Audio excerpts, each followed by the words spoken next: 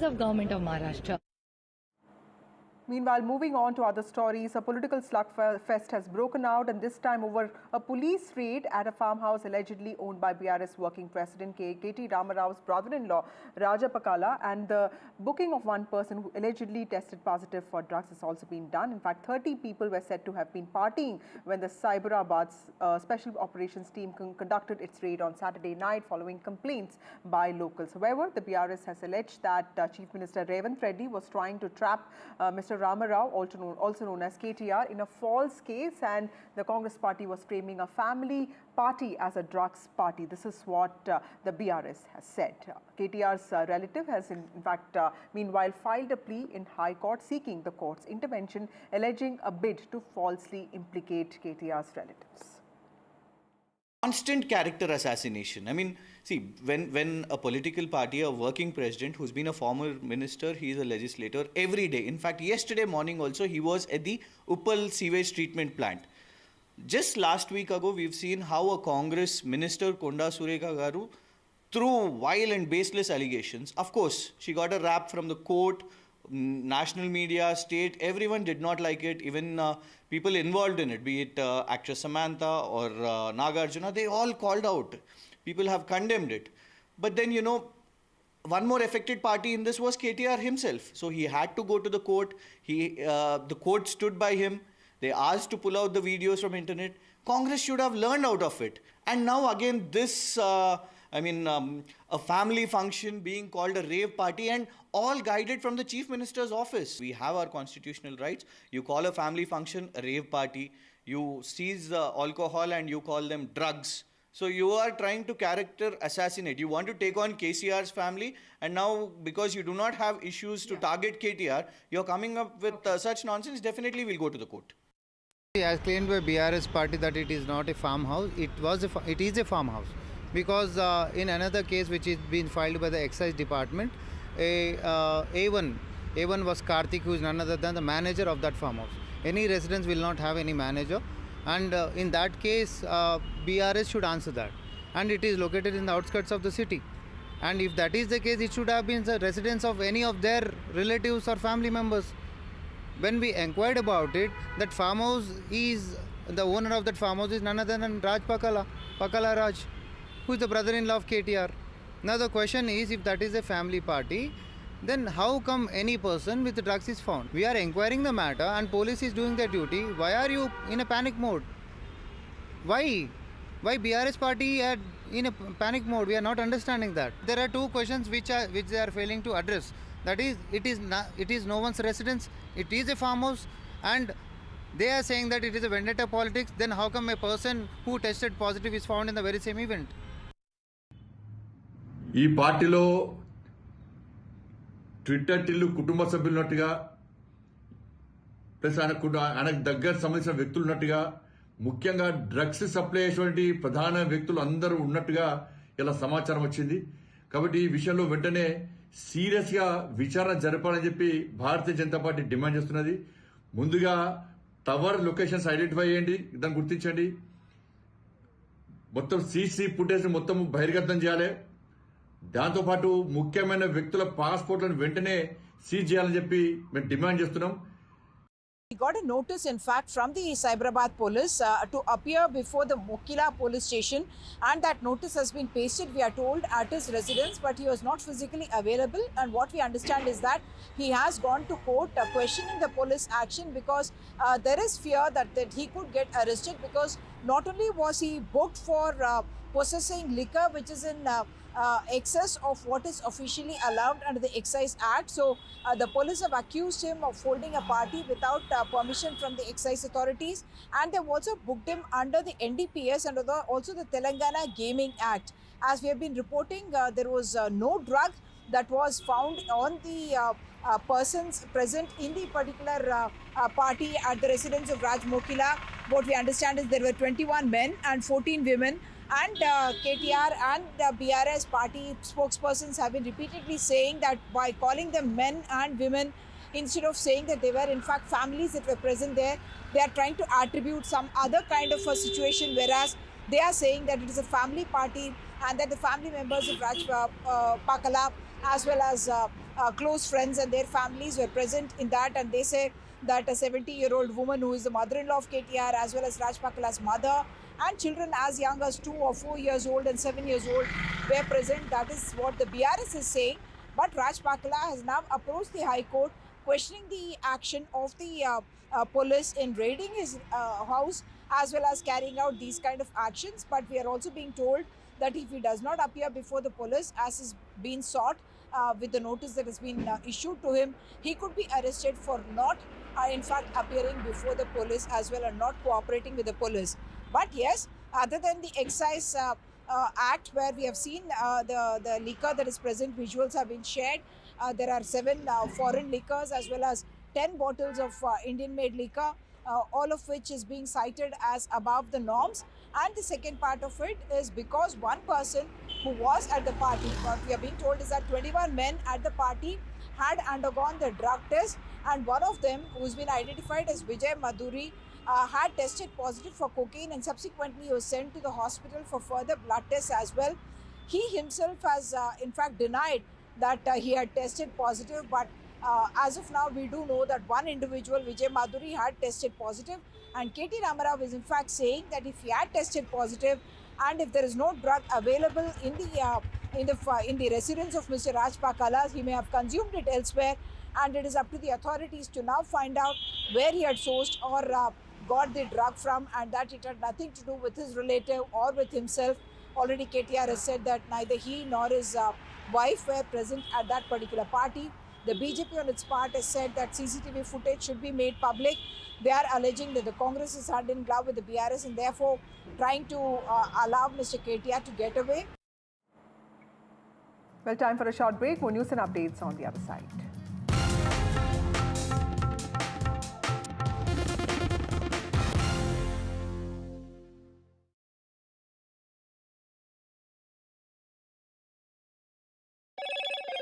Hello, Moto. Motorola Edge 50 Pro, world's first AI-powered pro-grade camera.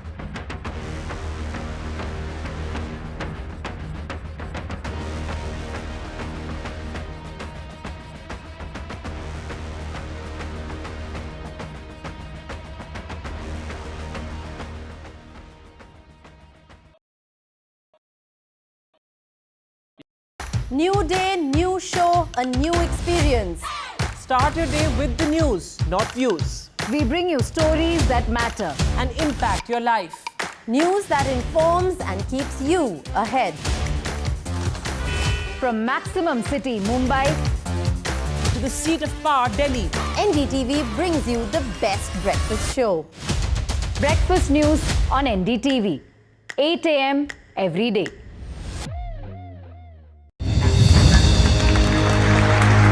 I now request the Honorable Prime Minister to launch NDTV World and address the summit. It was the grand launch of NDTV World by Prime Minister Narendra Modi. NDTV World, as he laid out his vision for the India century at the NDTV World Summit. ऐसी सदी जिसमें भारत के प्रयासों से दुनिया में स्थिरता आए, in the presence of those who are shaping our future. मेरी तरफ से आपको ढेर सारी शुभकामनाएं हैं। NDTV World, your new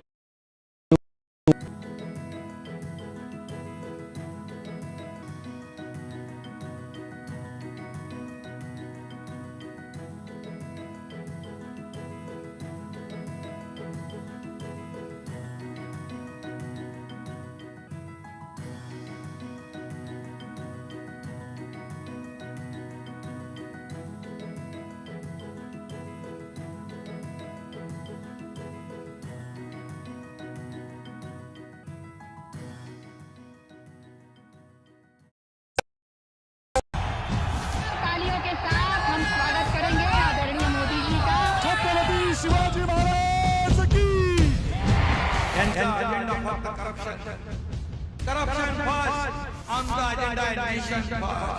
घोषणा आणि जनतेचे पैसे लुटणं.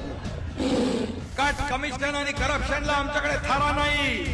त्यांचा परिवारवाद आमचा महाराष्ट्रवाद. महाराष्ट्रामध्ये 1,75,000 जागा रिक्त आहेत. मग का भरत नाही? राज्याची जनतेच्या घमाच्या पैशाची तिजोरी लुटण्यासाठी हे सरकार आहे. पूर्वीच्या सरकारच्या काळामध्ये निधी देताना त्यांना असं वाटायचं की त्यांच्याच खिशातले पैसे चालले. शेतकऱ्यांना मोफत वीज देण्याचं काम आपल्या सरकारने सुरू केलं.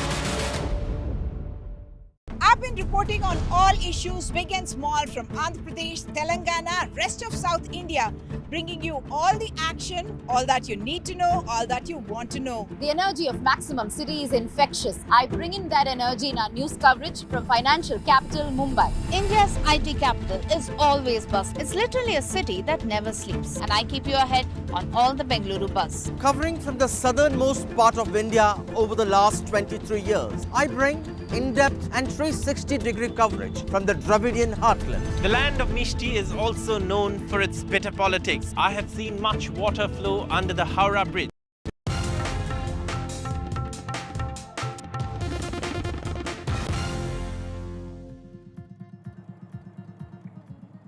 Welcome back. Several opposition members walked out of the meeting of the Joint Committee on the Waqf Amendment Bill on Monday, protesting against the presentation that was made by the Delhi Waqf Board. In fact, opposition MPs have claimed that the Delhi Waqf Board administrator who had appeared before the committee made changes to the presentation without the knowledge of the Delhi government. In fact, opposition MPs also alleged that the MCD Commissioner and Delhi Waqf Board administrator Ashwini Kumar had completely altered the initial report of the Waqf Board without the Chief Minister's approval. Well, moving on, taking a dig at the Tamilaga Vetri Karagam TVK, founded by actor Vijay, Tamil Nadu DMK minister, in fact, he's the law minister there, S. Raghupati, accused the party of being a C team of the Bharatiya Janata Party. He said, and I quote, "We have seen A, we have seen B, we've seen both teams of political parties, but this one," referring to the TVK, he said, is a C team of the BJP. Mr. Raghupati alleged this while responding to questions on how he saw Mr. Vijay's comments at his party's first public meeting that the TVK will fight those sectarian forces ideologically. In fact, he was speaking to reporters in Pudukkottai, and the minister claimed that the TVK's action plans announced at the meeting were nothing but a photocopy of the Dravidian model of politics and policies which the DMK cannot be erased from the minds of the people. Remember that actor and TVK president Vijay on Sunday had said that his party was completely committed to secular social justice principles. He described Dravidism and Tamil nationalism as two eyes of the land. In fact, he was addressing the first public meeting of his party in Viluppuram, and he said that he would follow social reformer Periyar and also B.R. Ambedkar in his approach to the party. In fact, he also said that he respects former Chief Minister K. Kamaraj and several others, including freedom fighters Rani Velu Nachiyar and Anjali Ammal, as ideological mentors. When asked about Vijay's silence on the AIDMK, Mr. Raghupati said that Vijay's goal was only to attract the cadre of the AIDMK and strengthen the BJP. நம்மளுடைய ஒரு எதிரி பிளவுவாத சக்திகள், நம்மளுடைய இன்னொரு எதிரி இந்த corruption கபடதாரிகள். அதுக்கு முகமே இருக்காது, முகமூடி தான் இருக்கும், முகமூடி தான் முகமே. இப்படி முகமூடி போட்ட கரப்ஷன் கபடதாரிகள் தான் இப்போ நம்ம கூடவே இருந்துகிட்டு இப்போ இங்க நம்மள ஆண்டுகிட்டு இருக்காங்க. எஸ், திராவிட மாடல் ஆட்சியினுடைய கொள்கைகள் அதை தமிழக மக்களிடத்திலிருந்து அகற்ற முடியாது என்பதை நேற்றைய தினம் அவர்கள் வெளியிட்டிருக்கிற ஜெராக்ஸ் காப்பியிலிருந்து நாம் தெரிந்து கொள்ள முடியும். எனவே அது ஜெராக்ஸ் காப்பி தான். எங்களுடைய கொள்கைகள் அதில் சிலருக்கு விளக்கங்கள் கொடுத்து தந்திருக்கிறார்களே தவிர திராவிட மாடல் ஆட்சி, அதுவும் தலைவர் தளபதி முன்னெடுத்து செல்லுகிற அந்த கொள்கைகளை தமிழக மக்களிடமிருந்து யாரும் எடுத்து விட முடியாது, பிரித்து விட முடியாது. அதாவது இதுவரைக்கும் பல அரசியல் கட்சிகளுடைய ஏ டீம் பி டீம் பார்த்துருக்கிறோம். இது பாரதிய ஜனதாவினுடைய C team. How do you look at this? Oh, see, we have already welcomed Vijay coming to politics. We need all everyone to be in the democratic functions. So obviously it is a welcome sign. Let him come. He has spoken some issues which are good to us, some issues which are not aligned with us. So it is his views, definitely. They have certain policy. Everyone will have certain policy, and everyone would like to come to power. That is what he has said. In his maiden speech, he has taken on the BJP tacitly, describing the party as divisive. No, I don't think that's what I said. Perception differs and views differ, and to Sam or to someone else, it may be he had targeted BJP. I don't take it in that way. Maybe he would have targeted Congress, which is dividing this country. So I think he has spoken about DMK also. He has criticized DMK very clearly, openly. The Dravida model he has mentioned. So I don't think he mentioned anywhere about BJP.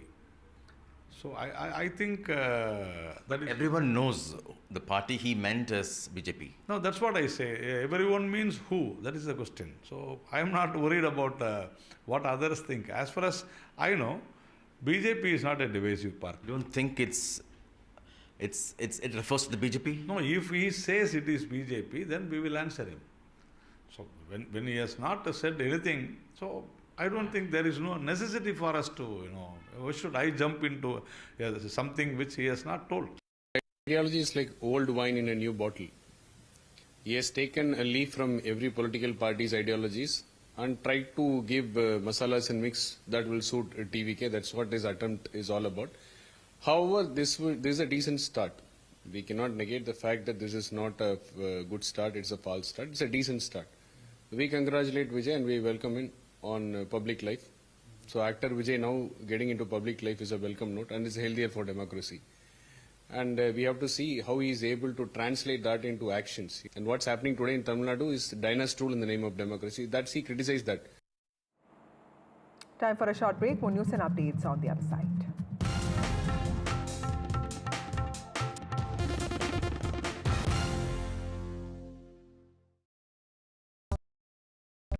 Stay informed and entertained with the new and updated NDTV News App. You can watch all our channels live, listen to podcasts, read breaking and exclusive news from around the world and more. Download the NDTV app today and get access to the best journalism and storytelling on your smartphone or tablet. The NDTV app. News that matters to you. NDTV proudly presents NDTV World Summit 2024, the India Century. I now request the Honorable Prime Minister to launch NDTV World and address the summit. Prime Minister Narendra Modi's inaugural session at the NDTV Summit outlined his vision for the India Century, driven by aspirational India. हमारा प्रयास होगा भारत की century सिर्फ भारत की नहीं बल्कि पूरी मानवता की जीत की सेंचुरी बने. The summit brought together prominent global leaders, highlighting India's pivotal role on the world stage. Not just Indians trusting India's leadership, but the global South especially trusting India's leadership. Permanent seat on the UN Security Council is something that should be India's right. Canada is concerned, I think there are some very specific issues. I think a lot of people know that. AI is going to be one of the most important, drivers. It's a very exciting time for India, Indian cinema as well at a global level. NDTV World Summit was more than just a conversation. It was a confluence of ideas poised to shape our global future.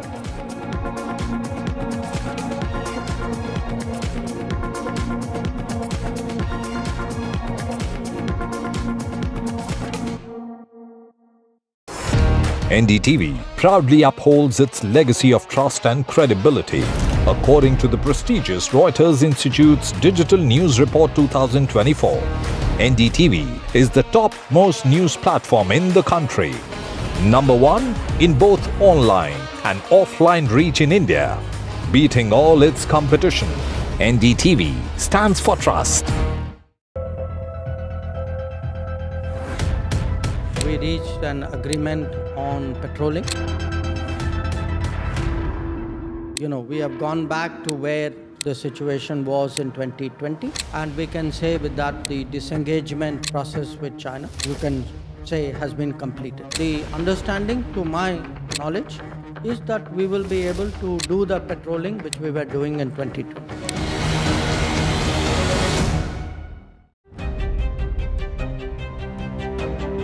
Hello and and welcome to India Sense, where I speak with global opinion makers. The United States has made a strategic decision over the last 20 years to move closer to India. Over 7 trillion. Meanwhile, KT Ramarao, who is the working president of the BRS, has now hit out at the Congress party. Remember, KTR's relatives' farmhouse was raided, and now KTR has hit out at the Telangana government in the midst of this political slugfest that has erupted in Telangana over this raid. Cops have claimed drugs, alcohol have been seized, but BRS has been alleging vendetta by the Congress party. BRS had also said that family gathering has been framed as a drugs party, as a rave party, and this was a KTR's relative who was at the center of the storm. My colleague Uma Sudhir joins us with more details on this. Uma, KTR has reacted to these allegations of the police. Tell us, what has he said? KT Ramarao has said that all this is politically motivated and a diversionary tactic because he has been attacking, or his party has been attacking the Congress government on the Moosi development project that the Chief Minister has proposed, as well as the Hydra actions and the other failings which he says include the promises that they have not fulfilled, and also some civil supply scam that he has spoken about. But he says that they have, called residence of his brother-in-law as a farmhouse and also calling it a rave party, whereas no drug has been seized there. Like we have been reporting, the excise officials or the officials who went in to search the premises have not found any drug. There was, yes, appears to be a case under excise because more liquor bottles were found than may have been allowed. But for a private party, a pre-Diwali party that they were hosting, they are demanding that there should have been a permission that should have been taken. And the third thing that he has said is that he has not attended the party, nor has was his wife present at the party that he had gone to meet his father, and subsequently had gone home and spent some time with his family and did not go to the party at all. The other thing that he is pointing out is that he is alleging that it is on the orders of the political leaders that the case had been changed from not just an excise case but also under the NDPS Act, and when pointed out that one person at the party seems to have tested positive for cocaine, he pointed out that there is no drug that is found in the premises, and therefore it is up to the authorities to investigate where he had accessed the drug and where he had consumed it, and he claims that it is not at Raj Pakala's residence. He also points out that by using language like rave party, farmhouse, and by suggesting that there were 21 men and 15 women at the premises, they are making it sound have innuendo is there, he says, whereas he points out that these were all family members. There was his own mother-in-law, KTR's mother-in-law, who is Raj Pakala's mother, who is a 70-year-old woman, and also children aged 2 years, 4 years, 7 years, all of who were present in the premises. And he says there is no rave party at all. Yes, there may have been drinks there, but it was a regular family gathering with close friends as well, which has been made out to be what he says as a rave party, whereas no evidence is there of something like that. And that's the reason why his brother-in-law has now, in fact, approached the court as well and sought to question the action of the police when he says that he was holding a private party and the police raided his premises and subsequently making it seem like there were illegal activities, whereas he says it was a party of family get-together with some close friends as well, and there is no consumption of any illegal substance in the premises that he has moved into recently, and that's why he was having, in fact, a housewarming party. So KT Ramarao says all this is diversionary tactic in order to divert the attention away from the issues of the people and diverting it to false allegations that they have made. Back to you. Right. Thank you, Masudi, for joining us with those critical details. Working president of the BRS, KT Ramarao, now hitting out at the Telangana Congress government and saying, dismissing, slamming the allegation and saying that a family party is being termed as a rave party. Time for a short break. More news and updates on the other side.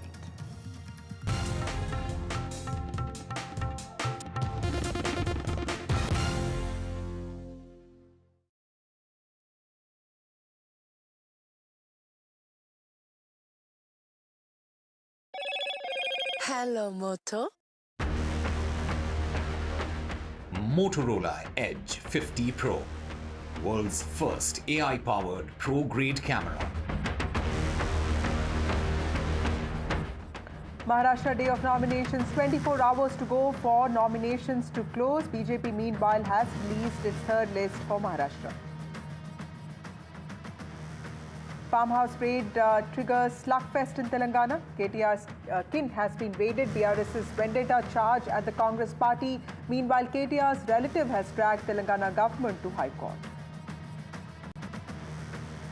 There's a thriller in Tamil Nadu. Actor Vijay versus DMK now. New political challenger in Tamil Nadu has targeted DMK, while the DMK has called him Team C of the BJP. Waqf JPC stalemate. Opposition has walked out now. Fireworks in JPC meeting on Waqf bill. Opposition leaders have staged a walkout.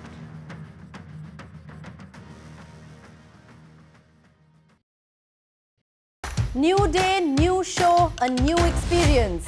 Start your day with the news, not views. We bring you stories that matter and impact your life. News that informs and keeps you ahead. From Maximum City, Mumbai, to the seat of power, Delhi, NDTV brings you the best breakfast show. Breakfast news on NDTV, 8 a.m. every day.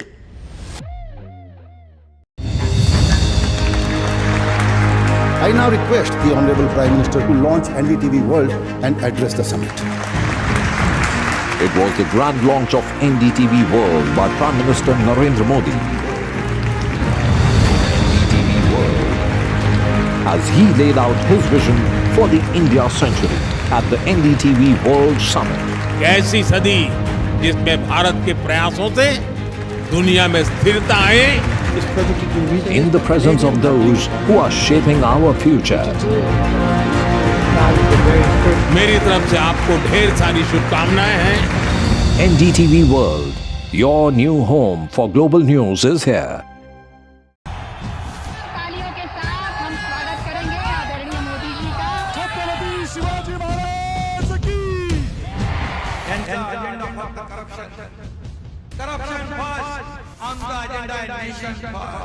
घोषणा आणि जनतेचे पैसे लुटणं. Cut commission आणि करप्शनला आमच्याकडे थारा नाही. त्यांचा परिवारवाद आमचा महाराष्ट्रवाद. महाराष्ट्रामध्ये 1,75,000 जागा रिक्त आहेत. मग का भरत नाही? राज्याची जनतेच्या घमाच्या पैशाची तिजोरी लुटण्यासाठी हे सरकार आहे. पूर्वीच्या सरकारच्या काळामध्ये निधी देताना त्यांना असं वाटायचं की त्यांच्याच खिशातले पैसे चालले. शेतकऱ्यांना मोफत वीज देण्याचं काम आपल्या सरकारने सुरू केलं.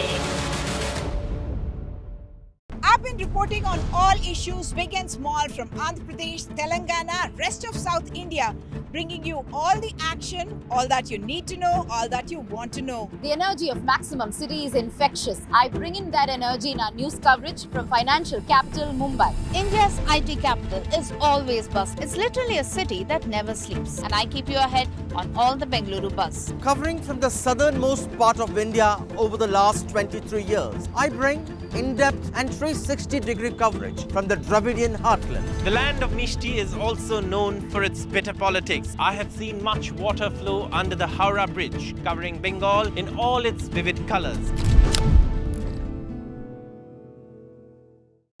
Stay informed and entertained with the new and updated NDTV News App. You can watch all our channels live, listen to podcasts, read breaking and exclusive news from around the world and more. Download the NDTV app today and get access to the best journalism and storytelling on your smartphone or tablet. The NDTV app. News that matters to you. NDTV proudly presents NDTV World Summit 2024, the India Century. I now request the Honorable Prime Minister to launch NDTV World and address the summit. Prime Minister Narendra Modi's inaugural session at the NDTV Summit outlined his vision for the India century, driven by aspirational India. हमारा प्रयास होगा भारत की century सिर्फ भारत की नहीं बल्कि पूरी मानवता की जीत की सेंचुरी बने. The summit brought together prominent global leaders, highlighting India's pivotal role on the world stage. Not just Indians trusting India's leadership, but the global South especially trusting India's leadership. Permanent seat on the UN Security Council is something that should be India's right. Canada is concerned, I think there are some very specific issues. I think a lot of people know that. AI is going to be one of the most important, drivers. It's a very exciting time for India, Indian cinema as well at a global level. NDTV World Summit was more than just a conversation. It was a confluence of ideas poised to shape our global future.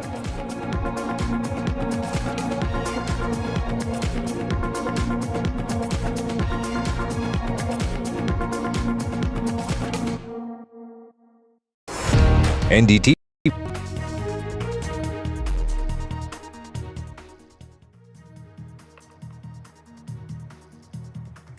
Hello and welcome. You're watching NDTV. I'm Gargi Rawat. Stay with us for all the news you need to know. We'll get you all the latest ahead of Maharashtra elections as nominations are filed. Lists are still to be released. Also the latest on the party that was raided in a farmhouse in Telangana. KTR hits out. Let's take a look at the headlines we're tracking.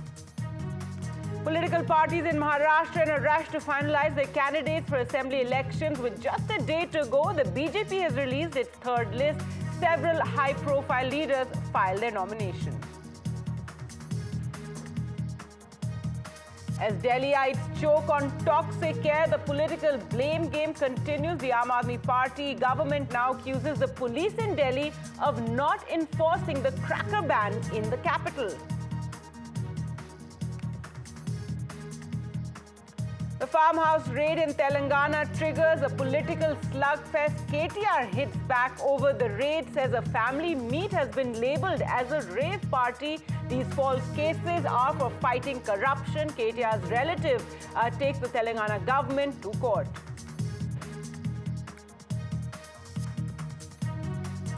Fireworks during the Joint Parliamentary Committee meeting on the Waqf bill again. The opposition leaders stage a walkout.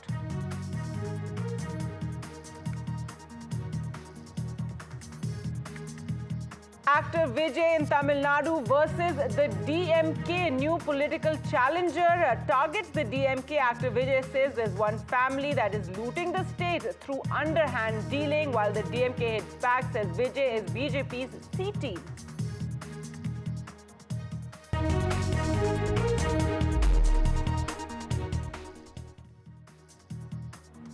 Our top story now, and KTR has responded to the farmhouse raid that took place on members of his family, and he's hit back at the Congress government, says these false cases are being alleged for fighting corruption, that it's a malicious campaign and a political conspiracy. He says, is it wrong for a family to meet on Diwali? Now, a political slugfest broke out over the police raid that took place at a farmhouse allegedly owned by BRS working president KT Ramarao's brother-in-law Raj Pakala, and booking of one person who allegedly tested positive for drugs. 30 people were said to have been partying when the Cyberabad Special Operations Team conducted this raid on Saturday night following complaints by locals. However, the BRS has alleged that the Chief Minister Revant Reddy was trying to trap Ramarao, also known as KTR, in a false case, and were framing a family party as a drugs party. Now, KTR and his wife were not present at the farmhouse, is what the BRS have said. And this has also been taken to court. KTR's relative has filed a plea in the High Court seeking the court's intervention, alleging a bid to falsely implicate them in this case by labeling a family gathering as a rave party. Constant character assassination. I mean, see, when a political party, a working president who's been a former minister, he's a legislator every day. In fact, yesterday morning also, he was at the Opal sewage treatment plant. Just last week ago, we've seen how a Congress minister, Konda Sureka Garu, threw vile and baseless allegations. Of course, she got a rap from the court, national media, state. Everyone did not like it. Even people involved in it, be it actress Samantha or Nagarjuna, they all called out. People have condemned it. But then, you know, one more affected party in this was KTR himself. So he had to go to the court. The court stood by him. They asked to pull out the videos from internet. Congress should have learned out of it. And now again this, a family function being called a rave party, and all guided from the Chief Minister's office. We have our constitutional rights. You call a family function a rave party. You seize the alcohol and you call them drugs. So you are trying to character assassinate. You want to take on KCR's family, and now because you do not have issues to target KTR, you're coming up with such nonsense. Definitely we'll go to the court. See, as claimed by BRS party that it is not a farmhouse, it is a farmhouse. Because in another case which is being filed by the excise department, A1 was Karthik, who is none other than the manager of that farmhouse. Any residents will not have any manager, and in that case BRS should answer that, and it is located in the outskirts of the city, and if that is the case, it should have been the residence of any of their relatives or family members. When we inquired about it, that farmhouse is, the owner of that farmhouse is none other than Raj Pakala Raj, who is the brother-in-law of KTR. Now the question is, if that is a family party, then how come any person with drugs is found? We are inquiring the matter and police is doing their duty. Why are you in a panic mode? Why BRS party are in a panic mode? We are not understanding that. There are two questions which they are failing to address. That is, it is no one's residence, it is a farmhouse, and they are saying that it is a vendetta politics. Then how come a person who tested positive is found in the very same event? ఈ పార్టీలో Twitter Tillu కుటుంబ సభ్యులు ఉన్నట్టుగా, plus ఆయనకు దగ్గర సంబంధించిన వ్యక్తులు ఉన్నట్టుగా, ముఖ్యంగా డ్రగ్స్ సప్లై చేసేటువంటి ప్రధాన వ్యక్తులు అందరూ ఉన్నట్టుగా ఇలా సమాచారం వచ్చింది. కాబట్టి ఈ విషయంలో వెంటనే సీరియస్ గా విచారణ జరపాలని చెప్పి భారతీయ జనతా పార్టీ డిమాండ్ చేస్తున్నది. ముందుగా టవర్ లొకేషన్స్ ఐడెంటిఫై చేయండి, దాన్ని గుర్తించండి. మొత్తం సీసీ ఫుటేజ్ మొత్తం బహిర్గతం చేయాలి. దాంతోపాటు ముఖ్యమైన వ్యక్తుల పాస్పోర్ట్లను వెంటనే సీజ్ చేయాలని చెప్పి మేము డిమాండ్ చేస్తున్నాం. All right, let's go across to Uma Sudhir now for all the very latest. And Uma, a massive, political slugfest over this entire raid issue. Now, KTR has also hit out and says he's being targeted by the Chief Minister for calling out corruption. Yes, indeed. KT Ramarao, in fact, held a press conference last night. That is when he said that all this is diversionary politics, and he says it is because they are wanting to target him because he's taking on the government and the Chief Minister on the issue of the Musi development front, the Hydra, people being displaced because of Hydra, and also the non-fulfillment of promises by the Congress government. And he says it is because of that they seem to have targeted his family, and he says they are stooping so low as to bring in family into this, whereas he says it was a family gathering that happened at the residence of his brother-in-law Raj Pakala, where he had moved in about a couple of weeks ago, and pre-Diwali he decided to invite close family and also friends, and they were having a private party for which the government seems to suggest that there should be permissions. And he says yes, there was liquor consumption, yes, but it was a party where the family members from a 70-year-old mother-in-law of KT Ramarao, who is the mother of Raj Pakala, as well as children as young as 2 years, 4 years and 7 years were present, and that there was no drug that was consumed. And he points to the fact that excise officials have also confirmed that no drug has been seized from the premises. When he was specifically asked about one person testing positive or reportedly testing positive who was present, there were about 21 men and 15 women who are said to have been at the premises, and KTR says that even that is an attempt to kind of suggest that it was some other kind of a party, whereas it was couples who had come there, families who had come there, and therefore they were not like men and women as in separate entities, but families who had gathered there. And he says that when there is no drug seizure, why call it a rave party? So all this, his party and he are saying is part of a character assassination attempt, and that's the reason why his brother-in-law, who was today summoned in fact by the Mokila police to come to the police station, he has gone to court questioning the action of the police in this particular case. You would recall that Minister Konda Surekha, the Congress minister here, had in fact made certain statements blaming Mr. KT Ramarao for the divorce of a celebrity couple, after which KT Ramarao had gone to court and won a defamation case, or rather should I say observations of the court. The court case is not yet over. I will have to correct myself there.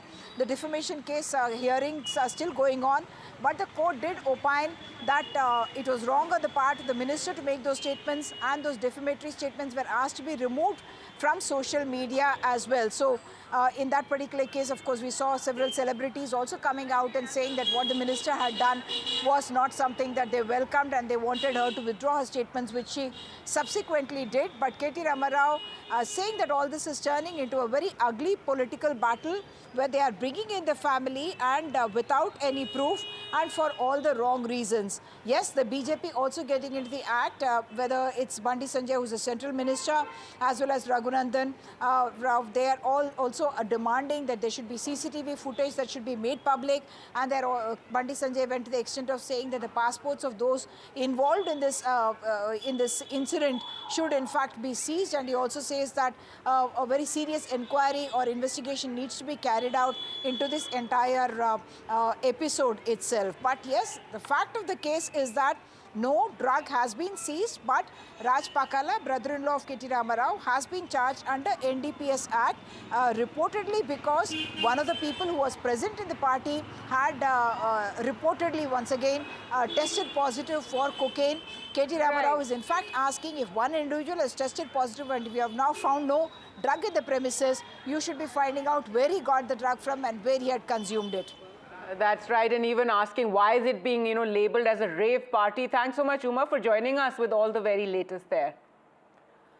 Well, let's now get you a news from Maharashtra with the deadline for filing nominations ahead of the assembly elections, which is set for tomorrow. So just a day left to file nominations. Political parties in a rush to finalize their candidates. Several high-profile candidates have filed their nominations today. And now an exclusive with the Maharashtra Chief Minister Eknath Shinde. It's his first interview after he filed his nomination. Listen in.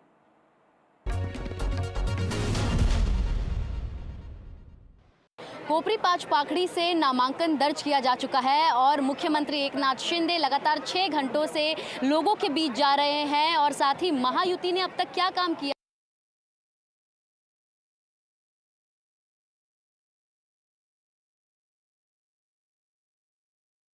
get that interview for you, the exclusive with और मुख्यमंत्री एकनाथ शिंदे लगातार 6 घंटों से लोगों के बीच जा रहे हैं और साथ ही महायुति ने अब तक क्या काम किया है लोगों को पता है, लेकिन उसके बावजूद बता रहे हैं। हमारे साथ बात करने के लिए मुख्यमंत्री एकनाथ शिंदे खुद मौजूद है। सर, हम देख रहे हैं 6 घंटे से आप लोगों के बीच जा रहे हैं, अब तक का जो आपको रिस्पॉन्स मिल रहा है वो देखकर क्या लग रहा है इस बार? देखिए, आप ही देखो, ये जो लोगों का रिस्पॉन्स, हमारे मतदाताओं का रिस्पॉन्स, ये मेरी कर्मभूमि है और यही से मैं बड़ा हो गया, नगर सेवक हुआ, आमदार हो गया और मुख्यमंत्री बन गया। इसलिए मेरा चुनाव जो है मेरी लाडली बहना, मेरे लाडले भाई और हमारे लाडले मतदाताओं ने हाथ में ले लिया है। इसकी मुझे खुशी है। वो कहते हैं आप महाराष्ट्र में घूमो, हम यहाँ देखते हैं।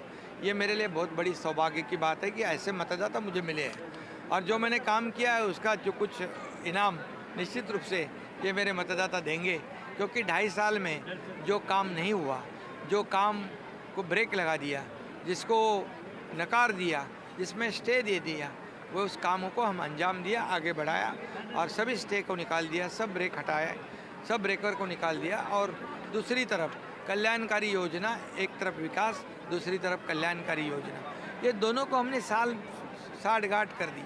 और आज लाडली बहन योजना भी हमने कर दी। लाडली बहन योजना, लाडला भाई योजना, लेक लाड़की लखपति, सभी योजना से हम लोगों को राहत दे रहे। विपक्ष ने भी अपने 2.5 साल का कारोबार का लेखा जोखा दे, हम हमारे 2.25 साल का देते, होने दो दूध का दूध, पानी का पानी, और लोगों को निर्णय लेने दो।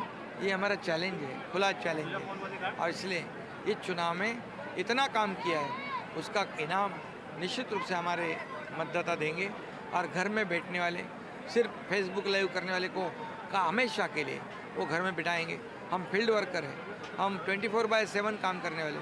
मैं सीएम मीन्स चीफ मिनिस्टर नहीं समझता, मैं सीएम इन कॉमन मैन समझता हूँ, खुद को कॉमन मैन समझता हूँ। इसलिए मेरे कॉमन मैन में जाने में मुझे कोई दिक्कत नहीं होती। आज मैं भी इनके साथ पैदल चला, ये मेरे लोग हैं, ये सब परिवार है और इसलिए मुझे विश्वास है कि इस चुनाव में सभी रिकॉर्ड अब तक के टूटेंगे। सभी रिकॉर्ड अब तक के टूटेंगे और महायुति की सरकार जो है इस राज्य में थंपिंग मेजॉरिटी से पूर्ण बहुमत से आएगी। आपकी लाड़की बहन मैं देख रही हूँ यहाँ पर सभी जो आपकी लाड़की बहनें हैं वो थाली लेकर आपकी आरती उतारने के लिए खड़ी हैं, आपको पैसे दे रही हैं, लेकिन विपक्ष बता रही है कि ये महज चुनाव के वास्ते किया गया है, चुनाव हो जाएगा तो इसे बंद कर दिया जाएगा। उनके लिए क्या जवाब रहेगा? ये झूठे लोग हैं, ये जो विपक्ष के लोग, जैसे कर्नाटक में, जैसे हिमाचल में योजना शुरू कर दी, बोले खट खटाखट देंगे, और योजना बंद कर दी, बोले केंद्र सरकार से पैसे लेंगे, लेकिन हमने उल्टा कर दिया, पटापट उनके खाते में पैसे दिए। हमारे लाडली बहनों को 5 हफ्ते दिए, 5 इंस्टॉलमेंट दिए।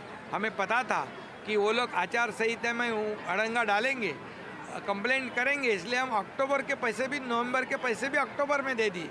ये हमारी नीयत साफ है, ये नीयत खोट नहीं है। उनका हमारा नेशन फर्स्ट है, उनका करप्शन फर्स्ट है, उनका कट कमीशन और करप्शन, यही धंधा है, यही एजेंडा है। खुद राजीव गांधी ने कहा था केंद्र से 1 रुपया आता है तो 15 पैसे जाते हैं लोगों के घर में, 85 पैसे कितने जाते? अभी तो जो मोदी जी भेजते हैं पूरा बंदा 1 रुपया खाते में जाता है डीबीटी द्वारा। ये हमारा काम है, डबल इंजन का काम। इसलिए हमें कोई परवाह नहीं है, हम जनता की अदालत में जा रहे, हमारा काम का लेखा जोखा उनको देंगे, दूध का दूध पानी का पानी होगा और पूरी मेजोरिटी जनता मिलेगी। सर, आप महायुति के अभी भी मुख्यमंत्री के चेहरे हैं, लेकिन महाविकास अघाड़ी में अभी मुख्यमंत्री का चेहरा जो है वो तय हो नहीं पाया है, क्या बोलेंगे? हमारे में देखो, मुझे करो ये कहने की नौबत नहीं। हमारे यहाँ जैसे बाला साहब ठाकरे जी थे, तब दिल्ली से सभी बड़े बड़े नेता आते थे। आज उनके वारस कहने वाले दिल्ली के गली गली में घूम रहे, मुझे करो। अगर आघाड़ी को, महाविकास आघाड़ी को ही उनका चेहरा पसंद नहीं तो महाराष्ट्र को कैसे पसंद होगा? ये मेरा सवाल है। सर, लोकसभा चुनाव के नतीजों के बाद अब जो है महाविकास अघाड़ी का कहना है वहाँ फेस के लिए रेस लगे हैं, हमारे पास काम के लिए, डेवलपमेंट के लिए हम उतरे रास्ते पे। इस बार सर क्या मार्जिन है? मार्जिन कौन सा? मेरा जीत का? मेरा तो सब रिकॉर्ड टूटेगा। ये लोग मैंने अभी चुनाव हाथ में लिया है। धन्यवाद, थैंक यू। तो हमने मुख्यमंत्री एकनाथ शिंदे से खास बातचीत की, जिन्होंने बताया कि इस बार रिकॉर्ड टूटेगा और साथ ही देखने होगा कि इस बार महायुति और महाविकास अघाड़ी दोनों ही गुट और दोनों ही जो बड़े गठबंधन हैं वो अपनी जीत को लेकर काफ़ी ज़्यादा जो है निश्चिंत नज़र आ रहे हैं। लेकिन देखना ये होगा कि महाराष्ट्र की जनता किस पर भरोसा दिखाती है और इस बार इस विधानसभा चुनाव के बाद महाराष्ट्र के इस बड़े राज्य में किसकी सरकार बनती हुई नजर आती है। All right, Eknath Shinde, they're saying that they will break records in this election this time around, also taunting the MVA, saying वहाँ पे तो face के लिए race है, as they've not declared who their chief ministerial candidate is. NDTV Sujata also spoke to Shrikant Shinde. Let's listen in. Chief Minister Eknath Shinde today fills his nomination form here in Thane, and also we have got MP as well as his son Shrikant Shinde with us. So we see that a huge crowd is here to address, and the CM since the last 6 hours is continuously speaking to people. How is it going to be this time? Is it going to be a 4th win from the same constituency for the Chief Minister? So this crowd is after 6 hours. Last 6 hours we're doing this rally, and Honorable Chief Minister is himself here. And I think this is the love, affection, what people have, faith people have in him. Last many years he has worked tirelessly for Maharashtra, for this constituency. And you can see the result here. Yeah, after 6 years, 6 hours also, people are not willing to go to their homes. Still waiting here to hear the Honorable Chief Minister. And I think I also thought that this rally would be 1 hour, 2 hours, but it was 6 hours. He was also present here since our last 6 hours. So I think this is, you can predict what will happen on 23rd. We also see that a huge crowd of females have come here along with Aarti ki thali for the Chief Minister, as they rightly call him and regard him as their Ladka Bhau. So do you think that the Ladki Bahin Yojana is going to play an important factor in the upcoming Vidhan Sabha elections? Obviously, Ladki Bahin Yojana, Mukhyamantri Maji Ladki Bahin Yojana, It is a game changer scheme which we have implemented, and it has percolated to the grassroots level. Nearly 2.3 crore women have been benefited by this Ladki Bahin Yojana. I think any government comes, they introduce lot of schemes, but they stay only on paper, they remain on paper. But this time, these 2 years, so many schemes we have implemented, and out of that one scheme, Mukhyamantri Maji Ladki Bahin Yojana has percolated to the grassroots level. People have received amounts. Females got 7.5 thousand till now. And I think it is a huge amount, which makes them self-sustainable, not dependent on anyone. If they wish to do any business, small business, they can start at home. And I think this is a game changer yojana which has created a lot of impact in Maharashtra, and wherever you see, our Ladki Bahin is there, Ladli Behna is there. क्योंकि उनको पहली बार किसी ने तो recognise किया. So this female voters have been recognized for the first time, and not only for the voter being, we have made them. They should not be dependent on their family members if they wish to do anything. Right? You being a female, every time it is not nice to ask for money, and if they want to start any business, small business, big business. So this government initiative, and this 1500 rupees per month will not stay 1500 rupees. In coming time, it will multiply. So I think your question, the impact of Ladki Bahin, you can see it. This region is considered a stronghold. This is an envelope given by a Ladki Bahin. This envelope contains money which they asked CM sir to pay as a deposit money. And we can see that here the money, it actually looks like a savings. Saving. It is saving from, it has 10 rupee note, 20 rupees note, 50 rupees note. So this is a love and affection. And the Ladki Bahin, which they got 1500 from the government, they contributed some amount to give it to their Ladka Bhau. It's also a big thing. So this government is working for higher class, middle class, lower class. We are concentrating on infrastructure work, we are concentrating on metro, we are concentrating on schemes, we are concentrating on farmers. So every section, every strata of the society has been concentrated, have been benefited. Thane is a stronghold of the Chief Minister since so many years, and this time it is the UBT Shiv Sena who has put their best man forward, that is Kedar Dige from the same constituency. Do you think that is going to impact, or there can be a classification or distribution and the votes can be cut out from the Dige votes? This time Shinde Saab, Honorable Chief Minister, will win by a higher majority than before. The way he has worked for this constituency, the way he has worked for Maharashtra, people are watching it, people are seeing it, people are loving it. And I think a lot of channels have shown the most popular leader of Maharashtra is Eknathji Shinde. So I think it is because only of his sheer hard work and the development work which he has carried out, we aim for a higher victory, higher majority than before. There is discontentment in the... And it is not only about this constituency. It is about the Mahayuti Sarkar coming back to power. And the Shiv Sena, Dhanushyaban, winning more seats, having a much better strike rate than Lok Sabha. It is the Mahavikas Aghadi. There is still discontentment about the Chief Minister, and we already have Shiv Sainiks pleading and appealing to Eknath Shinde to become the Chief Minister again. Do you think that the Mahavikas Aghadi has not been able to prep up better for the Vidhan Sabha polls? See, Mahavikas Aghadi got some more seats only because of the fake narrative. Constitution khatre mein, Arakshan hataenge. So this fake narrative does not work always. So this is what is happening now in assembly. And also this Mahavikas Aghadi, every leader wants to become a chief minister face. But their companion, their alliance partner does not want any other face from the other party. And it is the selfish motive of Mahavikas Aghadi. It is not the developmental motive. As in Mahayuti, we want Sarkar, we want Mahayuti Sarkar again for 5 years so that we can carry our development works, carry on schemes which Mahavikas Aghadi tend to discontinue, tend to stop after coming to power. So we are not fighting here in between for any chief ministerial phase. We are fighting for our schemes, we are fighting for a development work that should be continued for next 5 years.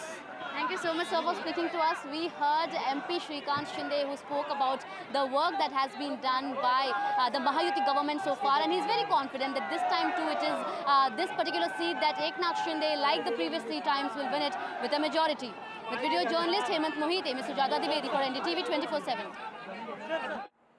Right, and staying with news of Maharashtra, just a day left for nominations for the list to be declared. So political parties are in a rush to finalize their candidates. And let's go to Maria for the latest on this. And Maria, so far, if we talk about the MVA, it's got 261 candidates that they have declared. And the Mahayuti has declared 260 candidates. So still some 27 candidates left to declare and a day to go. Yes, absolutely. Less than 24 hours for the nomination deadline to get over. And what we are seeing on both the sides, be it Mahayuti or Mahavikas Aghadi, the number of pending candidates is almost the same. It's 27 for Mahavikas Aghadi and 28 for Mahayuti. And for the BJP, 146 candidates they have announced so far. Remember, Rahul Gandhi had communicated to those leaders who were involved in the negotiations with other members of the Mahavikas Aghadi that the Congress should be contesting on more number of seats. Remember, their initial formula was 85 each, but it was definitely increased later. So for the Congress, they have announced 100 candidates so far for the 100 seats that the Congress party is contesting. As far as those 27 seats are concerned, we'll have to wait and see. But largely, it is, there is almost like a stalemate on most of the seats, which is near Mumbai. So in all, the Bombay region has 36 seats in 288-member Maharashtra Assembly. That is where both the sides are being very, very careful. Because in a number of seats, it could be BJP versus Sena and Sena versus Sena, which essentially means Shiv Sena, Eknath Shinde versus Uddhav Thackeray, Shiv Sena. But overall, Gargi, it appears that both the parties are racing against time and expect perhaps till late night or maybe early morning, the entire list will be clear because none of the parties will be leaving even a single seat uncontested to ensure both the sides and the alliances are firmed up. But yes, the contentious issues are largely in the Bombay region and also parts of Vidarbha. In Vidarbha, in all, it is 66 seats in 288-member Maharashtra Assembly. In most of these seats is BJP versus Congress.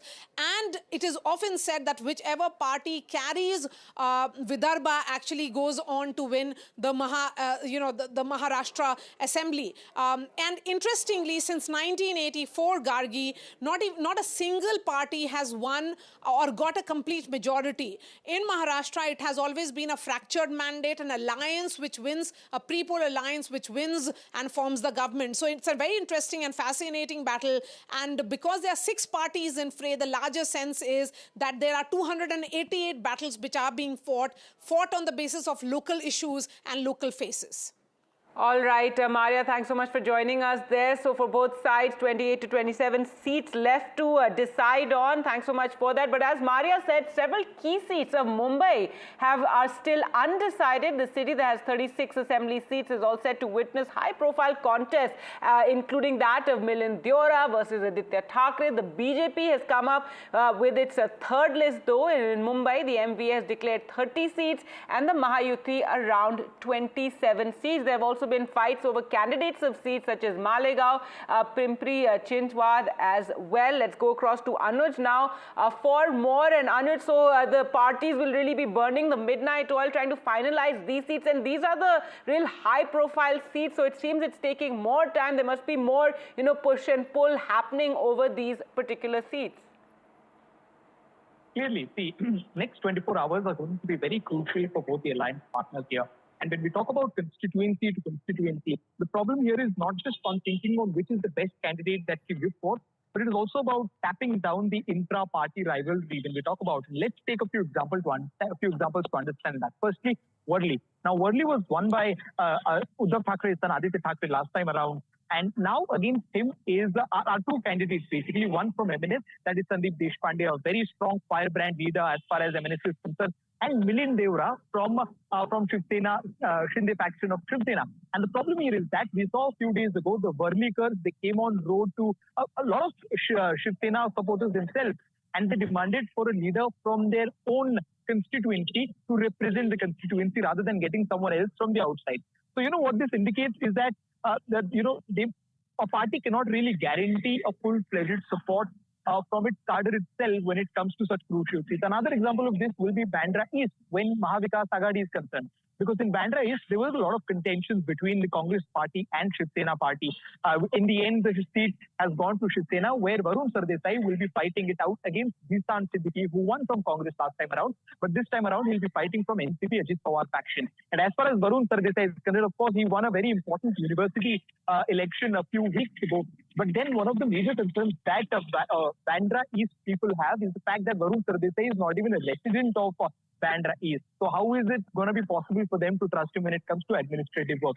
So, these are the few examples which we can basically apply to all of those important seats which are still contentious, be it Kolaba, be it Versova, be it a few seats in North Mumbai, be it a few seats in Vidarbha, be it a few seats in Western Maharashtra as well, where, everything is not fine when it comes to both the alliances. Talking specifically about Mumbai, both the alliances, that is Mahayuti and Mahavikas Aghadi, are yet to give their candidates on 6 to 8 crucial seats. And considering that the clock is ticking, considering that we've got less than 24 hours to finalize it, a lot will be determined in the next few hours, especially because the more the delay is between the parties to the voters here, or even between the candidates themselves, the delay will also kind of extend further and will result into delay in campaigning and affecting the entire morale of not just the volunteers, but also the candidates who are going to fight the election. So yes, it is going to be very crucial the next 24 hours, that is for all the 6 parties involved, but especially for Shinde Sena, Shiv Sena UBT, Congress Party,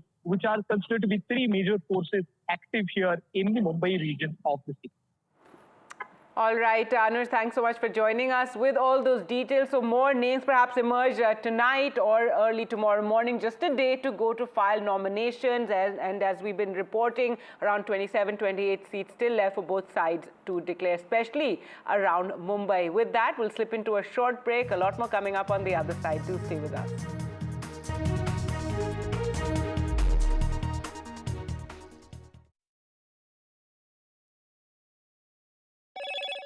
Hello, Moto. Motorola Edge 50 Pro, world's first AI-powered pro-grade camera.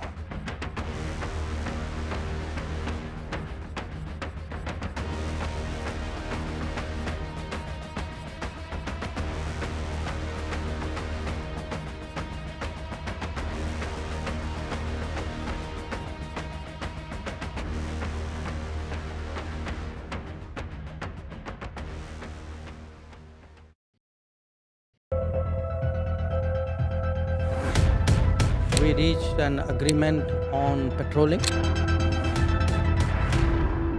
We have gone back to where the situation was in 2020, and we can say with that the disengagement process with China, you can say, has been completed. The understanding, to my knowledge, is that we will be able to do the patrolling which we were doing in 2020.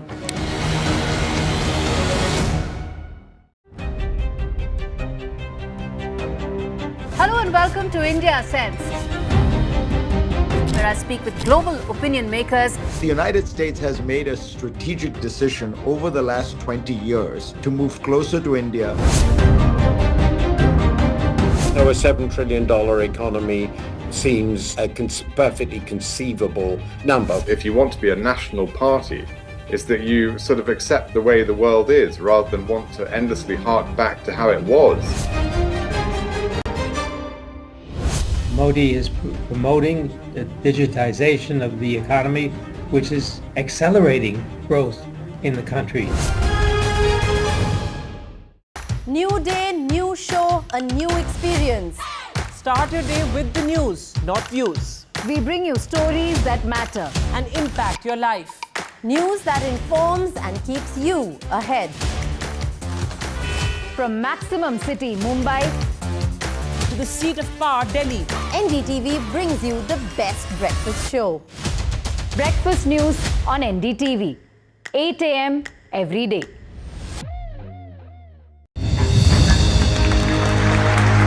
I now request the Honorable Prime Minister to launch NDTV World and address the summit.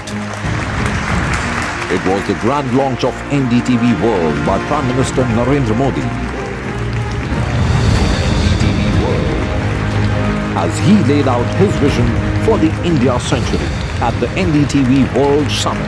ऐसी सदी जिसमें भारत के प्रयासों से दुनिया में स्थिरता आए. In the presence of those who are shaping our future.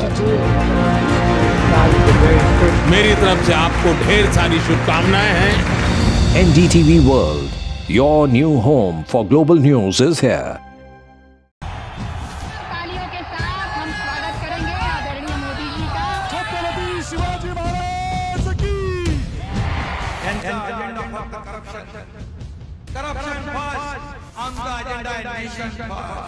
घोषणा आणि जनतेचे पैसे लुटणं.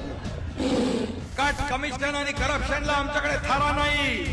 त्यांचा परिवारवाद आमचा महाराष्ट्रवाद. महाराष्ट्रामध्ये 1,75,000 जागा रिक्त आहेत. मग का भरत नाही? राज्याची जनतेच्या घमाच्या पैशाची तिजोरी लुटण्यासाठी.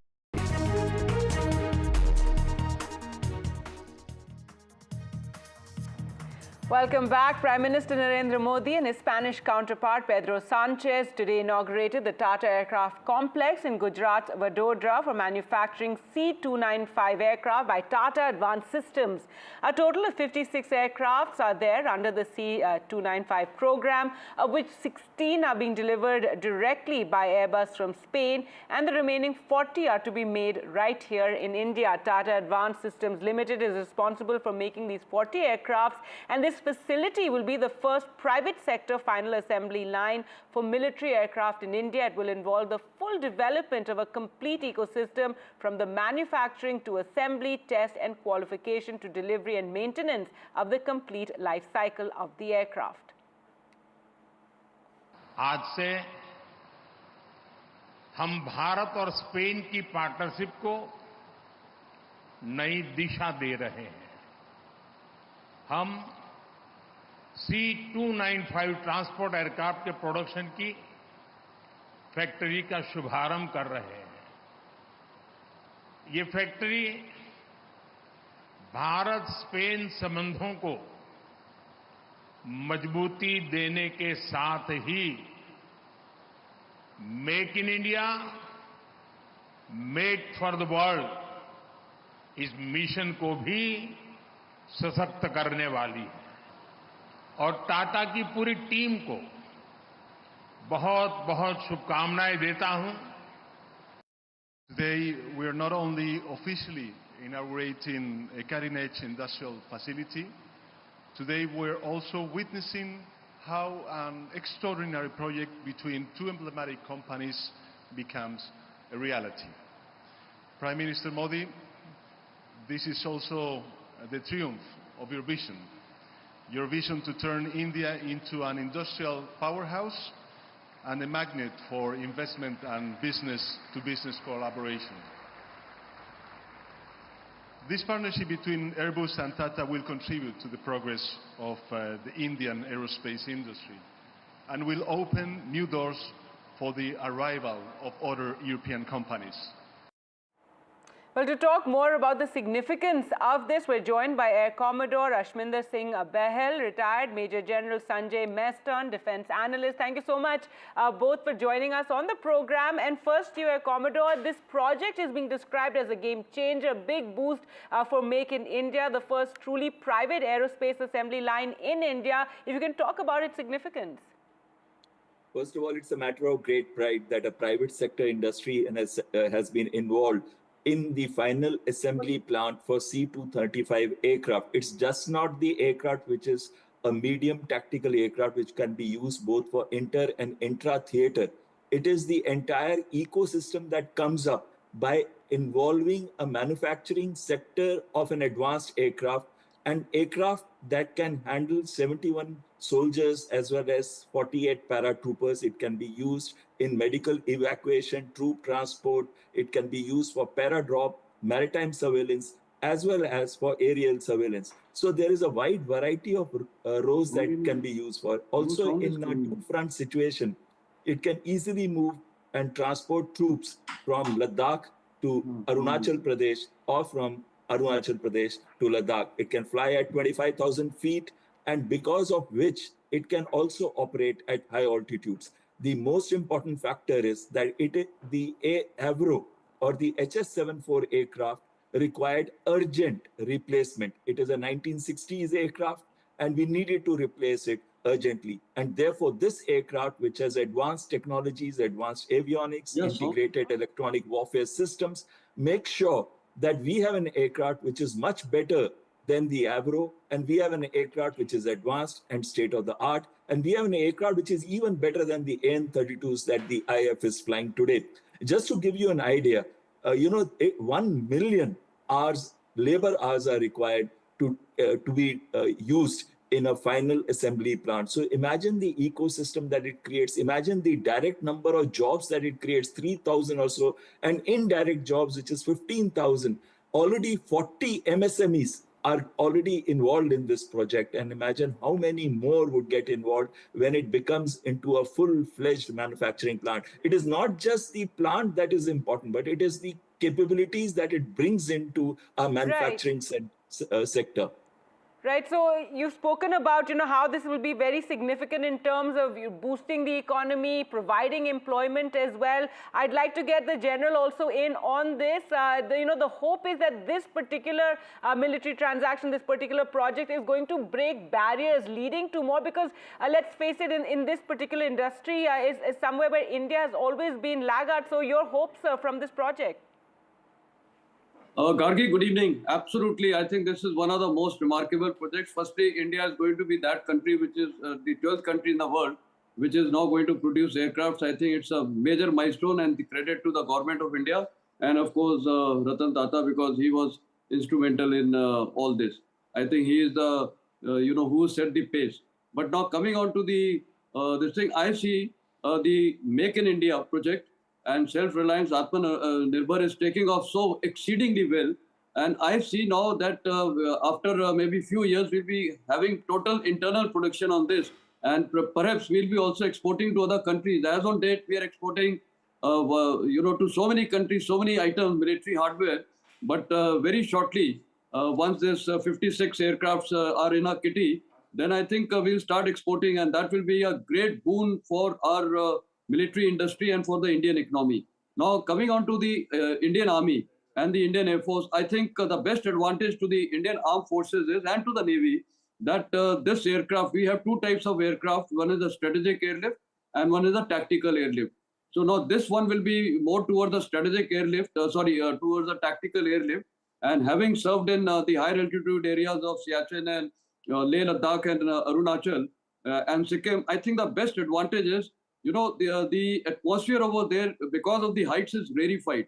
For aircraft now, the takeoff becomes a little problematic. So the engines are so powerful that the takeoff will be very, very good, and therefore we will be able to operate even at DPO at a height of 18,000 feet. So that is going to be the biggest advantage. Our aircrafts can land there, they can take off from there.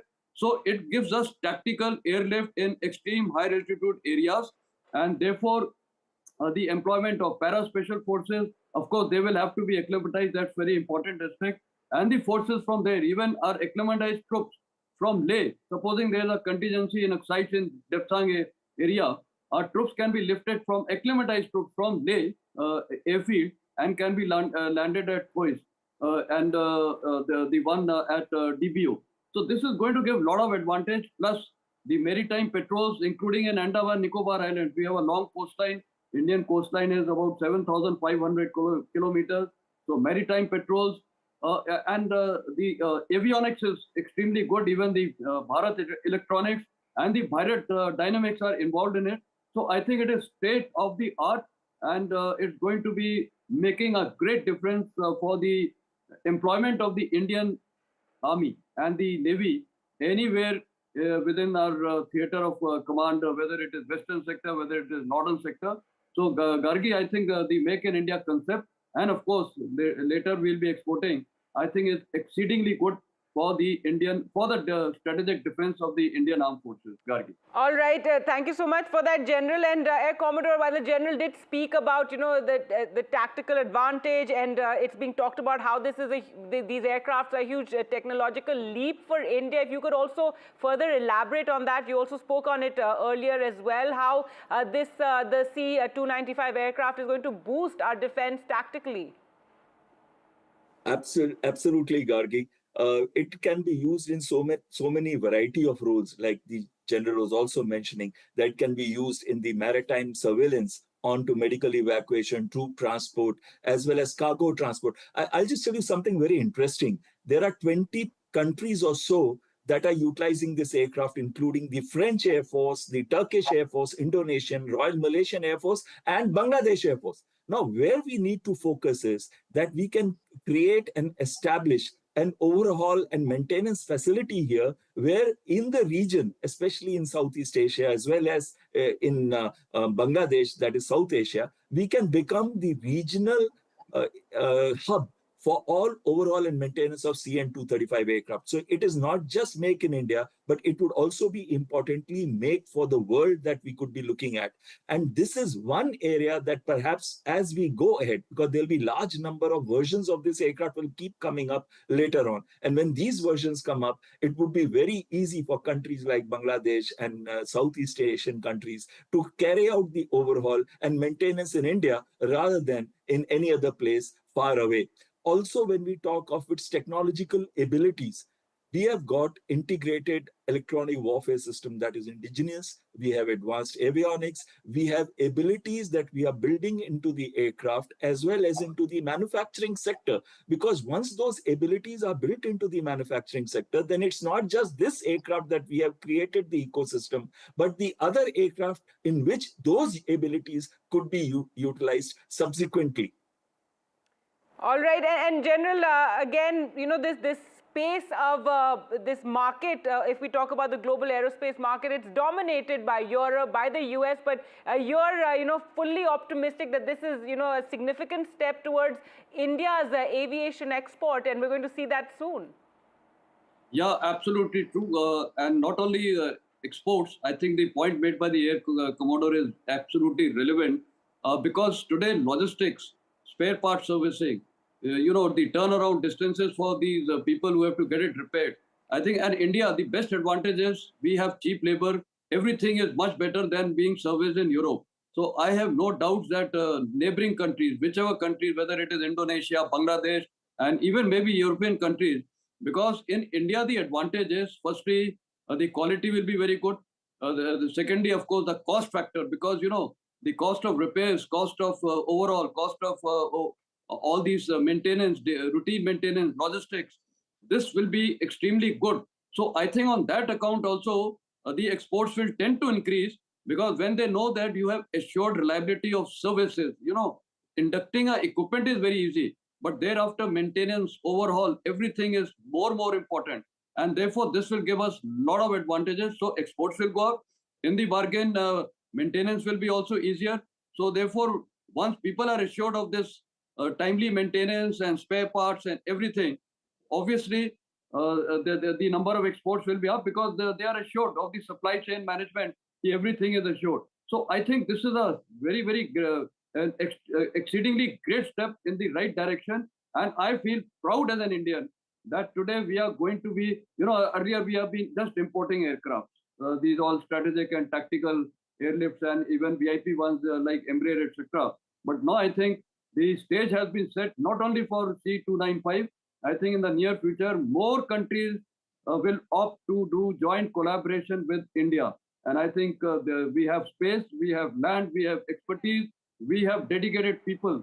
So all this is going to attract others to start having joint ventures and joint collaboration with India. So I think in the next 10 years, you will see a marked difference in the avionics industry, and India may be one of the 5 top leading countries in the globe. Gargi. All right, so this is just the beginning. Thank you so much, both Air Commodore Behel and General Meston, for joining us on the program. India gets its first private military aircraft plant. Well, moving on to news now of the Joint Parliamentary Committee on the Waqf Bill, and once again there were dramatic scenes as several opposition members walked out of the meeting of the JPC on the Waqf Amendment Bill, protesting against a presentation which was made by the Delhi Waqf Board. Opposition members claimed that the Delhi Waqf Board administrator, who had appeared before the committee, made changes to the presentation without the knowledge of the Delhi government.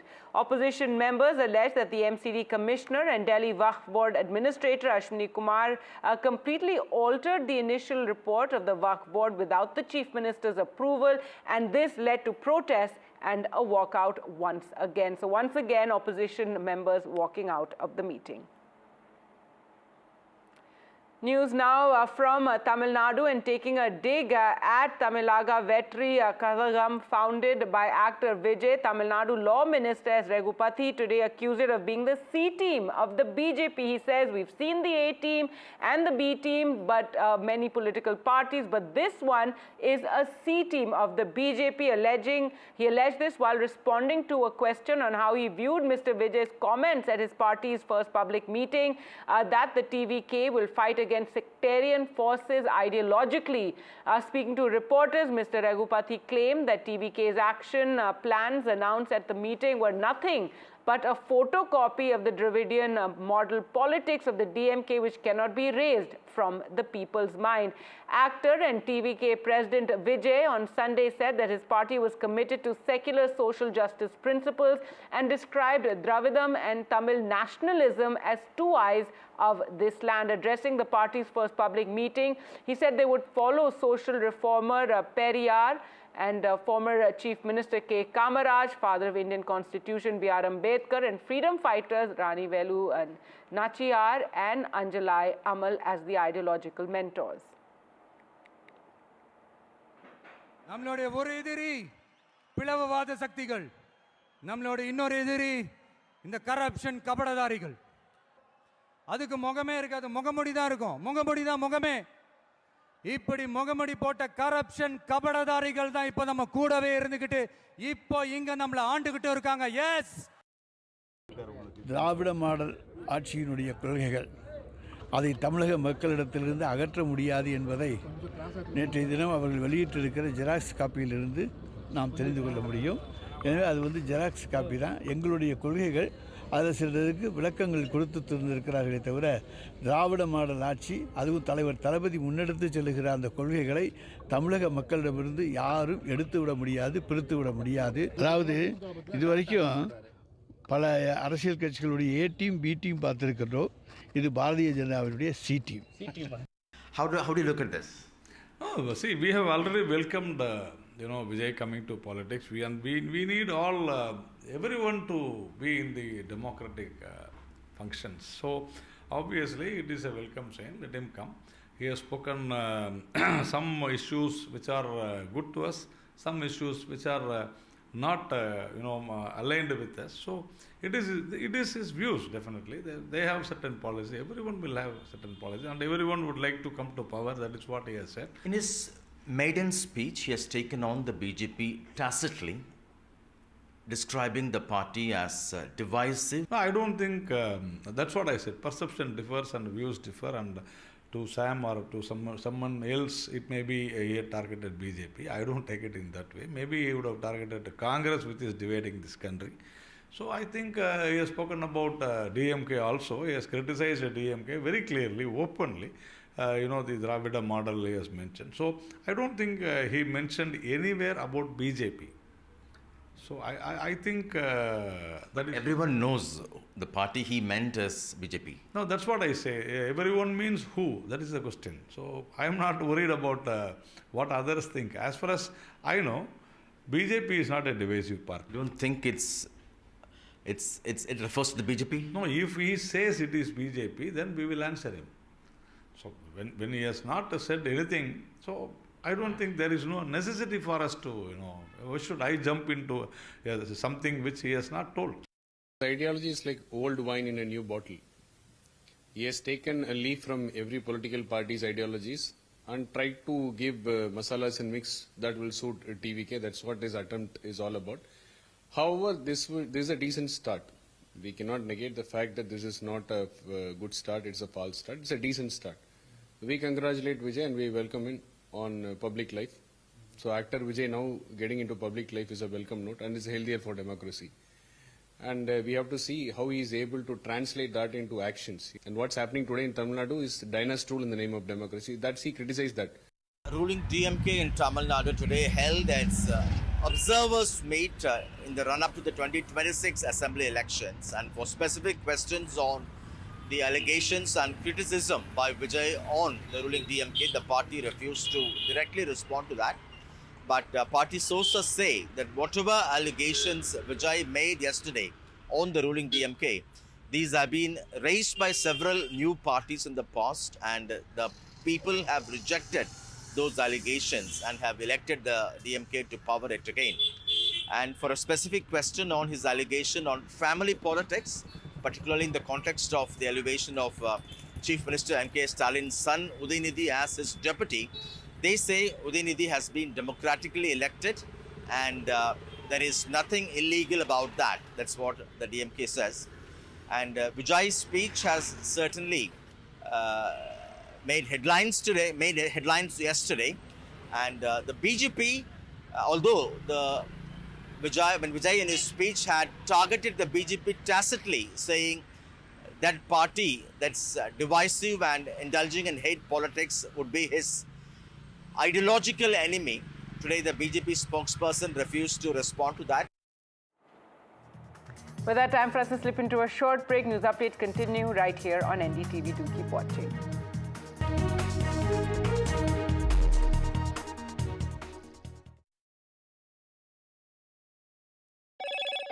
Hello, Moto. Motorola Edge 50 Pro, world's first AI-powered pro-grade camera.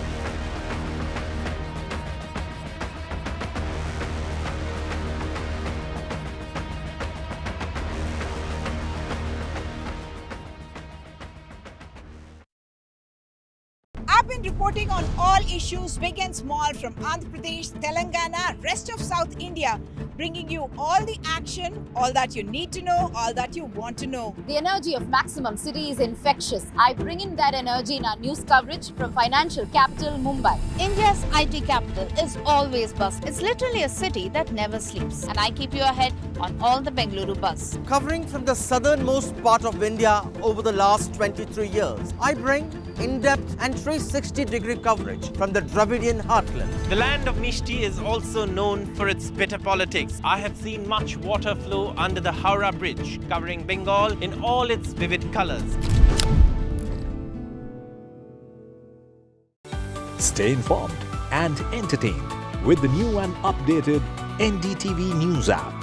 You can watch all our channels live, listen to podcasts, read breaking and exclusive news from around the world and more. Download the NDTV app today and get access to the best journalism and storytelling on your smartphone or tablet. The NDTV app. News that matters to you. NDTV proudly presents NDTV World Summit 2024, the India Century. I now request the Honorable Prime Minister to launch NDTV World and address the summit. Prime Minister Narendra Modi's inaugural session at the NDTV Summit outlined his vision for the India Century, driven by aspirational India. हमारा प्रयास होगा भारत की century सिर्फ भारत की नहीं बल्कि पूरी मानवता की जीत की सेंचुरी बने. The summit brought together prominent global leaders, highlighting India's pivotal role on the world stage. Not just Indians trusting India's leadership, but the global South especially trusting India's leadership. Permanent seat on the UN Security Council is something that should be India's right. Canada is concerned, I think there are some very specific issues. I think lot of people know that. AI is going to be one of the most important, drivers. It's a very exciting time for India, Indian cinema as well at a global level. NDTV World Summit was more than just a conversation. It was a confluence of ideas poised to shape our global future.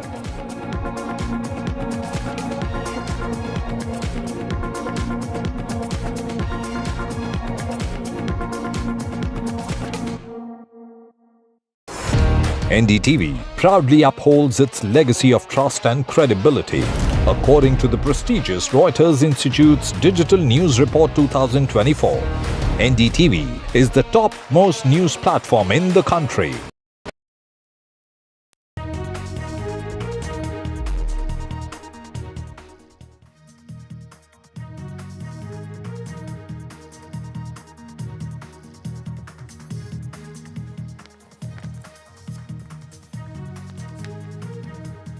Very good evening and welcome to NDTV. It's time for news break on the broadcast. I'm Ankit Tyagi. Let's take a quick look at the headlines we are tracking at 6 p.m.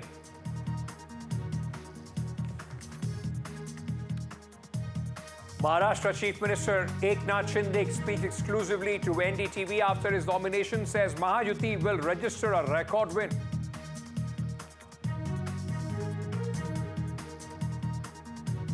Political parties in Maharashtra in a rush to finalize candidates for assembly elections. With just a day to go for the candidature, the BJP releases its third list. Several high-profile leaders file nomination. As Delhiites choke on toxic air, the political blame game continues. Aam Aadmi Party government accuses the police in Delhi of not enforcing the cracker ban in the national capital. Massive political slugfest in Telangana after a farmhouse said to be close to a relative of KTR raided. KTR hits back, says family meet labelled a rave party. False case of for fighting corruption.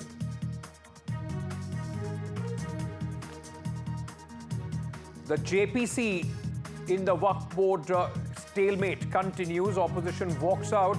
Fireworks in the JPC meeting on Waqf bill again.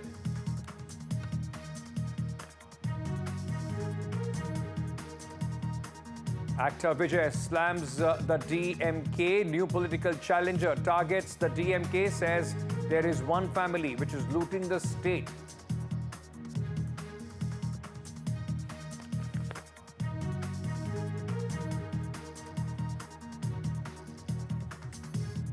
We're starting with our Maha focus on Maharashtra, ladies and gentlemen. The political, the politics in the state is at this moment reaching its crescendo ahead of the elections, with the nomination just 24 more hours for the nominations to be filed. That's the Chief Minister at this moment, Eknath Shinde. He is putting everything online. In fact, he went and filed his nomination today. His entire family, his son, his wife and daughter-in-law, along with his granddaughter also there, and so were senior leaders of the Mahayuti. The Chief Minister today filed his nomination. He was not the only one, ladies and gentlemen.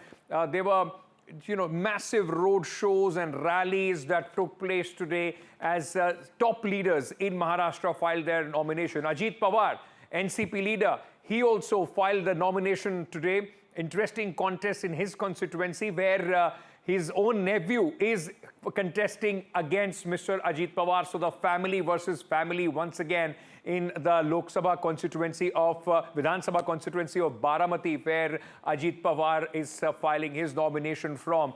Apart from that, Raj Thakre's son, Amit Thakre, the next Thakre after Aditya to in fact test the electoral waters, he also filed his nomination today. It's been a day of hectic politics in Maharashtra. Let's take a look at some important reactions. Kopri पांच पाखड़ी से नामांकन दर्ज किया जा चुका है और मुख्यमंत्री एकनाथ शिंदे लगातार 6 घंटों से लोगों के बीच जा रहे हैं और साथ ही महायुति ने अब तक क्या काम किया है लोगों को पता है, लेकिन उसके बावजूद बता रहे हैं। हमारे साथ बात करने के लिए मुख्यमंत्री एकनाथ शिंदे खुद मौजूद है। सर, हम देख रहे हैं 6 घंटे से आप लोगों के बीच जा रहे हैं, अब तक का जो आपको रिस्पॉन्स मिल रहा है वो देखकर क्या लग रहा है इस बार? देखिए, आप ही देखो, ये जो लोगों का रिस्पॉन्स हमारे मतदाताओं का रिस्पॉन्स, ये मेरी कर्मभूमि है और यही से मैं बड़ा हो गया, नगर सेवक हुआ, आमदार हो गया और मुख्यमंत्री बन गया। इसलिए मेरा चुनाव जो है मेरी लाडली बहना, मेरे लाडले भाई और हमारे लाडले मतदाताओं ने हाथ में ले लिया है। इसकी मुझे खुशी है। वो कहते हैं आप महाराष्ट्र में घूमो, हम यहाँ देखते हैं। ये मेरे लिए बहुत बड़ी सौभाग्य की बात है कि ऐसे मतदाता मुझे मिले हैं और जो मैंने काम किया है उसका जो कुछ इनाम निश्चित रूप से ये मेरे मतदाता देंगे, क्योंकि 2.5 साल में जो काम नहीं हुआ, जो काम को ब्रेक लगा दिया, जिसको नकार दिया, जिसमें स्टे दे दिया, वो उस कामों को हम अंजाम दिया, आगे बढ़ाया और सभी स्टे को निकाल दिया, सब ब्रेक हटाया, सब ब्रेकर को निकाल दिया और दूसरी तरफ कल्याणकारी योजना, एक तरफ विकास, दूसरी तरफ कल्याणकारी योजना, ये दोनों को हमने साठ गांठ कर दी। और आज लाडली बहन योजना भी हमने कर दी। लाडली बहन योजना, लाडला भाई योजना, लेक लाड़की लखपति, सभी योजना से हम लोगों को राहत दे रहे हैं। विपक्ष ने भी अपने 2.5 साल का कारोबार का लेखा जोखा दे, हम हमारे 2.25 साल का देते, होने दो दूध का दूध, पानी का पानी, और लोगों को निर्णय लेने दो। ये हमारा चैलेंज है, खुला चैलेंज है और इसलिए इस चुनाव में इतना काम किया है, उसका इनाम निश्चित रूप से हमारे मतदाता देंगे। और घर में बैठने वाले, सिर्फ फेसबुक लाइव करने वाले को का हमेशा के लिए वो घर में बिठाएंगे। हम फील्ड वर्कर हैं, हम 24/7 काम करने वाले। मैं सीएम मीन्स चीफ मिनिस्टर नहीं समझता, मैं सीएम मीन कॉमन मैन समझता हूँ, खुद को कॉमन मैन समझता हूँ। इसलिए मेरे कॉमन मैन में जाने में मुझे कोई दिक्कत नहीं होती। आज मैं भी इनके साथ पैदल चला, ये मेरे लोग हैं, ये सब परिवार है और इसलिए मुझे विश्वास है कि इस चुनाव में सभी रिकॉर्ड अब तक के टूटेंगे, सभी रिकॉर्ड अब तक के टूटेंगे और महायुति की सरकार जो है इस राज्य में थम्पिंग मेजॉरिटी से, पूर्ण बहुमत से आएगी। आपकी लाड़की बहन मैं देख रही हूँ यहाँ पर सभी जो आपकी लाड़की बहनें हैं वो थाली लेकर आपकी आरती उतारने के लिए खड़ी हैं, आपको पैसे दे रही हैं, लेकिन विपक्ष बता रही है कि ये महज चुनाव के वास्ते किया गया है, चुनाव हो जाएगा तो इसे बंद कर दिया जाएगा। उनके लिए क्या जवाब रहेगा? ये झूठे लोग हैं, ये जो विपक्ष के लोग, जैसे कर्नाटक में, जैसे हिमाचल में योजना शुरू कर दी, बोले खटाखट देंगे और योजना बंद कर दी, बोले केंद्र सरकार से पैसे लेंगे, लेकिन हमने उल्टा कर दिया, पटापट उनके खाते में पैसे दिए। हमारे लाडली बहनों को 5 हफ्ते दिए, 5 इंस्टॉलमेंट दिए। हमें पता था कि वो लोग आचार संहिता में अड़ंगा डालेंगे, कंप्लेंट करेंगे, इसलिए हम अक्टूबर के पैसे भी, नवंबर के पैसे भी अक्टूबर में दे दिए। ये हमारी नीयत साफ है, ये नीयत खोट नहीं है। उनका हमारा नेशन फर्स्ट है, उनका करप्शन फर्स्ट है, उनका कट कमीशन और करप्शन, यही धंधा है, यही एजेंडा है। खुद राजीव गांधी ने कहा था केंद्र से 1 रुपया आता है तो 15 पैसे जाते हैं लोगों के घर में, 85 पैसे कितने जाते हैं? अभी तो जो मोदी जी भेजते हैं पूरा बंदा 1 रुपया खाते में जाता है डीबीटी द्वारा। ये हमारा काम है, डबल इंजन का काम है। इसलिए हमें कोई परवाह नहीं है, हम जनता की अदालत में जा रहे हैं, हमारा काम का लेखा जोखा उनको देंगे, दूध का दूध, पानी का पानी होगा और पूरी मेजोरिटी जनता मिलेगी। सर, आप महायुति के अभी भी मुख्यमंत्री के चेहरे हैं, लेकिन महाविकास अघाड़ी में अभी मुख्यमंत्री का चेहरा जो है वो तय हो नहीं पाया है, क्या बोलेंगे? हमारे में देखो, मुझे करो ये कहने की नौबत नहीं। हमारे यहाँ जैसे बाला साहब ठाकरे जी थे, तब दिल्ली से सभी बड़े बड़े नेता आते थे। आज उनके वारस कहने वाले दिल्ली के गली गली में घूम रहे, मुझे करो। अगर आघाड़ी को, महाविकास आघाड़ी को ही उनका चेहरा पसंद नहीं तो महाराष्ट्र को कैसे पसंद होगा? ये मेरा सवाल है। सर, लोकसभा चुनाव के नतीजों के बाद अब जो है महाविकास अघाड़ी का कहना है वहाँ फेस के लिए रेस लगे हैं, हमारे पास काम के लिए, डेवलपमेंट के लिए हम उतरे रास्ते। इस बार सर क्या मार्जिन है? मार्जिन कौन सा? मेरा जीत का? मेरा तो सब रिकॉर्ड टूटेगा। ये लोग मैंने अभी चुनाव हाथ में लिया है। धन्यवाद, थैंक यू। तो हमने मुख्यमंत्री एकनाथ शिंदे से खास बातचीत की, जिन्होंने बताया कि इस बार रिकॉर्ड टूटेगा और साथ ही देखने होगा कि इस बार महायुति और महाविकास अघाड़ी दोनों ही गुट और दोनों ही जो बड़े गठबंधन हैं वो अपनी जीत को लेकर काफ़ी ज़्यादा जो है निश्चिंत नज़र आ रहे हैं। लेकिन देखना ये होगा कि महाराष्ट्र की जनता किस पर भरोसा दिखाती है और इस बार इस विधानसभा चुनाव के बाद महाराष्ट्र के इस बड़े राज्य में किसकी सरकार बनती हुई नजर आती है। थाने से कैमरा पर्सन हेमंत मोहिते के साथ सुजाता द्विवेदी, एनडीटीवी इंडिया के लिए। got MP as well as his son Shrikant Shinde with us. So we see that a huge crowd is here to address, and the CM since the last 6 hours is continuously speaking to people. How is it going to be this time? Is it going to be a fourth win from the same constituency for the Chief Minister? So this crowd is after 6 hours. Last 6 hours we're doing this rally, and Honorable Chief Minister is himself here. And I think this is the love, affection, what people have, faith people have in him. Last many years he has worked tirelessly for Maharashtra, for this constituency. And you can see the result here. Yeah, after 6 years, 6 hours also, people are not willing to go to their homes. They are still waiting here to hear the Honorable Chief Minister. And I think I also thought that this rally would be 1 hour, 2 hours, but it was 6 hours. He was also present here since our last 6 hours. So I think this is, you can predict what will happen on 23rd. You also see that a huge crowd of females have come here along with Aarti ki thali for the Chief Minister, as they rightly call him and regard him as their Ladka Bhau. So do you think that the Ladki Bahin Yojana is going to play an important factor in the upcoming Vidhan Sabha elections? Obviously, Ladki Bahin Yojana, Mukhyamantri Maji Ladki Bahin Yojana is a game changer scheme which we have implemented, and it has percolated to the grassroots level. Nearly 2.3 crore women have been benefited by this Ladki Bahin Yojana. I think any government comes, they introduce lot of schemes, but they stay only on paper, they remain on paper. But this time, these 2 years, so many schemes we have implemented, and out of that one scheme, Mukhyamantri Maji Ladki Bahin Yojana has percolated to the grassroots level. People have received amounts. Females got 7.5 thousand till now. And I think it is a huge amount which makes them self-sustainable, not dependent on anyone. If they wish to do any business, small business, they can start at home.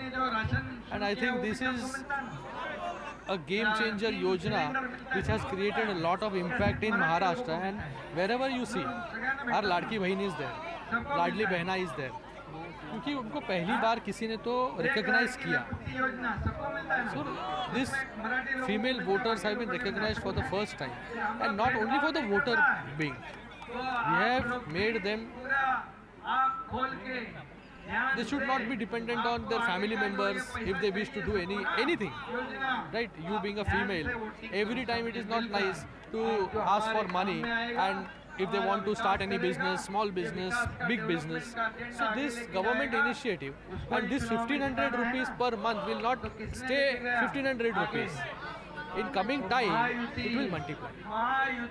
So I think your question, the impact of Ladki Bahin, you can see it.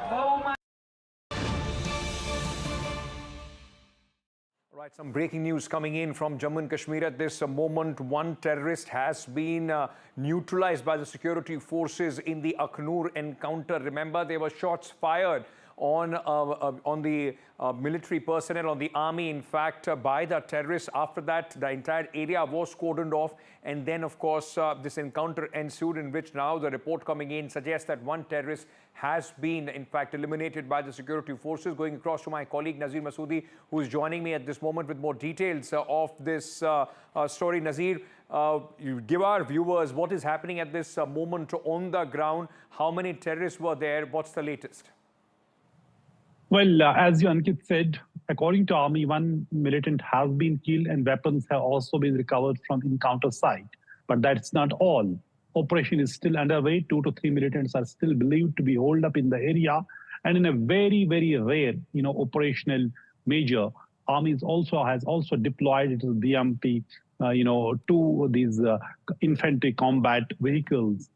So it is very, very rare when you kindly, use those kind of, infantry combat vehicles in an anti-terror operation in Akhnur. And also National Security Guards and NSG is also part of this anti-terror operation in Akhnur area. This all started early this morning when militants fired at an army convoy, and army ambulance was also hit by bullets. According to army, no injury took place during that attack, but a swift retaliation was ensured, and which led to an encounters during the whole day. There were mass heavy firing going on. In fact, some rockets were also fired at the target site where militants were suspected to be hiding. This is also a jungle area in Aknur, and it is, according to army sources, that this could be a freshly infiltrated group of militants who may have infiltrated just a day or two back. And today morning they fired at an army convoy, and all the security agencies, army, police, paramilitary force, national security guards are involved in this operation. There is clearly a spike in militant attacks or the encounters in Jammu and Kashmir. As we see, the mountain or the jungle warfare is posing a major challenge to the security forces in the Jammu and Kashmir. But this operation right now is on, and these are infantry combat vehicles for the first time I have seen the recent past when they are being used during an anti-terror operation. Possibly after, in fact, many losses that we have seen of the Indian army, and the army being more cautious in their approach when it comes to these terrorists. And as Nazir was pointing out, new, in fact, infantry vehicles, the BMPs have been also used as far as this operation is concerned. Nazir, thank you for joining us with all those details. We'll keep tracking this story very, very closely. Moving back to Maharashtra, ladies and gentlemen, where the nomination process, as I told you earlier, of the bigwigs, in fact, has been going on. And, we heard the Chief Minister also at this moment who spoke to my colleague Sujata. But let's give you a very quick overview with just 24 hours to go. Where does the nomination deadline, in fact, stand at? So 24 hours to go for the deadline. So far, the Mahavikas Aghadi has declared 261 candidates. Remember, the Maharashtra Assembly is 288 candidates, out of which 261 of the Mahavikas Aghadi have been declared. Meanwhile, candidates for about 27 seats is pending as far as Mahavikas Aghadi is concerned. Where does the parties of this camp stand? Congress has declared 100 seats. Uddhav Sena has declared 83, and Sharad Pawar, NCP, has declared 76 candidates. Meanwhile, let's in fact move on to the Mahayuti, where 260 candidates have been declared for Mahayuti, with 28 pending, with BJP at 100, Shiv Sena at 65, and NCP at 49.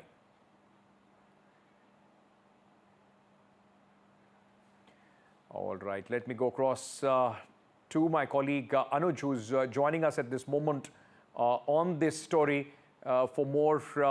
Anuj, important at this moment is going to be how the political parties, in fact, now ensure that there is minimal rebellion. That's going to be possibly the biggest worry as far as political parties are concerned, with 24 hours to go for the candidature of the various candidates. Now, that is possibly the reason why till the last moment certain seats have not been declared.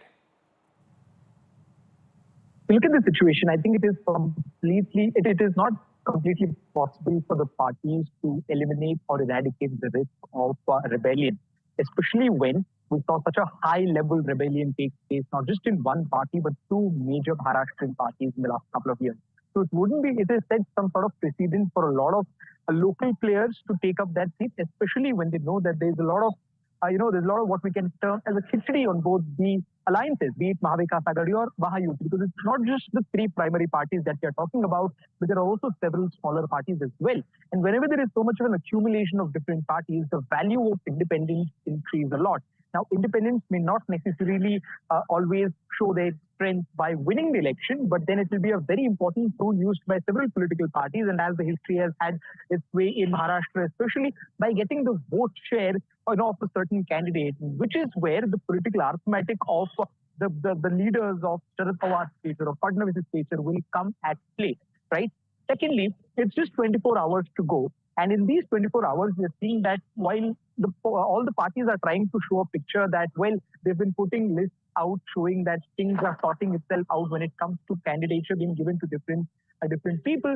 But if we look at it closely, the 20 to 30 candidates, or 20 to 30 seats rather, which were in question 10 days ago, still continue to remain in question, which means that even 24 hours before the deadline of submitting the candidature, we still do not have clarity on those 20 to 30 seats, which have been crucial for both these sides since a long time. Now, talking about the different partners, now right. that is just, where... Just hold on, just hold on to that because- thought. Just hold on to that thought. I'm just coming back to you because you are talking about some crucial seats, and most of these crucial seats also fall, ladies and gentlemen, in the Mumbai region, the larger Mumbai region. So what are these seats? Because several of the key seats of Mumbai are still undecided. The city has 36 assembly constituencies, and all of them are, expected to witness high-profile contests with, Milan Dera versus Aditya Thackeray. The BJP, meanwhile, has to decide upon its list as well. In Mumbai, the MVA has declared 30 candidates and the Mahayuti has declared around 27. There have also been fights over the candidates of seats,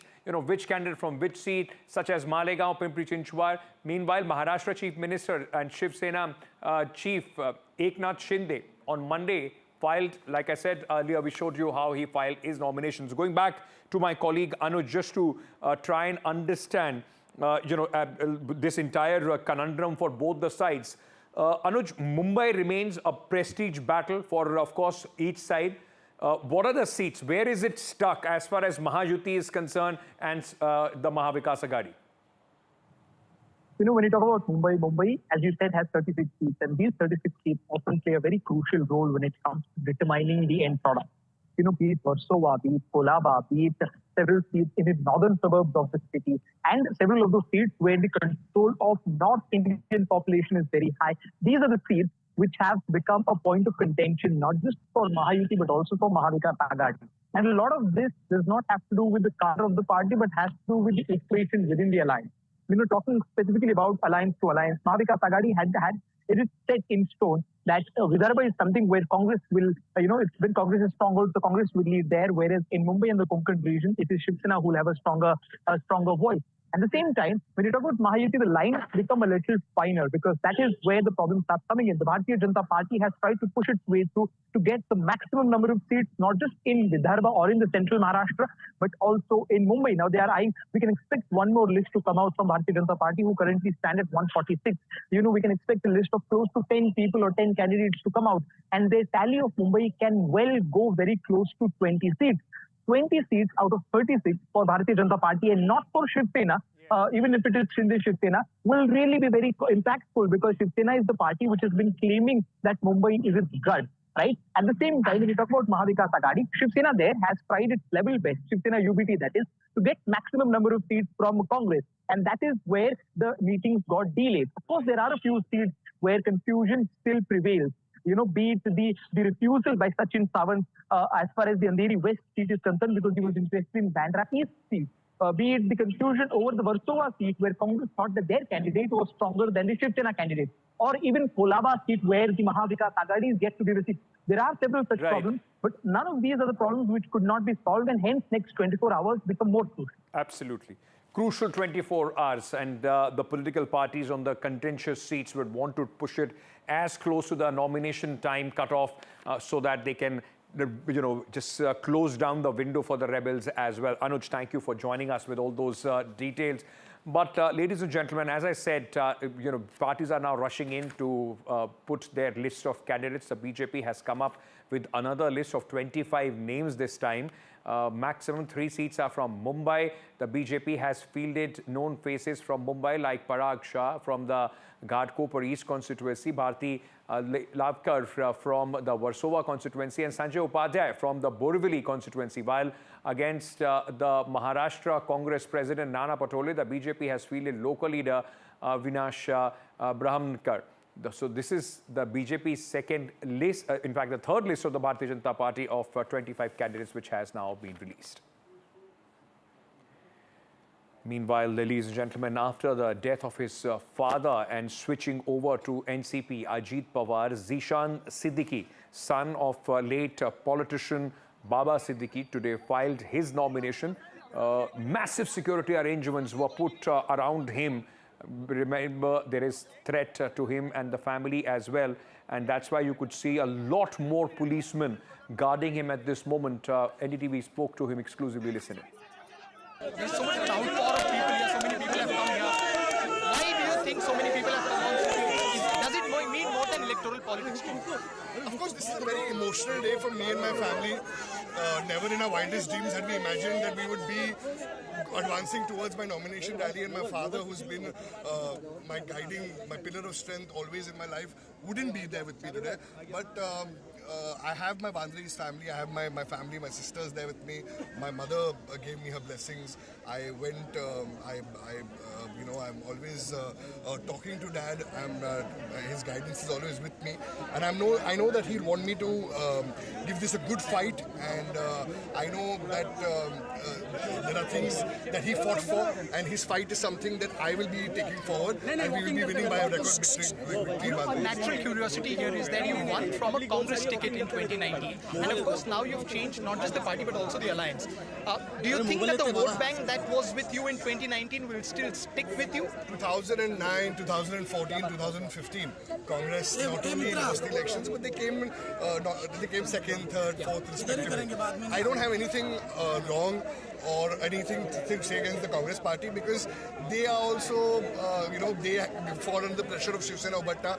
Giving their seat, their sitting seat to SSUBT is very unfortunate, and it is lost for the cadre. You see all the people out here. I'm happy for the NCP people, the NCP cadre to join with us. You can see Santosh Dwali Dada and a lot of NCP seniors. But along with that, there are a lot of Congress people also, because they are also joined with me with their heart. So you can see there are people from all parties. There are people from SSUBT also who've told me that, nahi bhai, this time we are with you, because they are joined with me. There is a connection of love, and that is more than electoral politics.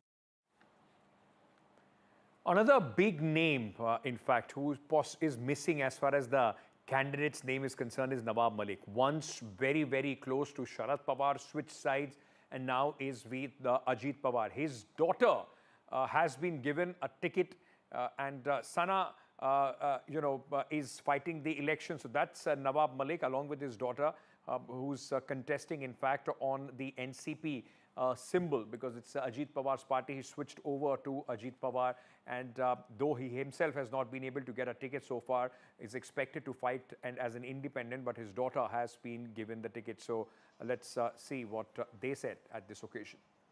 Father का साथ होना उनका गढ़ है, उनके समर्थन में, और ये भीड़ आपको क्या लग रहा है, कैसी इस बार की लड़ाई होगी? हम काम करने वाले लोग हैं। हमने पिछले जब इधर की जनता ने मेरे पिताजी को चुन के दिया है काम करने के लिए, वो पूरी ताकत से लोगों के लिए उन्होंने सेवा की है। मैं पिछले 7 साल से अनुशक्ति नगर क्षेत्र में काम कर रही हूँ।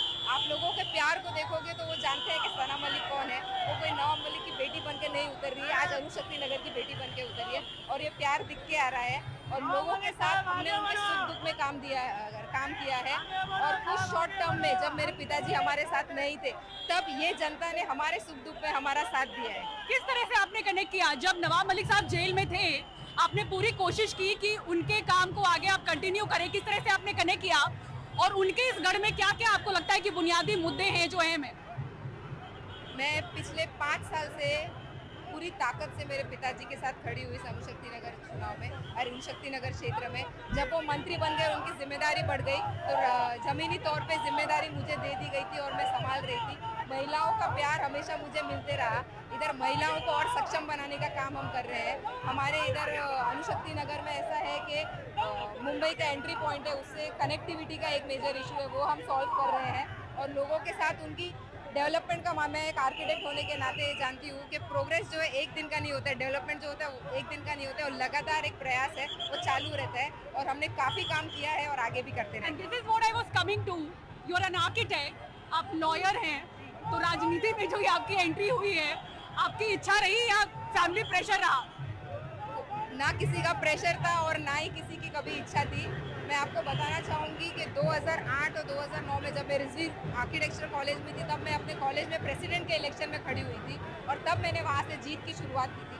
2017 में मैंने पीएमसी के चुनाव लड़े थे, उसमें मुझे पराभव झेलना पड़ा, लेकिन मेरा मानना है कि अब की जो ये है, मैंने 2017 में बहुत एक नवसिखिया के जैसे इलेक्शन में उतरी थी, लेकिन अब की पूरे अनुभव के साथ और पूरे 5 साल लोगों के बीच में काम करते हुए इस बार चुनाव लड़ रही हूँ। After the uncle and nephew feud of the NCP, Sharad Pawar versus Ajit Pawar, things got bitter in the Lok Sabha elections with Ajit Pawar's wife fighting against Supriya Sule. But if you thought that was the end of the fighting in the family, well, there is another chapter in this saga. Deputy Chief Minister of Maharashtra and Ajit Pawar, the NCP leader, today filed his nomination from the Baramati constituency. And guess who's fighting against him? His own nephew, Yogendra Pawar, has also filed his nomination, who is in fact being supported by NCP Sharad Pawar and Supriya Sule. Now, Supriya Sule is the Lok Sabha MP of the Baramati constituency, while Ajit Pawar, Baramati Vidhan Sabha constituency is his stronghold. How will this be, in fact, play out? That remains now the big question. बारामतीकर बहुत अच्छे वोटों से मुझे जिताएंगे ऐसा मुझे भरोसा है। मैंने सुप्रिया के खिलाफ मेरे पत्नी को खड़ा किया, वो मेरी भूल थी। ये भूल वापिस इन्होंने नहीं करनी चाहिए थी, लेकिन की है। आखिर वोटर उसके बारे में डिसीजन लेंगे। Personal fight for me ever. Even when I fought my Lok Sabha, I said the same thing, that it was never a personal fight for me. It's an ideological fight for me. It's unfortunate. Abhi, look at what is happening. Look at Mengai. Look at Berozgari. Look at the corruption. It's terrible in this state. Look at the GST issues. Look, ask any farmer if when you are traveling here, that what is this? It is, for me, it's never personal. Even in the Lok Sabha, I never made it personal, because for me, it's an ideological fight. It's not the person. I'm fighting against the policies of Government of India. I'm fighting against the policies of Government of Maharashtra. Time for us to slip into a very short break at this moment. News and updates will continue here on NDTV. Stay tuned.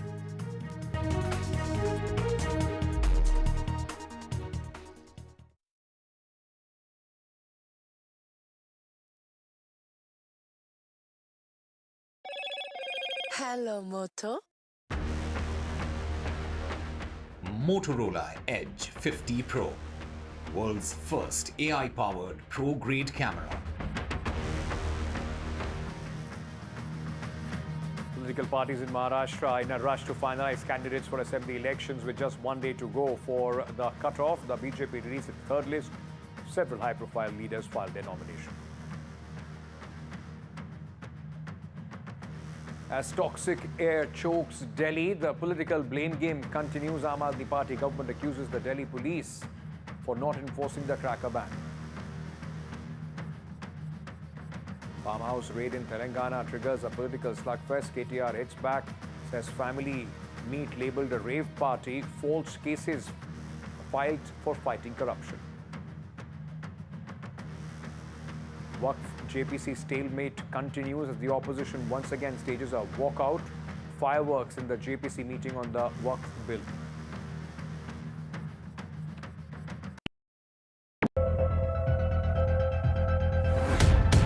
We reached an agreement on patrolling. We have gone back to where the situation was in 2020, and we can say with that the disengagement process with China, you can say, has been completed. The understanding, to my knowledge, is that we will be able to do the patrolling which we were doing in 2020.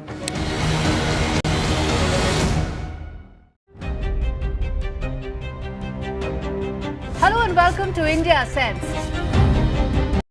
where I speak with global opinion makers. The United States has made a strategic decision over the last 20 years to move closer to India. So a $7 trillion economy seems a perfectly conceivable number. If you want to be a national party, it's that you sort of accept the way the world is rather than want to endlessly hark back to how it was. Modi is promoting the digitization of the economy, which is accelerating growth in the country.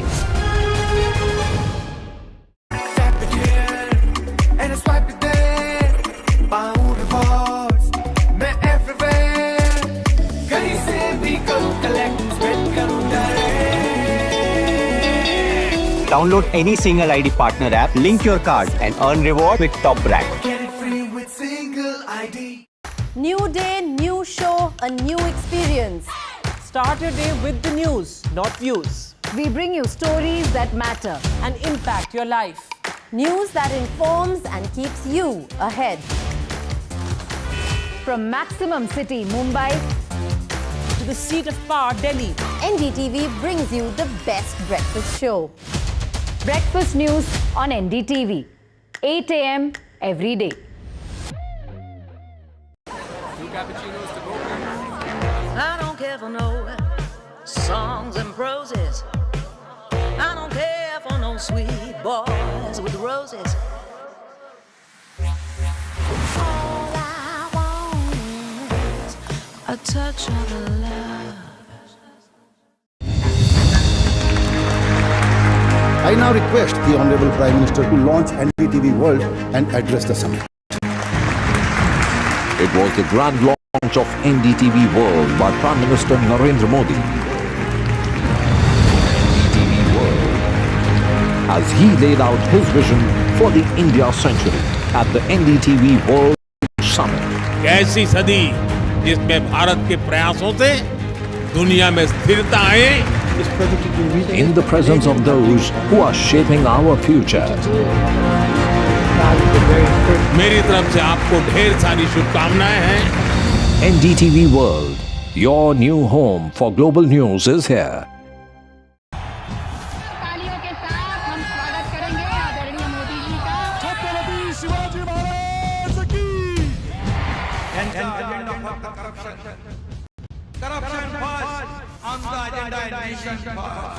घोषणा आणि जनतेचे पैसे लुटणं. Cut commission आणि करप्शनला आमच्याकडे थारा नाही. त्यांचा परिवारवाद आमचा महाराष्ट्रवाद. महाराष्ट्रामध्ये 1,75,000 जागा रिक्त पण का भरत नाही. राज्याची जनतेच्या घमाच्या पैशाची तिजोरी लुटण्यासाठी हे सरकार आहे. पूर्वीच्या सरकारच्या काळामध्ये निधी देताना त्यांना असं वाटायचं की त्यांच्याच खिशातले पैसे चालले. शेतकऱ्यांना मोफत वीज देण्याचं काम आपल्या सरकारने सुरू केलं. I've been reporting on all issues, big and small, from Andhra Pradesh, Telangana, rest of South India, bringing you all the action, all that you need to know, all that you want to know. The energy of Maximum City is infectious. I bring in that energy in our news coverage from financial capital Mumbai. India's IT capital is always buzz. It's literally a city.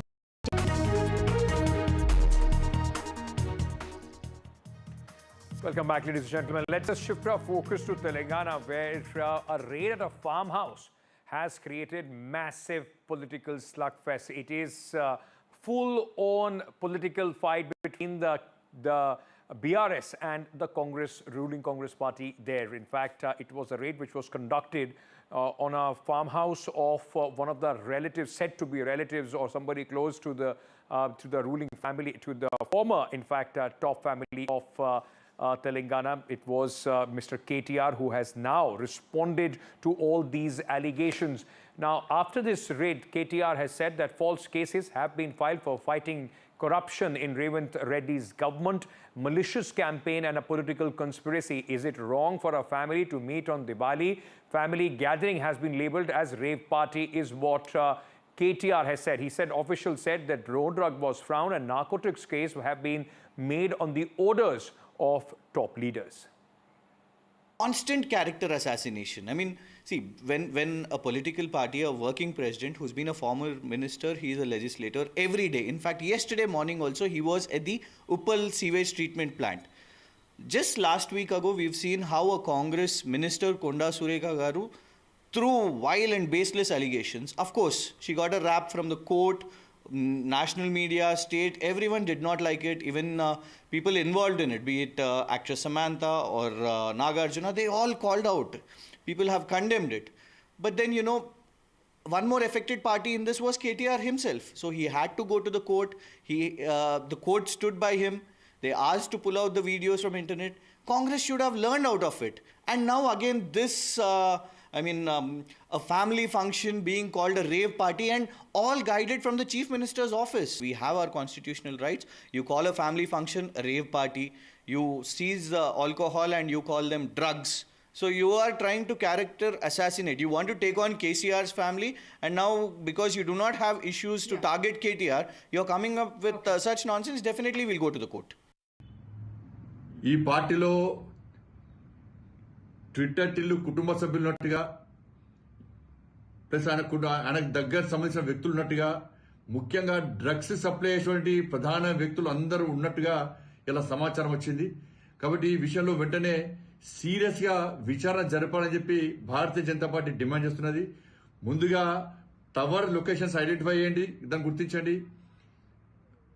మొత్తం CC footage మొత్తం బహిర్గతం చేయాలి. దాంతోపాటు ముఖ్యమైన వ్యక్తుల పాస్పోర్ట్లను వెంటనే seize చేయాలని చెప్పి మేము డిమాండ్ చేస్తున్నాం.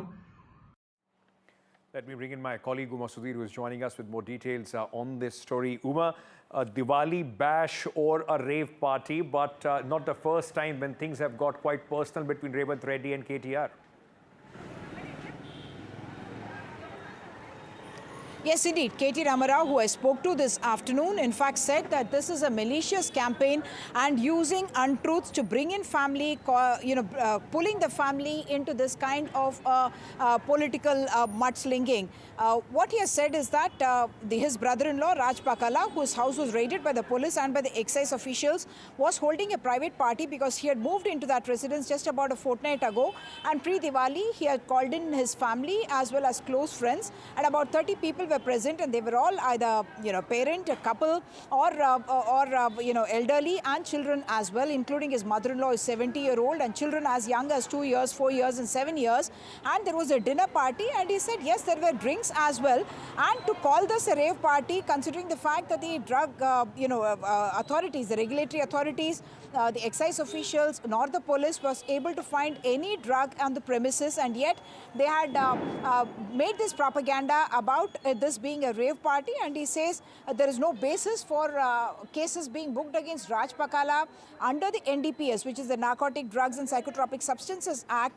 And he says this is part of a vicious campaign, and he thinks it's a diversionary tactic because he has been taking on the government on several fronts as well. But yes, like we saw Bandi Sanjay demanding not just that there should be CCTV footage that should be made public, he's also saying all those people involved their passports should be seized, and there should be a very serious investigation into this entire episode. And he has in fact in so many words named KTR and suggesting that his involvement was there, or he was physically present, whereas KT Ramarao has himself denied that he had gone to the party. He said neither he nor his wife were at that particular party. The other part of it, of course, is that Revenue Minister Mr.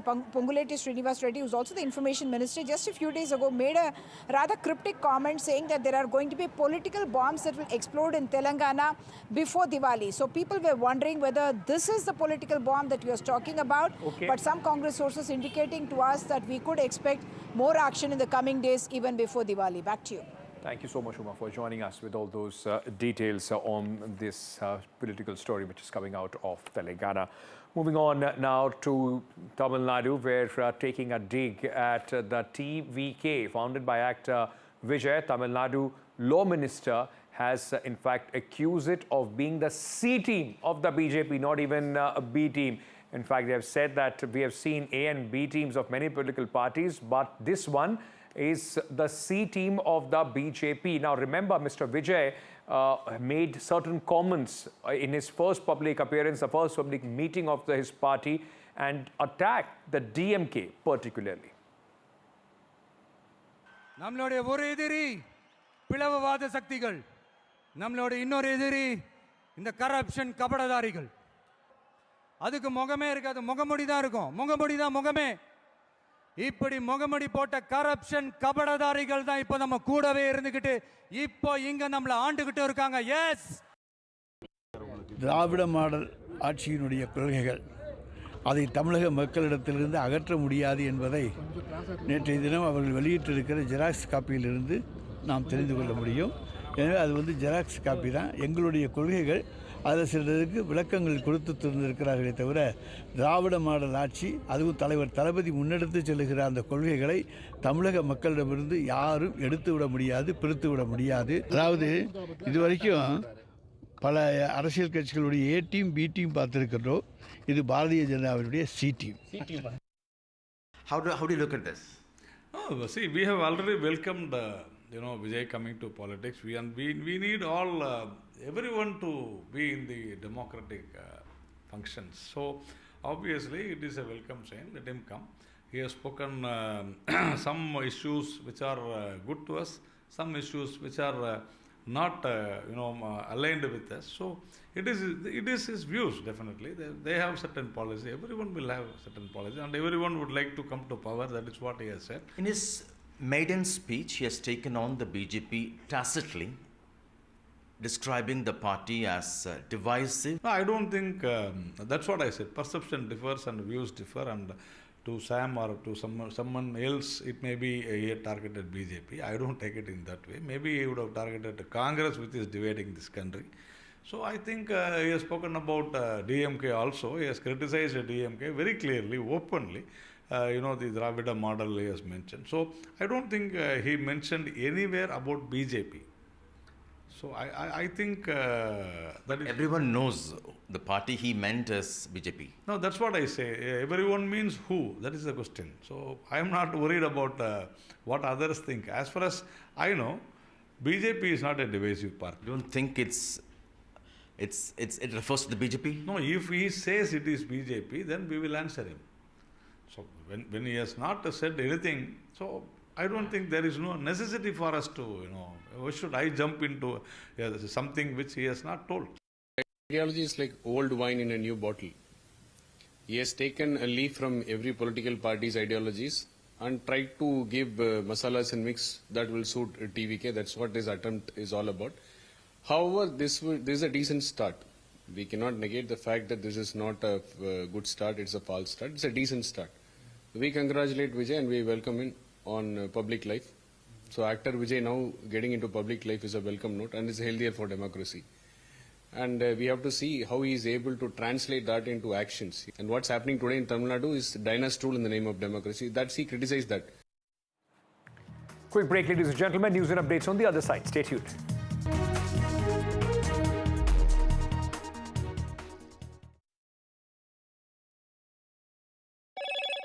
Hello, Moto. Motorola Edge 50 Pro, world's first AI-powered pro-grade camera.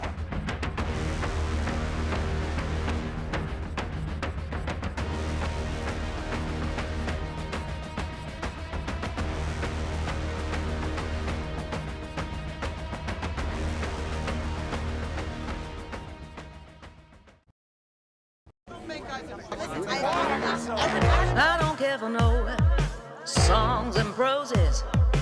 I don't care for no sweet boys with roses. All I want is a touch of love. NDTV proudly presents NDTV World Summit 2024, the India Century. I now request the Honorable Prime Minister to launch NDTV World and address the summit. Prime Minister Narendra Modi's inaugural session at the NDTV Summit outlined his vision for the India Century, driven by aspirational India. हमारा प्रयास होगा भारत की century सिर्फ भारत की नहीं बल्कि पूरी मानवता की जीत की सेंचुरी बने. The summit brought together prominent global leaders, highlighting India's pivotal role on the world stage. Not just Indians trusting India's leadership, but the global South especially trusting India's leadership. Permanent seat on the UN Security Council is something that should be India's right. Canada is concerned, I think there are some very specific issues. I think a lot of people know that. AI is going to be one of the most important, drivers. It's a very exciting time for India, Indian cinema as well at a global level. NDTV World Summit was more than just a conversation. It was a confluence of ideas poised to shape our global future.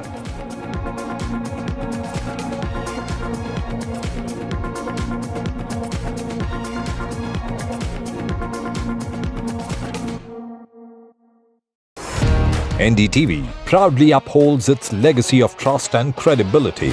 According to the prestigious Reuters Institute's Digital News Report 2024, NDTV is the top-most news platform in the country. Number one in both online and offline reach in India. Beating all its competition, NDTV stands for trust. We reached an agreement on patrolling. We have gone back to where the situation was in 2020, and we can say with that the disengagement process with China, you can say, has been completed. The understanding, to my knowledge, is that we will be able to do the patrolling which we were doing in 2020.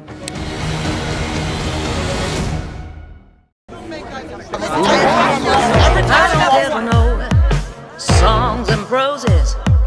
I don't care for no sweet boys with roses. I'm too busy, baby, making plans on how to get me one of them manly men. All I want is a touch of love. New day, new show, a new experience. Start your day with the news, not views. We bring you stories that matter and impact your life. News that informs and keeps you ahead. From Maximum City, Mumbai, to the seat of power, Delhi, NDTV brings you the best breakfast show. Breakfast news on NDTV, 8 a.m. every day.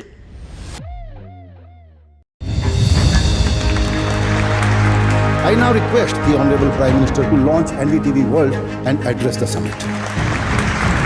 It was the grand launch of NDTV World by Prime Minister Narendra Modi. NDTV World, as he laid out his vision for the India century at the NDTV World Summit. ऐसी सदी जिसमें भारत के प्रयासों से दुनिया में स्थिरता आए. In the presence of the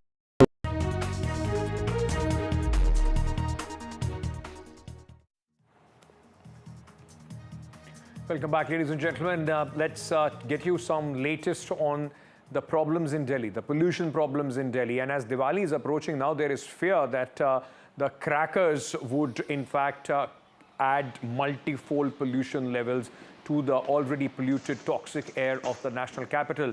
Now, there is already a cracker ban, but what the pollution levels have done, which are over 350 in the national capital, it has started a slugfest, a political blame game between the Aam Aadmi Party government and the Delhi police, the Lieutenant Governor's office and the BJP. Now, Gopal Rai, the Environment Minister of Delhi, has accused the Delhi police of being lax and not enforcing the cracker ban properly, as guided by the NGT and GRAP 2, which has already been implemented in the national capital. Gopal Rai has also asked the Lieutenant Governor to investigate the attitude of the Delhi police.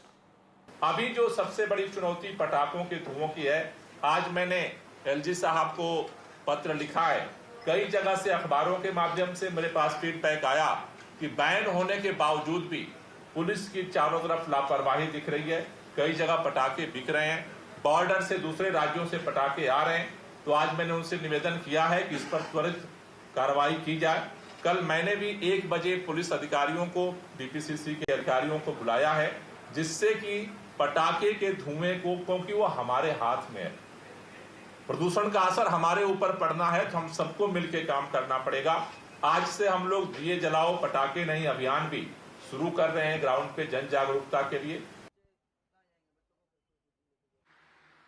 Because of the pollution levels in the national capital, there is a war of words between the BJP and the Punjab government as well, ladies and gentlemen. Now, the BJP in Delhi has accused the Punjab government and the Chief Minister of not meeting the BJP to discuss the solutions. In fact, it has said that the Aam Aadmi Party government in Punjab has no intention of working for the people.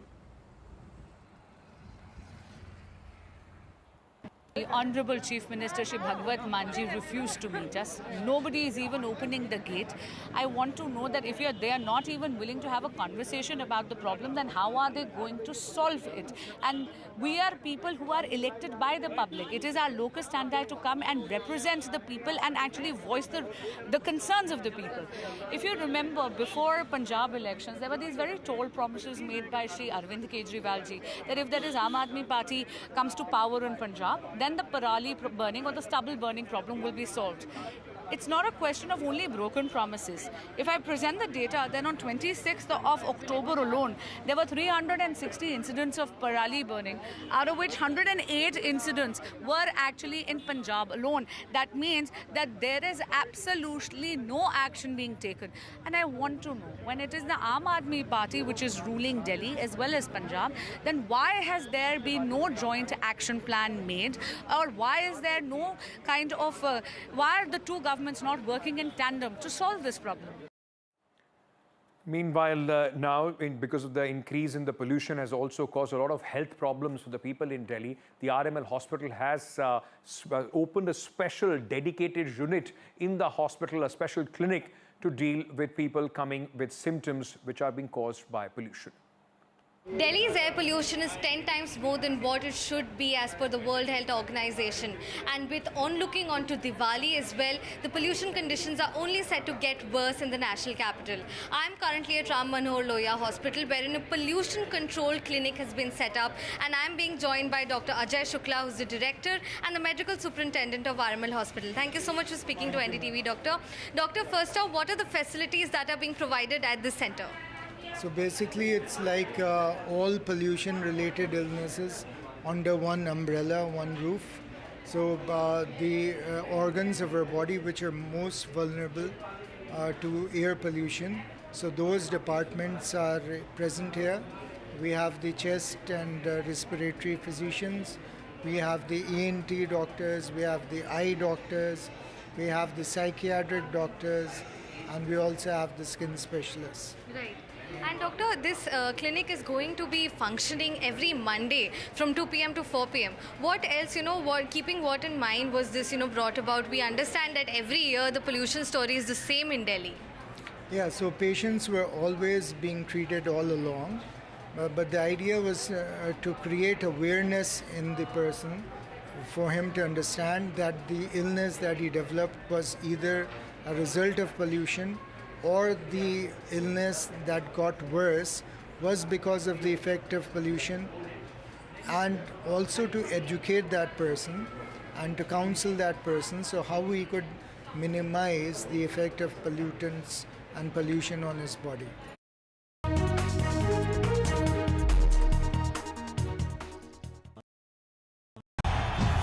तालियों के साथ हम स्वागत करेंगे आदरणीय मोदी जी का। छत्रपति शिवाजी महाराज की।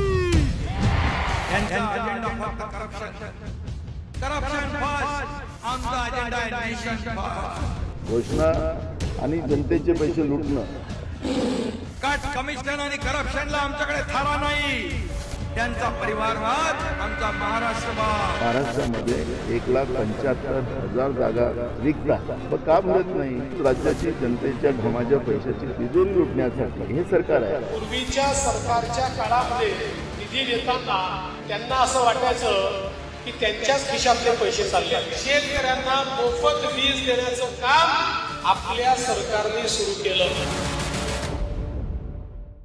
I've been reporting on all issues, big and small, from Andhra Pradesh, Telangana, rest of South India, bringing you all the action, all that you need to know, all that you want to know. The energy of Maximum City is infectious. I bring in that energy in our news coverage from financial capital Mumbai. India's IT capital is always buzz. It's literally a city that never sleeps. And I keep you ahead on all the Bengaluru buzz. Covering from the southernmost part of India over the last 23 years, I bring in-depth and 360-degree coverage from the Dravidian heartland. The land of Mishti is also known for its bitter politics. I have seen much water flow under the Howrah Bridge, covering Bengal in all its vivid colors.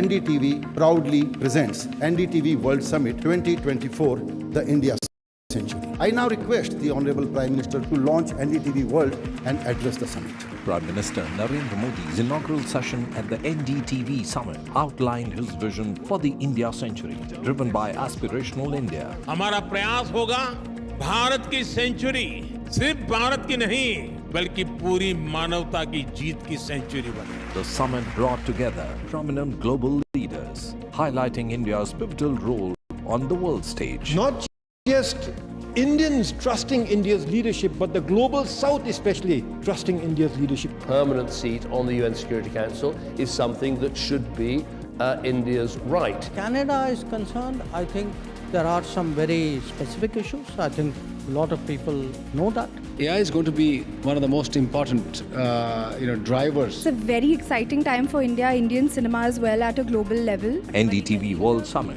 was more than just a conversation. It was a confluence of ideas poised to shape our global future.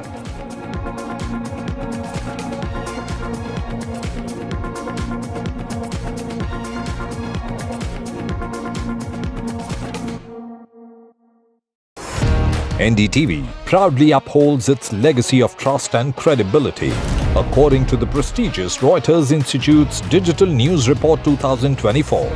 NDTV is the top-most news platform in the country. Number one in both online and offline reach in India, beating all its competition.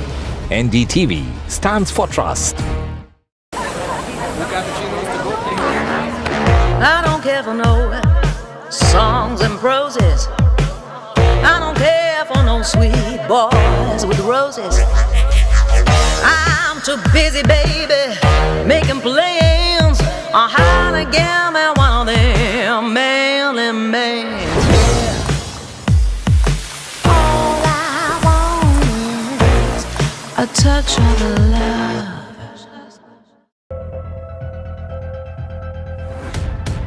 We reached an agreement on patrolling. We have gone back to where the situation was in 2020, and we can say with that the disengagement process with China, you can say, has been completed. The understanding, to my knowledge, is that we will be able to do the patrolling which we were doing in 2020.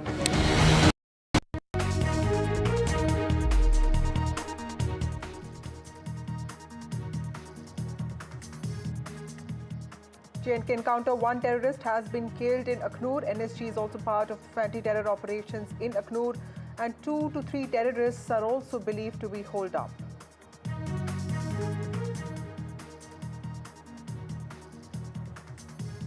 NDTV has an exclusive for you with Maharashtra Chief Minister Eknath Shinde. This is after he filed the nomination. Mr. Shinde, in fact, has said that Mahayuti, the ruling alliance, will register a record win. Mr. Shinde has also said that in Agadi there is a race for CM face.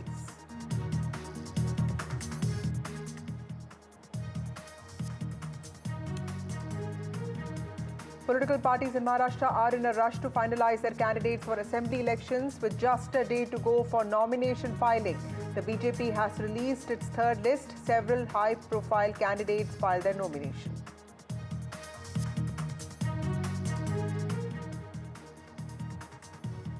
A farmhouse raid has triggered political slugfest in the state of Telangana. KTR has now hit back, saying it was a family meet which is being wrongly labelled as a rave party by the Congress party. In fact, he has said that the Congress party is doing this because the BRS fought cases for fighting corruption. Tamil Nadu thriller, actor Vijay versus DMK now. New political challenger in Tamil Nadu has targeted the DMK. Actor Vijay has said that there's only one family in the state that is looting the state through underhand dealings, while DMK has hit out at Vijay, calling him the C team of the BJP.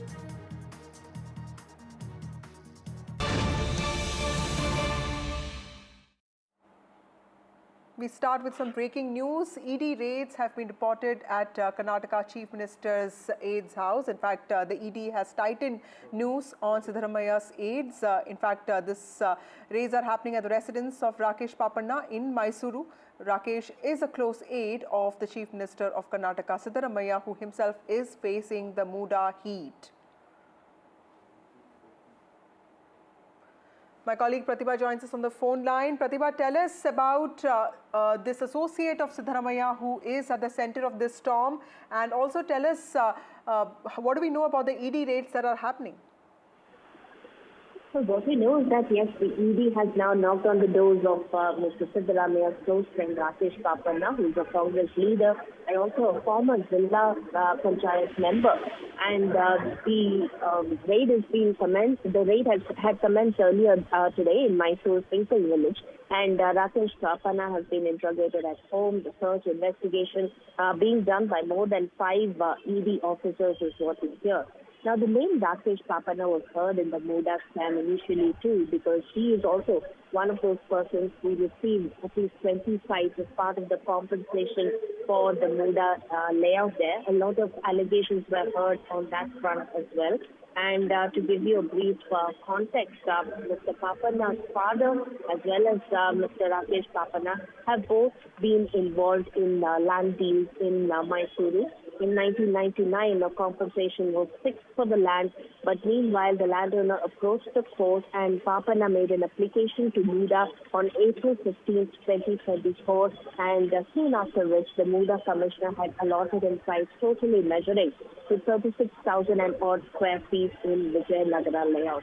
Now, there's also another video evidence that has been put forth to the ED by Snehamai Krishna, the same complainant in the Muda case as well, where he has mentioned that the video evidence suggests that another close aide of Mr. Mari Gowda, who is the Muda chairman, and him indulging in a cash dealing worth at least around 25 lakh rupees sitting inside a car. This has also been provided to the ED. And like you mentioned, yes, tightening of the news around Chief Minister Siddaramaiah, definitely not good news. Right at the time when he's been battling two investigating agencies, one is the Mahayuti and the other is the ED.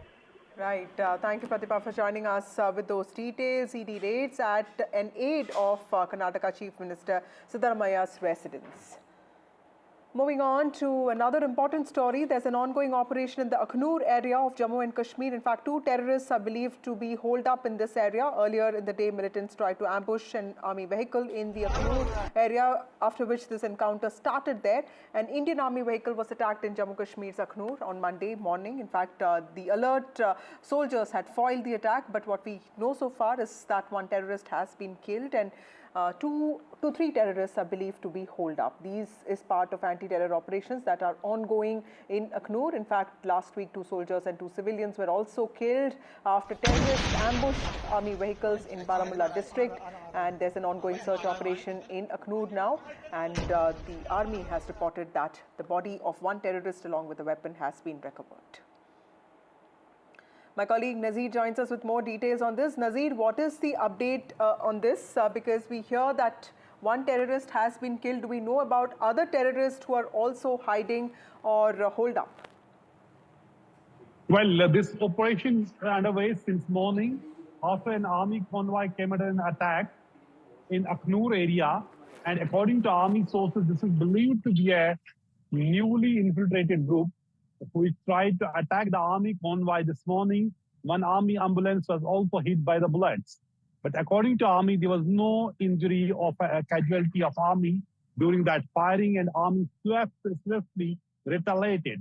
And during the encounter, 1 militant has been killed and arms and ammunition, according to army, has also been recovered from the encounter site. But that's not all. 2 to 3 more militants are believed to be holed up, and a massive operation is underway. National Security Guards or NSG have also joined this operation. And army, in a rare operational measure, is also using a BMP-2 infantry, these vehicles, combat vehicles in this operation, which is very rare when it comes to the counter-militancy operation in Jammu and Kashmir. But in this operation, the army is using BMP-2, these combat infantry vehicles as well. So this operation is ongoing. So that during the night, clearly there cannot be done and said, because army has to be very cautious when it comes to carrying out operation in jungle areas. Because this militancy, it has changed its complexion and it is posing a major challenge, because it is these militants who are coming from Pakistan appear to be well trained in the jungle and the mountain warfare. And if you see, all these attacks have been happening near the forest, in the mountains, be it in all the attacks in June in Jammu region or last few attacks in the Kashmir Valley. So it's not like the earlier urban warfare. It's actually the mountain and the jungle warfare, and the handlers across the border have been sending these highly trained militants. But army clearly has a clear edge on the situation, control on the situation, despite the fact there have been these incidents which have been a bit frequent and concerning for the security agencies.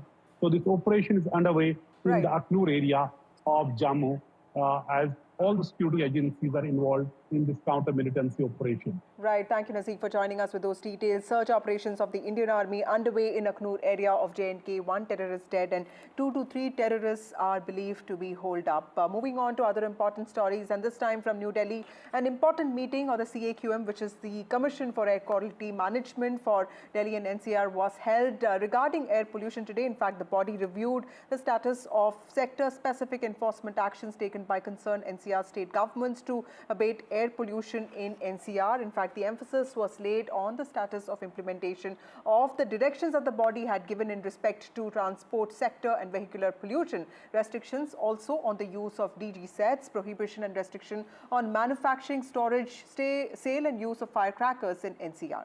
Meanwhile, the National Green Tribunal has also sought responses from Delhi Police Chief and the Special Commissioner of Traffic Management about measures that they have taken to mitigate air pollution due to vehicular movement and also parking issues. My colleague Ishika joins us with more details on this. Ishika, some days ago we saw the Supreme Court come down very heavily on the centre, saying that all steps taken for air pollution are just but a hogwash. And today, of course, the CAQM's review meeting. Tell us the main takeaways from this meeting. Well, Vasudha, in fact, as you very rightly mentioned, we have seen how, in fact, the top court, in fact, time and again has, in fact, pulled up CAQM and the other bodies, the other agencies that are, in fact, responsible to take measures to mitigate, the pollution here in the national capital.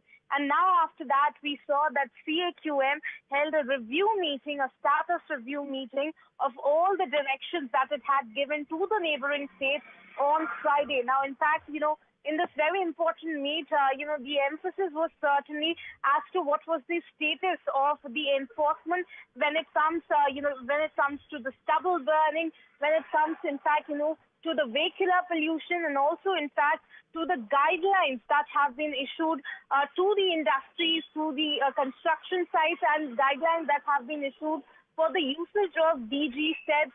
And also, in fact, the prohibition and the restriction measures, are they being followed when it comes to, in fact, the manufacturing, storage, sale and use of firecrackers in the Delhi NCR region?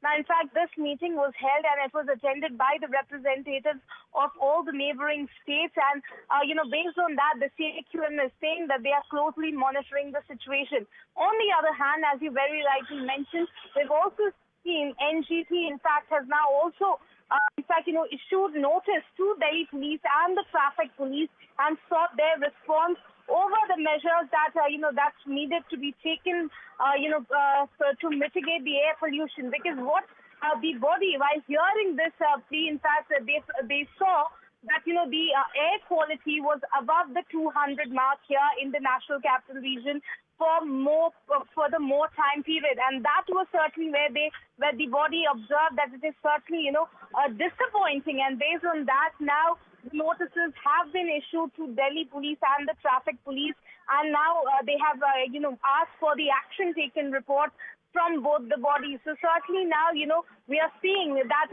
be it the NGT, the top court, both of them, in fact, pulling up the agencies, but it remains to be seen as to when we'll see the impact of the measures that are being taken so that it gives some kind of relief to the residents here in the national capital. Right. Thank you, Shika, for joining us with those details. An important meeting by the CAQM, which is the body responsible for maintaining air quality in Delhi NCR. And this review meeting was to assess the moves, the steps taken to control air pollution. Moving on to an important exclusive.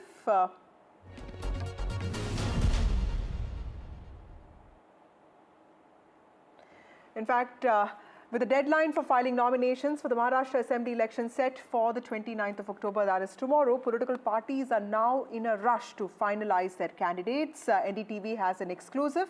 with the Chief Minister of Maharashtra, Eknath Shinde, and this is his first interview after filing nomination. Remember, Mr. Eknath Shinde is fighting from Kopri Panchpakdi seat, which is his traditional bastion, and he has spoken to NDTV about the prospects of the alliance, and he says that there is a rush in the Mahavikas Aghadi for the chief ministerial phase, but the Mahayuti is all set to make a comeback. मुझे विश्वास है कि इस चुनाव में सभी record अब तक के टूटेंगे, सभी रिकॉर्ड अब तक के टूटेंगे और महायुति की सरकार जो है इस राज्य में थंपिंग मेजॉरिटी से पूर्ण बहुमत से आएगी। आपकी लाड़की बहन मैं देख रही हूँ यहाँ पर सभी जो आपकी लाड़की बहनें हैं वो थाली लेकर आपकी आरती उतारने के लिए खड़ी हैं, आपको पैसे दे रही हैं, लेकिन विपक्ष बता रही है कि ये महज चुनाव के वास्ते किया गया है, चुनाव हो जाएगा तो इसे बंद कर दिया जाएगा। उनके लिए क्या जवाब रहेगा? ये झूठे लोग हैं, ये जो विपक्ष के लोग जैसे कर्नाटक में, जैसे हिमाचल में योजना शुरू कर दी, बोले खटाखट देंगे और योजना बंद कर दी, बोले केंद्र सरकार से पैसे लेंगे, लेकिन हमने उल्टा कर दिया, पटापट उनके खाते में पैसे दिए। हमारे लाडली बहनों को 5 हफ्ते दिए, 5 इंस्टॉलमेंट दिए। हमें पता था कि वो लोग आचार संहिता में अड़ंगा डालेंगे, कंप्लेंट करेंगे, इसलिए हम अक्टूबर के पैसे भी, नवंबर के पैसे भी अक्टूबर में दे दिए। ये हमारी नीयत साफ है, ये नीयत खोट नहीं है। उनका हमारा नेशन फर्स्ट है, उनका करप्शन फर्स्ट है, उनका कट कमीशन और करप्शन, यही धंधा है, यही एजेंडा है। खुद राजीव गांधी ने कहा था केंद्र से 1 रुपया आता है तो 15 पैसे जाते हैं लोगों के घर में, 85 पैसे कितने जाते हैं? अभी तो जो मोदी जी भेजते हैं पूरा बंदा 1 रुपया खाते में जाता है डीबीटी द्वारा। ये हमारा काम है, डबल इंजन का काम, इसलिए हमें कोई परवाह नहीं है। हम जनता की अदालत में जा रहे, हमारा काम का लेखा जोखा उनको देंगे, दूध का दूध पानी का पानी होगा और पूरी मेजोरिटी जनता में। सर, आप महायुति के अभी भी मुख्यमंत्री के चेहरे हैं, लेकिन महाविकास अघाड़ी में अभी मुख्यमंत्री का चेहरा जो है वो तय हो नहीं पाया है, क्या बोलेंगे? हमारे में देखो, मुझे करो ये कहने की नौबत नहीं। हमारे यहाँ जैसे बाला साहब ठाकरे जी थे, तब दिल्ली से सभी बड़े बड़े नेता आते थे, आज उनके वारस कहने वाले दिल्ली के गली गली में घूम रहे, मुझे करो। अगर आघाड़ी को, महाविकास आघाड़ी को ही उनका चेहरा पसंद नहीं तो महाराष्ट्र को कैसे पसंद होगा? ये मेरा सवाल है। सर, लोकसभा चुनाव के नतीजों के बाद अब जो है महाविकास अघाड़ी का कहना, वहाँ फेस के लिए रेस लगे हैं, हमारे पास काम के लिए, डेवलपमेंट के लिए हम उतरे रास्ते। इस बार सर क्या मार्जिन है? मार्जिन कौन सा? मेरा तो सब रिकॉर्ड टूटेगा। ये लोग मैंने अभी चुनाव हाथ में लिया है। Meanwhile, the BJP has released its third list of candidates with 24 hours to go for nominations for the Maharashtra Assembly elections. The third list consists of 25 names and 3 seats from Mumbai too. In fact, the BJP so far has announced candidates for 146 seats. Remember, it's a 288-member assembly and the elections are all set to take place on the 20th of November. Among the interesting candidates, of course, Jitesh Antaporkar, who won a bypoll in 2021. This was on a Congress ticket. He is considered close to former Chief Minister Ashok Chavan, who recently joined the BJP. He has been nominated from Deglur. Then Chavan, of course, has been made a Rajya Sabha MP. Amongst the other interesting candidates are also Archana Patil Chakurkar, who is the daughter-in-law of Congress veteran and former Lok Sabha Speaker Shivraj Patil. In fact, she's been fielded from the Latur city seat. She'd also joined the BJP from the Congress earlier this year. There's also Sumit Wankhede, who served as Devendra Fadnavis, Deputy Chief Minister of Maharashtra, his personal assistant for several years. He will be BJP's candidate from Arvi Assembly constituency. Borivali is where the BJP has fielded Sanjay Upadhyay. He has replaced BJP MLA Sunil Rane. Sanjay Upadhyay is seen as a consistent party worker, and with Sanjay Upadhyay, the BJP has also tried to reach out to non-Marathi speakers in Mumbai. Praveen Thatke has been fielded from Nagpur Central seat, and Ashish Deshmukh, the son of former Congress State President Ranjit Deshmukh, has also been given a ticket from Savner in Nagpur district. And this is the third list of the BJP, also featuring 4 women.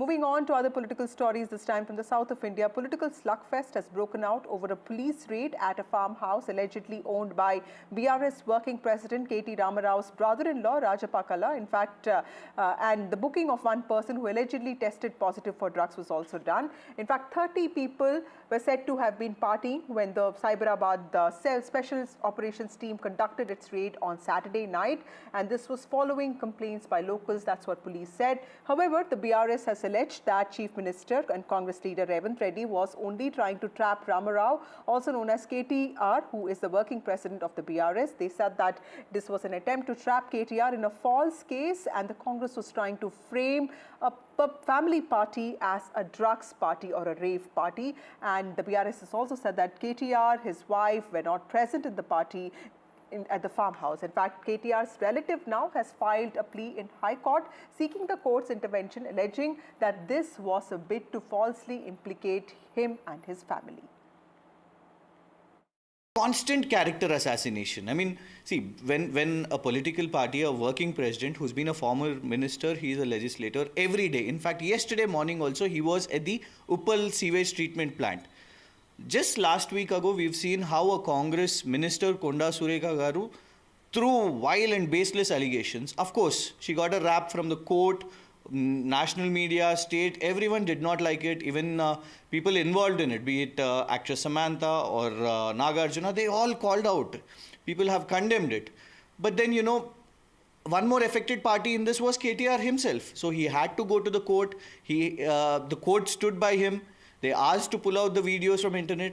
Congress should have learned out of it. And now again this, a family function being called a rave party, and all guided from the Chief Minister's office. We have our constitutional rights. You call a family function a rave party. You seize the alcohol and you call them drugs.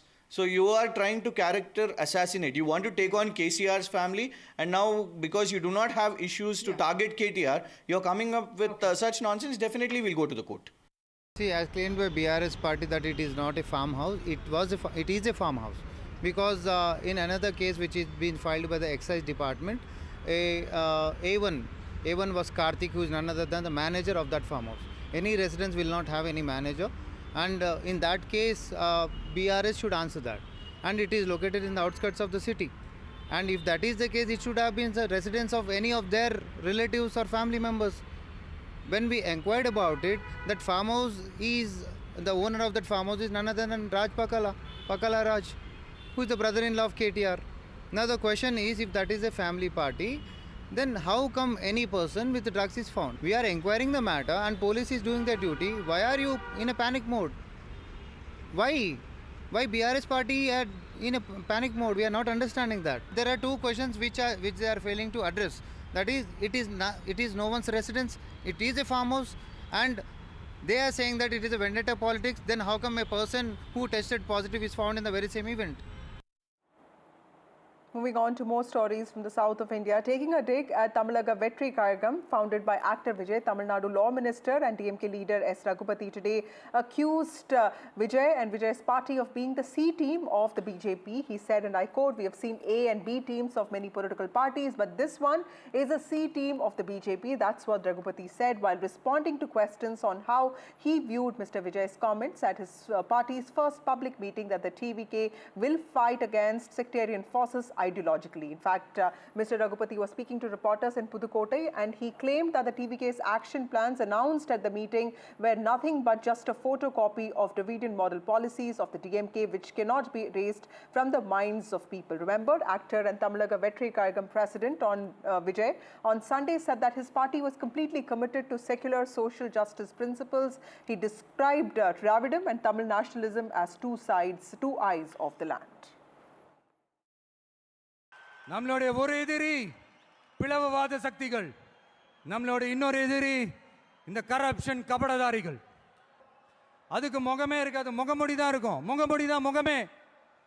இப்படி முகமுடி போட்ட corruption கபடதாரிகள் தான் இப்போ நம்ம கூடவே இருந்துகிட்டு இப்போ இங்க நம்மள ஆண்டுகிட்டு இருக்காங்க. எஸ், திராவிட மாடல் ஆட்சியினுடைய கொள்கைகள் அதை தமிழக மக்களிடத்திலிருந்து அகற்ற முடியாது என்பதை நேற்றைய தினம் அவர்கள் வெளியிட்டிருக்கிற ஜெராக்ஸ் காப்பியிலிருந்து நாம் தெரிந்து கொள்ள முடியும். எனவே அது வந்து ஜெராக்ஸ் காப்பி தான். எங்களுடைய கொள்கைகள் அதில் சிலருக்கு விளக்கங்கள் கொடுத்து தந்திருக்கிறார்களே தவிர திராவிட மாடல் ஆட்சி, அதுவும் தலைவர் தளபதி முன்னெடுத்து செல்லுகிற அந்த கொள்கைகளை தமிழக மக்களிடமிருந்து யாரும் எடுத்து விட முடியாது, பிரித்து விட முடியாது. அதாவது இதுவரைக்கும் பல அரசியல் கட்சிகளுடைய ஏ டீம், பி டீம் பார்த்துருக்கிறோம். இது பாரதிய ஜனதாவினுடைய C team.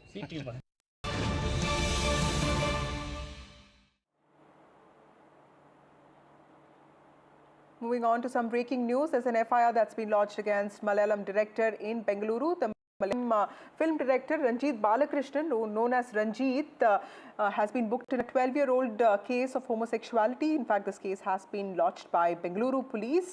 Bengaluru police have registered the case on Saturday after the FIR was booked by Kasba police in Kerala to Bengaluru police since the alleged offence occurred there. In fact, the complainant is a Kozhikode-based artist who has alleged and who has claimed that he met Ranjit in 2012 and he was assaulted in a hotel there. My colleague Uma Sudhir joins me on the phone line. Uma, tell us about this latest FIR against Ranjit and what is this case all about? So Ranjit Balakrishnan is in fact among the first of the film artists who was named after the second wave of Me Too allegations in the light of the Hema Committee report becoming public. And at that time, Ranjit Balakrishnan was named along with Siddiq and others in multiple cases. And in this particular case, this is in fact more than 12-year-old case that we're talking about. And the person who is the complainant in this case had in fact approached the Kerala police, but because the incident is said to have happened at Bengaluru near the Kempegowda International Airport at a 5-star hotel there, the complainant had in fact said that he was asked to strip and the accused in this case had admired him and had also sexually assaulted him, and at that time he did not dare to come out and complain. So this case has now been registered by the Kempegowda International Airport Police, and that is where the investigation will now start taking place here. Ranjit Balakrishnan was among those who had in fact a month ago approached the High Court seeking protection from arrest by the police as well. But what happens next in this particular case, because it's not Kerala police but the Karnataka police presumably which will be investigating this particular case. Of course, the Kerala has set up the special investigation team, but we were talking about women as victims, but in this case we see a man who's come forward to say that he was sexually assaulted by this very famous filmmaker. Back to you. Right. Thank you, Masudi, for joining us with those details. FIR against Malayalam director, filmmaker in Bengaluru. This is a filmmaker called Ranjit Balakrishnan, also known as Ranjit, and it's a 12-year-old case that concerns homosexuality. Time for a short break. More news and updates on the other side.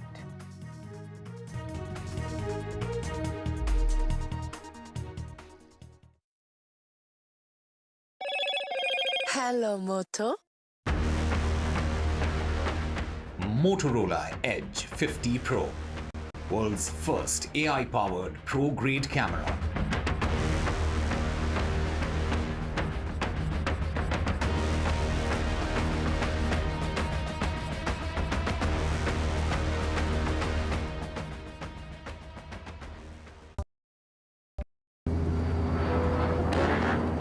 I don't care for no songs and proses. I don't care for no sweet boys with roses. All I want is a touch of love. I now request the Honorable Prime Minister to launch NDTV World and address the summit. It was the grand launch of NDTV World by Prime Minister Narendra Modi. As he laid out his vision for the India century at the NDTV World Summit. ऐसी सदी जिसमें भारत के प्रयासों से दुनिया में स्थिरता आए. In the presence of those who are shaping our future. मेरी तरफ से आपको ढेर सारी शुभकामनाएं हैं. NDTV World, your new home for global news is here.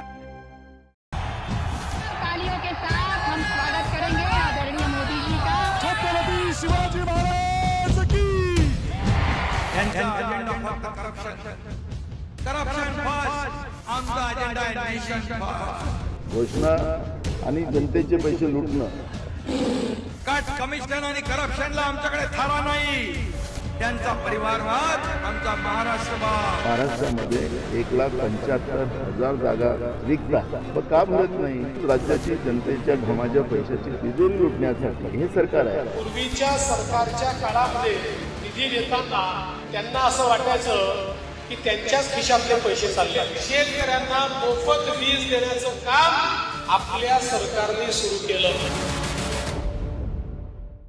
I've been reporting on all issues, big and small, from Andhra Pradesh, Telangana, rest of South India, bringing you all the action, all that you need to know, all that you want to know. The energy of Maximum City is infectious. I bring in that energy in our news coverage from financial capital Mumbai. India's IT capital is always buzz. It's literally a city that never sleeps. And I keep you ahead on all the Bengaluru buzz. Covering from the southernmost part of India over the last 23 years, I bring in-depth and 360-degree coverage from the Dravidian heartland. The land of Mishti is also known for its bitter politics. I have seen much water flow under the Howrah Bridge, covering Bengal in all its vivid colors. Stay informed and entertained with the new and updated NDTV News App. You can watch all our channels live, listen to podcasts, read breaking and exclusive news from around the world and more. Download the NDTV app today and get access to the best journalism and storytelling on your smartphone or tablet. The NDTV app. News that matters to you.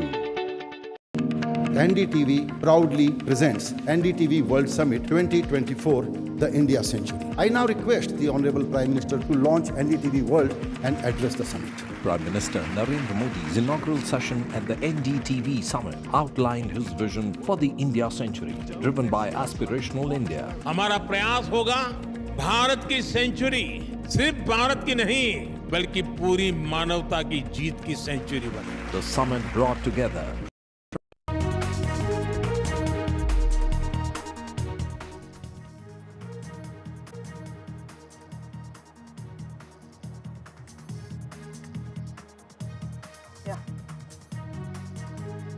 Good evening, ladies and gentlemen. You're watching NDTV. India's maximum city, Mumbai, at the heart of Maharashtra battle, is all ready for several battles. In fact, it has 36 assembly seats, and Mumbai is where both the Senas have put in maximum effort. Even the BJP, Congress and other parties have tried with all their might to get ahead of each other in this city when it comes to Mumbai. In fact, the ruling Mahayuti alliance has declared candidates for about 30 seats, while the Mahavikas Aghadi has also declared the same for 30 seats. The Shinde Sena is yet to declare candidates for important places such as Bhandup and Dharavi. It has also fielded candidates such as Milind Deora that has made the battle for Mumbai very interesting. Leaving a few exceptions, it has focused on fielding Marathi candidates. There are also seats such as him that will see a triangular fight with the MNS's Raj Thakre's son making a debut. In fact, the Congress, meanwhile, that won just 1 out of 2 seats in Mumbai in the Lok Sabha elections, wanted at least 15, but had to be content with fewer, as the UBT Sena that has put its foot down, fielding all its heavyweights from Sunil Prabhu to Rajan Vichari.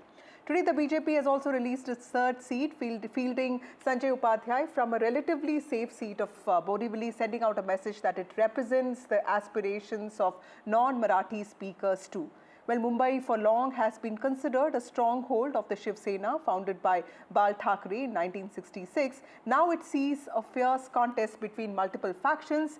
But what will influence the voters here? What is it that voters want? How is the Battle of Mumbai shaping up? We'll discuss that today. Joining us now is Neerja Chaudhary, who's a senior journalist. We have Charan Singh Sapra, who's a spokesperson for the Congress, also working president of Mumbai Congress. We have Sushil Vyas, who represents the Shiv Sena.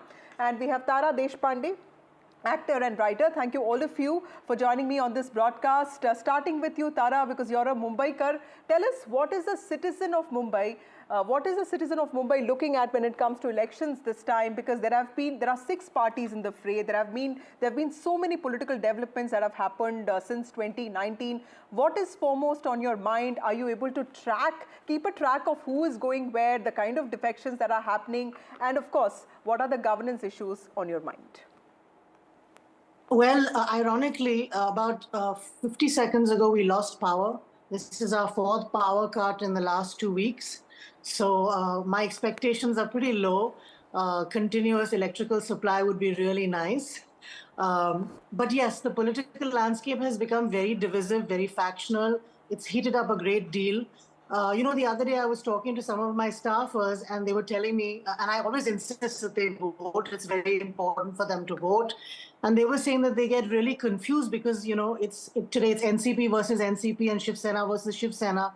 And they're like, Chin konta hai, which is the symbol of the new party, which is the symbol of the old party, and they tend to get really confused. Yes. So we've decided to have a sit down and work it out so that they vote correctly when they show up for the election.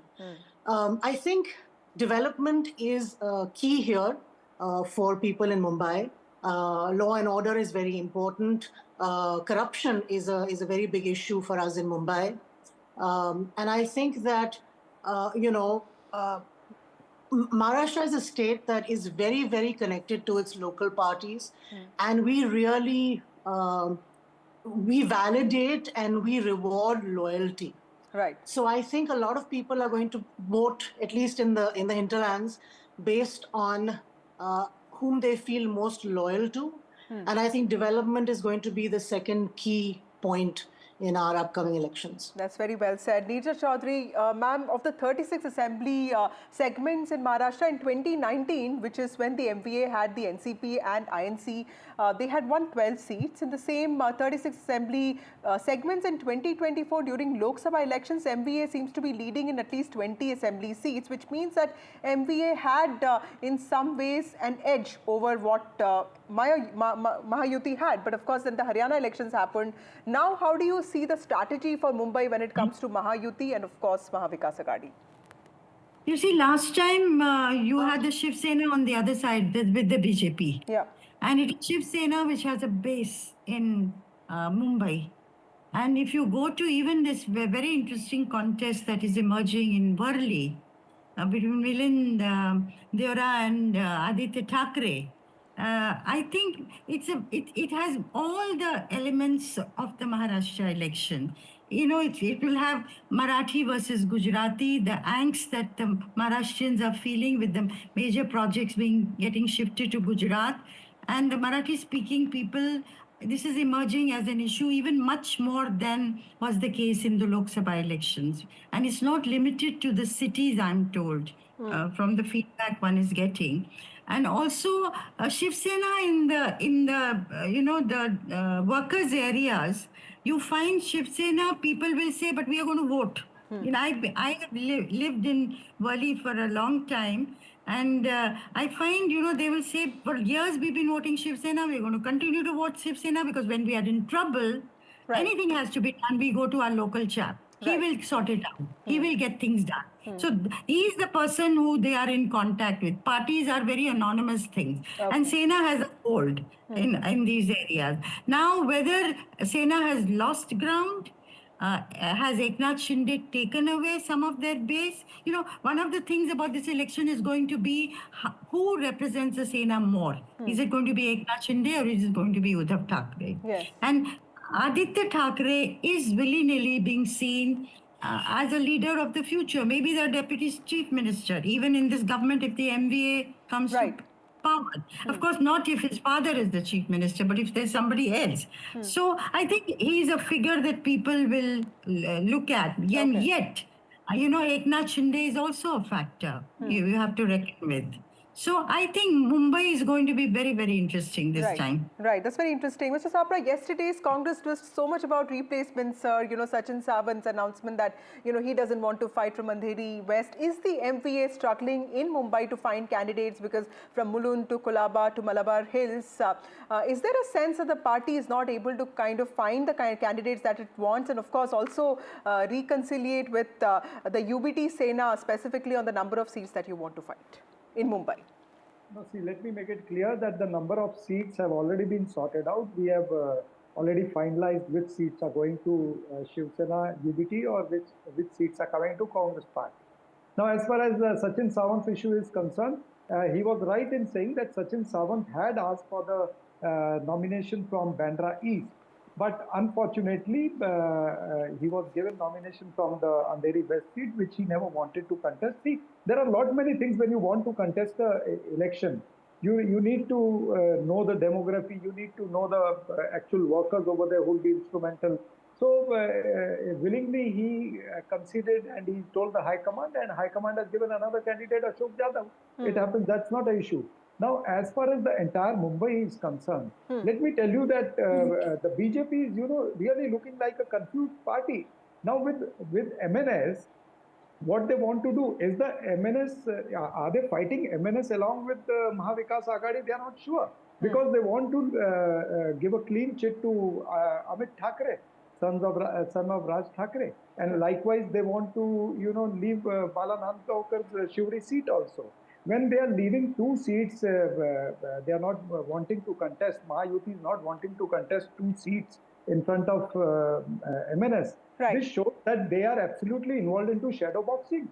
MNS is just like a B team of Bharatiya Janata Party, whom they are trying to utilize just to cut down the votes of Shiv Sena or the Mahavikas Aghadi. But they are not going to succeed in this, because people of Mumbai have already given a verdict in Lok Sabha election. We have won 4 Lok Sabha seats. The Mahavikas Aghadi has won 4 Lok Sabha seats from Mumbai. So people have already given the verdict. I don't think so that they are going to change, and there are so many other issues. The BJP had promised. Okay. Chhatrapati Shivaji Maharaj. Okay, it's one issues versus the other. Let me also get in Mr. Vyas there. Mr. Vyas, if you look at the Eknath Shinde list or the Shiv Sena list of candidates from Milind Deora to Sanjay Nirupam, Mumbai has been a city of UBT Sena in some ways, right? So is the Shiv Sena also trying to sort of make a point here? It's trying to drive home a point that it is very serious about Mumbai and it is just not going to lose it without like a big fight. Vasudha ji, before I go to your question, I just want to reply the incorrect facts given by my brother Sapra ji about CUD and mine. They're not Mahayuti not being contesting and be hand in glove with Manse and all that. See, he must know our sitting candidate MLA from CUD, Mr. Chaudhary, has been given ticket. He is contesting from CUD. Mahim Sada Sarvankar, sitting MLA of Shiv Sena, is contesting. He has already been given A and B form. So it is not correct to say that both the seats we have given up, we are not contesting. That is apart. Now, what you say about the Mumbai's importance for the Shiv Sena, the real Shiv Sena being recognized by Supreme Court of India as well as the Election Commission of India, that is under the leadership of Present Chief Minister, Mr. Eknath Raoji Shinde. We are very much serious about the development and the welfare scheme being implemented in Mumbai. That's why we want maximum number of seats to be there after this election to be won by us. And that's the reason we have convinced our senior people like Sanjay Nirupam ji, Milind Deora ji to be there in fray of MLA election. Although they are national leader, they have already contested parliament seat. Milind Deora is sitting Rajya Sabha member. We have convinced them to contest in the larger interest of this city, for the development of this city. We have done a lot for the last 2.5 years of this regime, like toll exemption, Atal Okay, point taken, sir. Let me ask the Mumbaikar that question. Tara, as a Mumbaikar, as a person who lives in Mumbai, tell us, how do you view this whole debate around identity, reservations, or for that matter, politics versus governance, OBC versus Maratha? The Mumbaikar in general perception is seen as very practical, somewhat apolitical. Has that changed over the last few years? I think we had moved away from the Maharashtra for the Maharashtrians we had moved away from it prior to 2020. But I think COVID changed a lot of things. And I think the kind of work that Uddhav Thackeray and Aditya Thackeray did at that time has really touched people. I mean, we were living here, we saw their work on the ground, we saw common sense administration, we saw a very nuanced approach to things during COVID. Right down, as Nirja ji said, eventually it's like, when I'm in trouble, who's going to come and help me? So that connection, I think, has actually become deeper. And I think the people of Maharashtra are very upset by this divide in the Shiv Sena. And I think they're looking for something to rally them together, to bring them together. I think employment is a big issue. I think that, Maharashtra and Mumbai feels that they contribute so greatly, so vastly to the exchequer that they should be receiving more funds for development. Development is not just for Mumbai. I mean, you drive 1 hour out of Nasik and they don't have running water, they don't have electricity. We have North Maharashtra has some of the highest rates of child hunger, malnutrition and stuntedness in children. So, saying that Maharashtra is very well developed because we put up a highway or we put up a metro in Mumbai is just not enough. Right. So I think that people are looking at greater employment. They're looking at, more funds coming in for rural projects within Maharashtra. And the sense that I'm getting from people is that, politics all over the world right now is more polarized, it's more factional. Europe, which used to be so secular, has moved away. Look at what's happening in the US. Right. I think, unfortunately, that's also happening here. But whether the reasons for that are good or not, that is, up for debate. Okay. Thank you so much, all of you, for joining me on this broadcast. The city of identities, multiple identities, and also multiple breakups. We'll keep tracking all that and more from Mumbai for you. But in our series, Mumbai Dateline, today we bring you a ground report from the heart of Mumbai. Today we shall take you through the politically significant hotbed seat of Dadar, which is the birthplace of the Shiv Sena. Ahead of the polls, there is political buzz in every nook and corner of Mumbai. So do the people of Mumbai. They expect, the people of Dadar are expecting from their leaders many things. What are their issues? Take a look at this ground report by my colleague Anuj.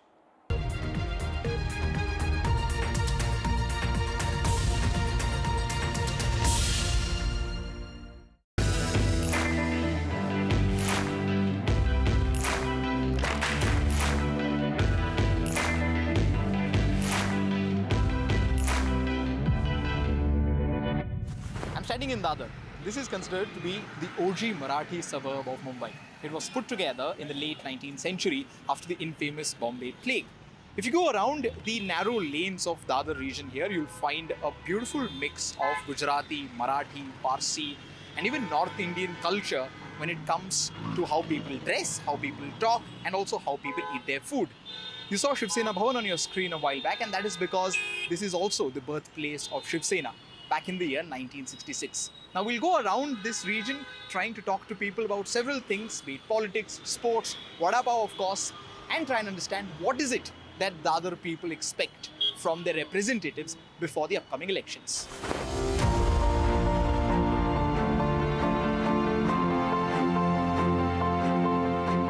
In a cricket crazy country like ours, if you ask me to spot that one location which kind of captures the spirit of Indian cricket, I would always bring you here, the Shivaji Park. While the Lord's Cricket Stadium might be located hundreds and thousands of kilometers away from this place towards the west of our globe, but the Lord himself started his career here in our very own Shivaji Park. And as you can see around me, there are several youngsters here on a bright morning practicing either for recreation or for competitive sport. Now we'll try and talk to them about what does Shivaji Park mean to them and what does cricket mean to Mumbai. Mumbai का cricket culture है वो पूरे देश से या फिर पूरे दुनिया भर से अलग क्यों माना जाता है और उसमें शिवाजी पार्क का भी एक बहुत बड़ा अहम रोल है। वो उसका एक मेन रीज़न इसलिए है क्योंकि जो एक क्रिकेट का जो एक क्रेज़ है, जो एक क्रिकेट की जो एक बोलते हैं ना क्रेज़ है, वो इंडिया में तो माने थे, पर महाराष्ट्र में इसको बहुत अलग लेवल पे लेके गया गया है। अभी जैसे इंडिया में रणजी जो होता है तो उसमें महाराष्ट्र ने काफ़ी बार जीता। क्यों? क्योंकि अपने प्लेयर्स को उस तरीके से फैसिलिटीज़ देना और उनको उस तरीके से खिलाना, इसलिए उनके प्लेयर्स और फिर जो यहाँ का इन्वायरमेंट है महाराष्ट्र का वो एकदम मोटिवेटिंग है। Besides its political and sporting history, this Shivaji Park area is also known as a recreational area. You see people of all ages and of all kinds coming here to just have a good time on the mornings and also in the evenings. I am living in Dadar near about 40 years. And my father and my father also living in Dadar. That means 100 and above year. यहाँ पे जो अभी बिल्डिंगें दिखते हैं वो बिल्डिंगें नहीं थी। यहाँ पे पहले वाड़ी रहती थी और वाड़ी में चाल रहती थी और कौल के घर रहते थे। उसमें नारियल के पेड़, आम के पेड़, अपना कुआं, ये सब सारी चीज़ें आज भी है। लेकिन जो चेंज हुआ है, जैसे सीडीए में मोबाइल से एंड्रॉयड मोबाइल में जैसे चेंज हुआ है, वैसे दादर में भी चेंज हुआ है। यहाँ पे अभी सोसाइटी बन गई है और बड़े बड़े टावर बन गए हैं, लग्जरियस टावर बन गए हैं। अभी आपके सामने ये जो छत्रपति शिवाजी राजे मैदान है, ये खुला मैदान था। अभी यहाँ पे बहुत सारे देखो आजू बाजू में है ना, यहाँ पे बहुत सारे ना बांधकाम हो गए हैं।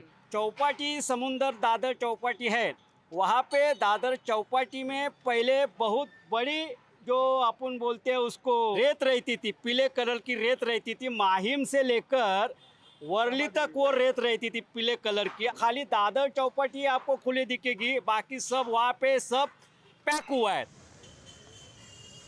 The first thing that they should put the hook on the roads.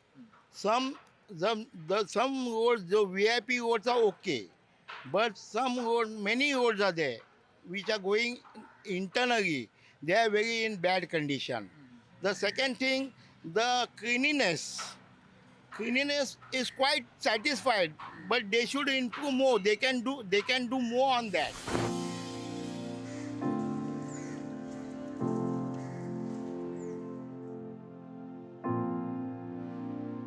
Thousands of people come here from across the state and from across the country to pay respect to the great man. But if you ask me about my personal experience of coming to Chaitya-Bhumi, it has always been about books. You know, you see, of course, a lot of these stalls are closed now because it is peak afternoon hours. But these stalls have some of the best Marathi literature works as far as literature is concerned, as far as history and even religion is concerned. ताई, आप मुझे बताइए कि आप कितने सालों से ये स्टॉल आपने लगाया हुआ है? मेरे को तो 20-25 साल हो गए हैं। 20-25 साल से आप स्टॉल पे है। हाँ। आप मुझे बताइए कि यहाँ पे मैं देख रहा हूँ कि बहुत सारी अलग अलग तरीके की किताबें, कार्ल मार्क्स से लेके बाबा साहब अम्बेडकर से लेके छत्रपति शिवाजी महाराज तक, तो कैसी कैसी किताबें हमें इन स्टॉल्स में मिल सकती है? सब पूरा हिंदी, मराठी, इंग्लिश सब बाबा साहब का मिलेगा पूरा किताब। हाँ। जिसमें संविधान, माझी आत्मकथा, धम्म, बुद्धिस्ट धम्म, पूर्णिमाचे महत्व, शिवाजी कौन फकीर, ये सब मिलते हैं उसमें। ये जो जगह है चैत्य-भूमि, यहाँ पे आप पहले कितनी बार आ चुके हैं और इस जगह के बारे में ऐसी कौन सी चीज़ें जो आपको इतनी अच्छी लगती है कि आप यहाँ पे बार बार आते हैं? ये जगह पे हम साल में 2-3 बार आते ही आते हैं, लेकिन 6 दिसंबर को हम इधर बाबा साहब को आदरांजलि श्रद्धांजलि देने के लिए आते हैं। ये हमारा शक्ति स्थान है। यहाँ जग भर से भीम अनुयायी हर साल कोई मुंबई में आया तो इधर आता ही है, बोले तो आता है।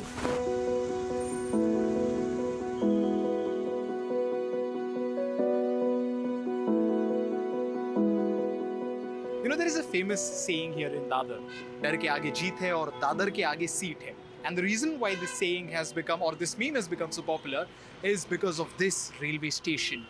The famous Dadar railway station, which will be crowded at all hours because all the trains which come from the northern suburbs of the city and travel their way down towards either CSMT or Churchgate, most of them will empty themselves down here at the Dadar railway station. We're standing on a flyover bridge, and on one side we have the Dadar railway station, and the other side we have the iconic Dadar market. Now, this Dadar market is considered to be one of the oldest markets here in the city. You'll find everything here, and when I say everything, I mean everything. From electronics to books, from vegetables to textiles, clothes, and all of those things you can find here at the most reasonable rates. That is why at every given point of time of the day, you'll see the streets here very busy and crowded. जो Dadar market में इतनी भीड़ आती है, ज़्यादा भीड़ मतलब ज़्यादा कंपटीशन? नहीं, कंपटीशन की भी रहती है, ऐसा कुछ नहीं है, लेकिन फायदे की होती है। कोविड के बाद है ना, भीड़ ज़्यादा अभी बढ़ने लगी। थोड़ा बीच में गए 1-2 साल में कम थी, अभी 1 साल में तो ज़्यादा ही लग रही है।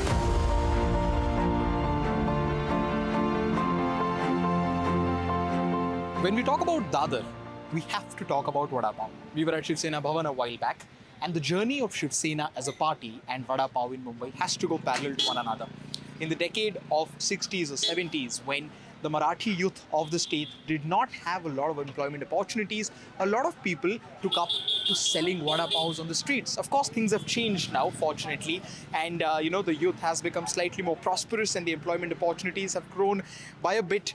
But the popularity of Vada Pav has still not died in Dadar. Rather, it has spread itself across not just the state or the country, but pretty much across the world. We are standing outside Ashok Vada Pav. This is considered to be one of the most iconic Vada Pav centers here in Mumbai. On several occasions, you'll see several celebrities, sports personalities and film actors and actresses standing in long queues outside Ashok Vada Pav stall here just to get a bite of what is considered to be one of the most iconic Vada Pavs here in Mumbai. जो मुंबई के बाहर लोग रहते हैं, उनके लिए आप बताइए कि वड़ा पाव का क्या महत्व या क्या इंपॉर्टेंस है एक मुंबई करके लाइफ में? इम्पॉर्टेंट बात ये है, टेस्ट ही एक अलग है। अशोक वड़ा पाव का टेस्ट जो है ना, एकदम डिफरेंट है। और मैं पिछले मेरे ख्याल से 15 साल से आ रहा हूँ यहाँ पे, और मैं रहता हूँ बैंड्रा में, पर इधर आता हूँ तो वड़ा पाव खा के ही जाता हूँ। बहुत बढ़िया है। Livability is a major concern in cities like Mumbai, and Dadar is no different. It has got all the pollution, so much of congestion, but people still get attracted to a place like this because it seems to have an inherent calm. And that is what the residents of Dadar want to be kept intact. They want their beaches to be clean, they want the pollution and construction to be controlled. Well, it is on the legislators to do it now, but this is what people living in Dadar have to say 1 month before they go to elect their new MLA. With camera person Praveen G. Rohit, this is Anuj Raith reporting from Dadar, Mumbai for NDTV. Mumbai there, all set for a high-pitched battle. Time for a short break for news and updates on the other side.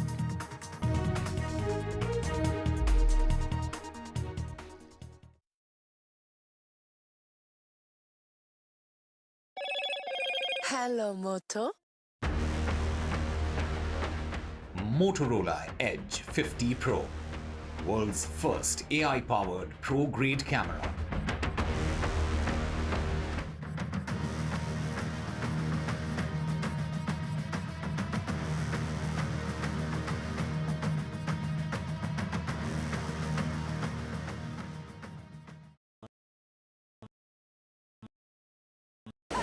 Cappuccinos to go.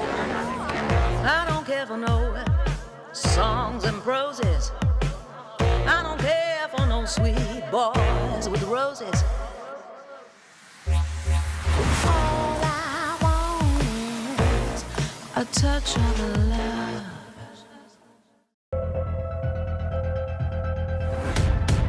We reached an agreement on patrolling.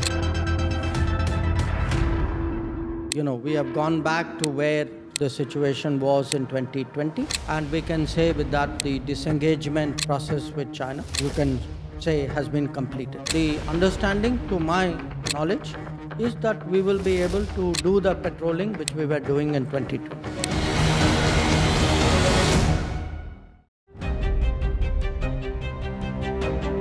Hello and welcome to India Sense, where I speak with global opinion makers. The United States has made a strategic decision over the last 20 years to move closer to India. So a $7 trillion economy seems a perfectly conceivable number. If you want to be a national party, it's that you sort of accept the way the world is rather than want to endlessly hark back to how it was. Modi is promoting the digitization of the economy, which is accelerating growth in the country. New day, new show, a new experience. Start your day with the news, not views. We bring you stories that matter and impact your life. News that informs and keeps you ahead. From Maximum City, Mumbai, To the seat of power, Delhi, NDTV brings you the best breakfast show. breakfast news on NDTV, 8 a.m. every day.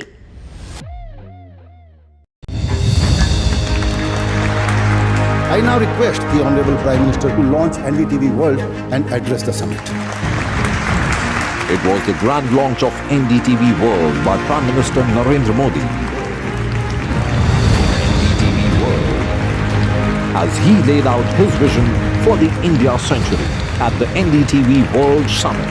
ऐसी सदी जिसमें भारत के प्रयासों से दुनिया में स्थिरता आए. In the presence of those who are shaping our future. मेरी तरफ से आपको ढेर सारी शुभकामनाएं हैं. NDTV World, your new home for global news is here. तालियों के साथ हम स्वागत करेंगे आदरणीय मोदी जी का. छत्रपति शिवाजी महाराज की.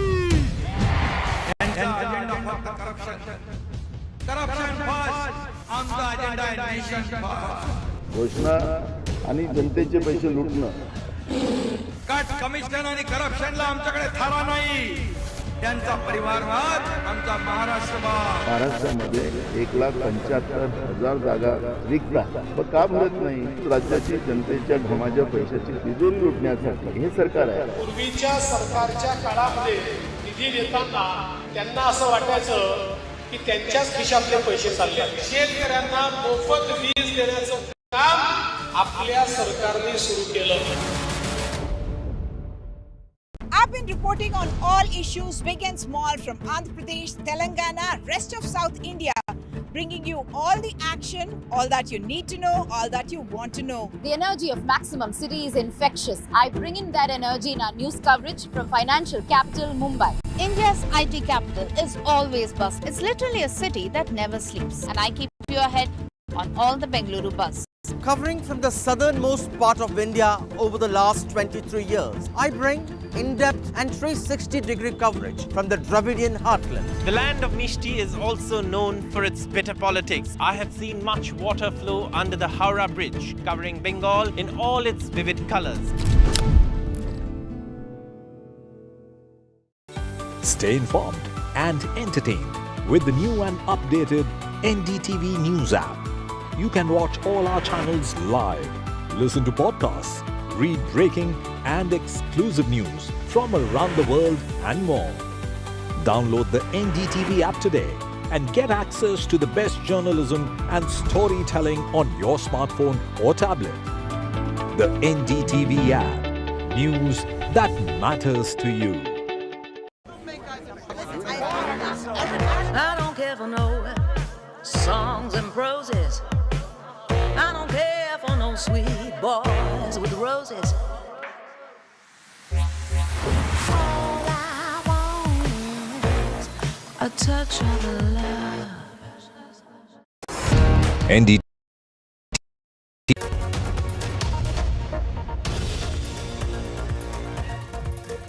Hello and welcome. You're watching the news. I'm Gargi Rao. Just a day is left for filing of nominations in Maharashtra. Several big names filed their nominations today. Also in Telangana, KTR hits out at the Congress over targeting a family celebration. All that and more coming up ahead. Let's take a look at the headlines. A day of mega nominations in Maharashtra. Political heavyweights filed nominations even as scramble to finalize their candidates list with just a day to go. Several seats in Mumbai undecided. Chief Minister Eknath Shinde undertakes a mega roadshow before filing his nomination, tells NDTV the Mahayuti will register a record win as their work speaks for itself.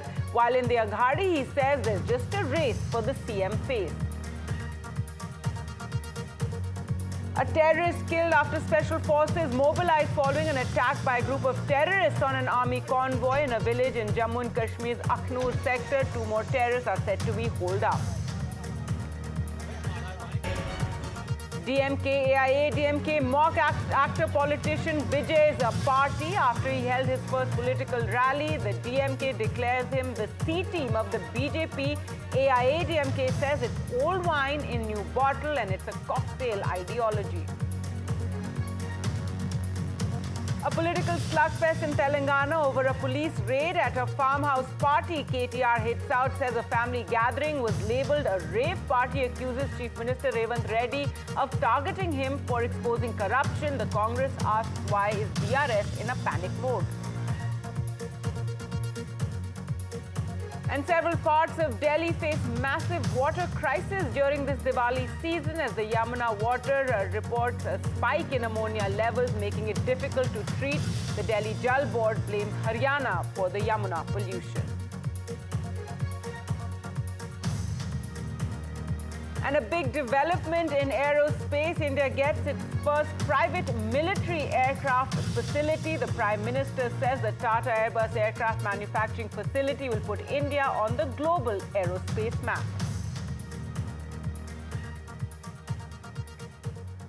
Our top story now, and it was a day of mega nominations in Maharashtra, even as political parties scramble to finalize their candidates list.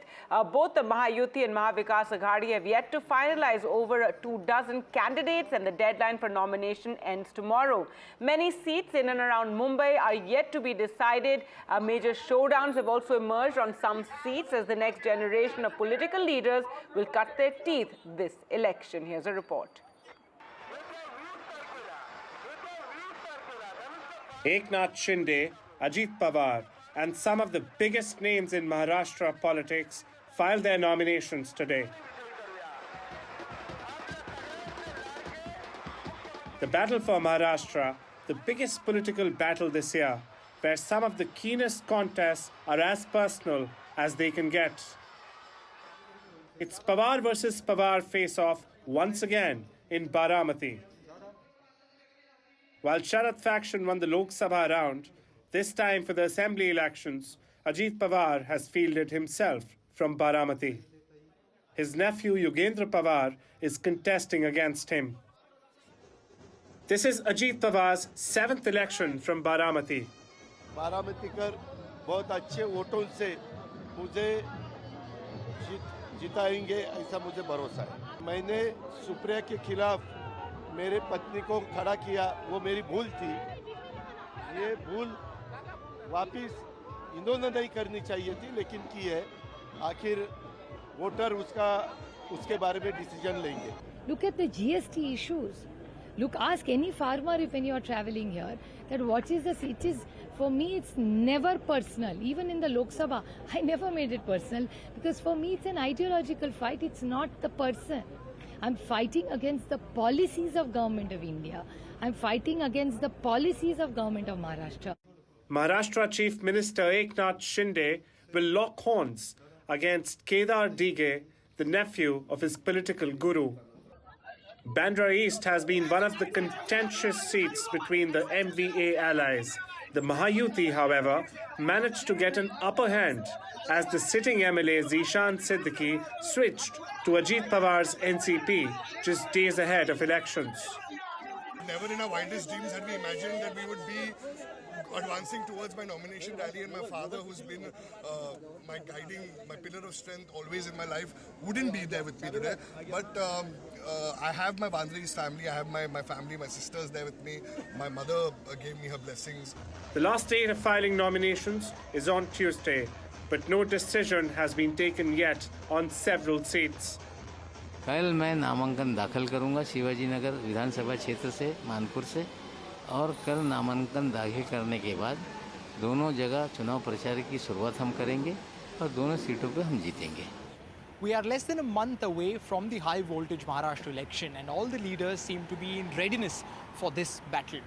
From Worli's Sena versus Sena to Baramati's Pawar versus Pawar, everyone seems to have pulled up their socks, not just while campaigning, but also while filling their nomination forms here in Maharashtra. With camera person Sachin, this is Anuj Raide reporting for NDTV from Mumbai. Today, Chief Minister Eknath Shinde held a massive roadshow in his constituency before filing his nomination. Speaking to NDTV following that, he said that the Mahayuti will register a record win in this election as their track record proves itself. He also said in the MVA, there's just a race for the CM's face. मुझे विश्वास है कि इस चुनाव में सभी record अब तक के टूटेंगे, सभी रिकॉर्ड अब तक के टूटेंगे और महायुति की सरकार जो है इस राज्य में थंपिंग मेजोरिटी से पूर्ण बहुमत से आएगी। आपकी लाड़की बहन मैं देख रही हूँ यहाँ पर सभी जो आपकी लाड़की बहनें हैं वो थाली लेकर आपकी आरती उतारने के लिए खड़ी हैं, आपको पैसे दे रही हैं, लेकिन विपक्ष बता रही है कि ये महज चुनाव के वास्ते किया गया है, चुनाव हो जाएगा तो इसे बंद कर दिया जाएगा। उनके लिए क्या जवाब रहेगा? ये झूठे लोग हैं, ये जो विपक्ष के लोग जैसे कर्नाटक में, जैसे हिमाचल में योजना शुरू कर दी, बोले खट खटाखट देंगे, और योजना बंद कर दी, बोले केंद्र सरकार से पैसे लेंगे, लेकिन हमने उल्टा कर दिया, पटापट उनके खाते में पैसे दिए। हमारे लाडली बहनों को 5 हफ्ते दिए, 5 इंस्टॉलमेंट दिए। हमें पता था कि वो लोग आचार संहिता में अड़ंगा डालेंगे, कंप्लेंट करेंगे, इसलिए हम अक्टूबर के पैसे भी, नवंबर के पैसे भी अक्टूबर में दे दिए। ये हमारी नीयत साफ है, ये नीयत खोट नहीं है। उनका हमारा नेशन फर्स्ट है, उनका करप्शन फर्स्ट है, उनका कट कमीशन और करप्शन, यही धंधा है, यही एजेंडा है। खुद राजीव गांधी ने कहा था केंद्र से 1 रुपया आता है तो 15 पैसे जाते हैं लोगों के घर में, 85 पैसे कितने जाते हैं? अभी तो जो मोदी जी भेजते हैं पूरा बंदा 1 रुपया खाते में जाता है डीबीटी द्वारा। ये हमारा काम है, डबल इंजन का काम। इसलिए हमें कोई परवाह नहीं है, हम जनता की अदालत में जा रहे, हमारा काम का लेखा जोखा उनको देंगे, दूध का दूध पानी का पानी होगा और पूरी मेजोरिटी जनता में। सर, आप महायुति के अभी भी मुख्यमंत्री के चेहरे हैं, लेकिन महाविकास अघाड़ी में अभी मुख्यमंत्री का चेहरा जो है वो तय हो नहीं पाया है, क्या बोलेंगे? हमारे में देखो, मुझे करो ये कहने की नौबत नहीं। हमारे यहाँ जैसे बाला साहब ठाकरे जी थे, तब दिल्ली से सभी बड़े बड़े नेता आते थे। आज उनके वारस कहने वाले दिल्ली के गली गली में घूम रहे, मुझे करो। अगर आघाड़ी को, महाविकास आघाड़ी को ही उनका चेहरा पसंद नहीं तो महाराष्ट्र को कैसे पसंद होगा? ये मेरा सवाल है। सर, लोकसभा चुनाव के नतीजों के बाद अब जो है महाविकास अघाड़ी का कहना, वहाँ फेस के लिए रेस लगे हैं, हमारे पास काम के लिए, डेवलपमेंट के लिए हम उतरे रास्ते। इस बार सर क्या मार्जिन है? मार्जिन कौन सा? मेरा जीत का? मेरा तो सब रिकॉर्ड टूटेगा। ये लोग मैंने अभी चुनाव हाथ में लिया है। So record victory is what Eknath Shinde has to say, but no candidate decided on in both the groupings, the Mahayuti as well as the MVA, for multiple seats, especially some high-profile ones. The BJP has just declared for seats for smaller allies. Let's go across to Radhika now for more. And Radhika, the deadline looming by tomorrow is when the nominations have to be filed. Tell us, what are you hearing? Because it's around 24 seats that still have to be declared, and candidates have to be declared. Absolutely. Tomorrow is the last day of nominations as far as Maharashtra is concerned. And we know for a fact that there are undecided / disputed seats in both Mahayuti as well as MVA. In MVA, there are at least about 3 to 4 seats in Mumbai itself that's undecided. And across Maharashtra, about 15 seats that are undecided. As far as Mahayuti is concerned, close to 30 seats in Maharashtra that's undecided. And within Mumbai, about 8 seats. They just came up with a list of 4 seats just now, the BJP, whereby a few of these disputed seats have been decided, including Kalina one, which is going to RP, and several other seats which is going to smaller parties. As far as MVA is concerned, at least 3 seats under dispute between the Congress as well as Sena, and as far as Mahayuti is concerned, at least about 7 to 8 seats, whereby both the Sena and the BJP is vying for. And these are some very important seats, including Bhandup, Versova, as well as Borivali. Borivali, the dispute is within BJP itself. There are certain seats in which the BJP is not able to decide who the candidate is going to be. Similarly, in MV as well.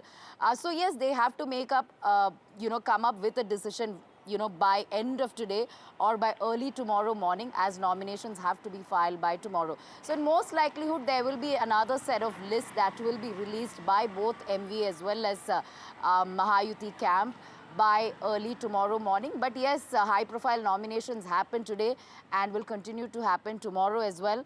And meetings, marathon meetings taking place as we speak in order to decide on many of these disputed seats. All right, so parties burning the midnight oil there. Thanks so much, Radhika, for joining us with all those details. And Radhika will keep a track on those developments. Well, let's get your news now from Jammu and Kashmir. And a terrorist was killed today after special forces were mobilized to neutralize a group of terrorists who attacked an army convoy in the Akhnur sector. This took place early morning. The terrorists, believed to be 3 in number, fired on the army convoy at around 6:30. in the morning, and then when the troops retaliated, they fled into the forest. According to reports, the encounter is still underway. One terrorist, as we said, has been killed. Well, let's go across to Nazir now for the very latest. Nazir, what can you share with us? Well, this operation is underway. Clearly, during the night, not much is going to happen because you have to see the army has to, carefully, conduct this operation. But what is one of the rare measures during any anti-militancy operation was the use of, BMP, two infantry combat vehicles by the army. So essentially, tanks being used, as you can see in the visuals. Because army doesn't want to take any chances. Early this morning, there was an attack on army convoy. Even an army ambulance was also hit during the, this attack that was hit in because of bullets. Then army swiftly retaliated, and during the ensuing encounter, one heavily armed militant has been killed. According to army, they have recovered arms and ammunition from the site of encounter as well. But that is not all. At least 2 to 3 militants are still holed up there. And these militants clearly are well trained in the jungle and mountain warfare. And as they have been involved in several incidents in the past, same type of militants, particularly on targeting army in Jammu region. Recently, we saw 2 major attacks in the Kashmir Valley, both in the mountains areas, forest areas. So clearly, it is a new type of militancy which security forces are dealing with. And in this particular operation, even the national security guards are also part of this anti-terror operation in Akhnur sector of this Jammu region. As Jammu has been largely infested by militancy over the last few years, and particularly since last 6-7 months, there have been several attacks in Jammu region. And when people were talking about, more attacks in Jammu, we recently saw spurt in attacks in the valley as well. Security forces have held a series of meetings, including Lieutenant Governor also held meetings because he's in charge of, security and law and order in Jammu and Kashmir, despite an elected government in place. And law and order is the responsibility of the center and the Lieutenant Governor. So it remains a major challenge for the central government and the Lieutenant Governor how to deal with this type of situation and ensure this type of militancy is ended. But right now, the security forces are involved in this one of the biggest anti-terror operations in Akhnur in Jammu region. All right, Nazir, thanks so much for joining us with all those details. And as Nazir said, that encounter is still underway. Well, from Kashmir now to Tamil Nadu, where ruling DMK has dismissed actor politician Vijay's ideology for his new party, Tamizaga Vetri Kazhagam, saying he had copied them, also calling him the C team of the BJP, while main opposition AIADMK called it a cocktail of current political standpoints of various parties. Vijay held a massive rally on Sunday where he declared his party's priority. So will he be a disruptor in Tamil Nadu politics? Here's a report.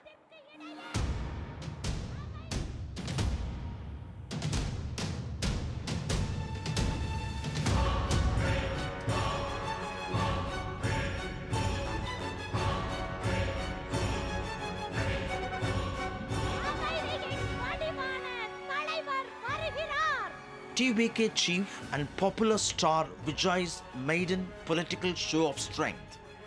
At a venue packed with lakhs of fans and followers, Vijay made his first political speech laced with punchlines. Very tacitly, Vijay kept silent on AIADMK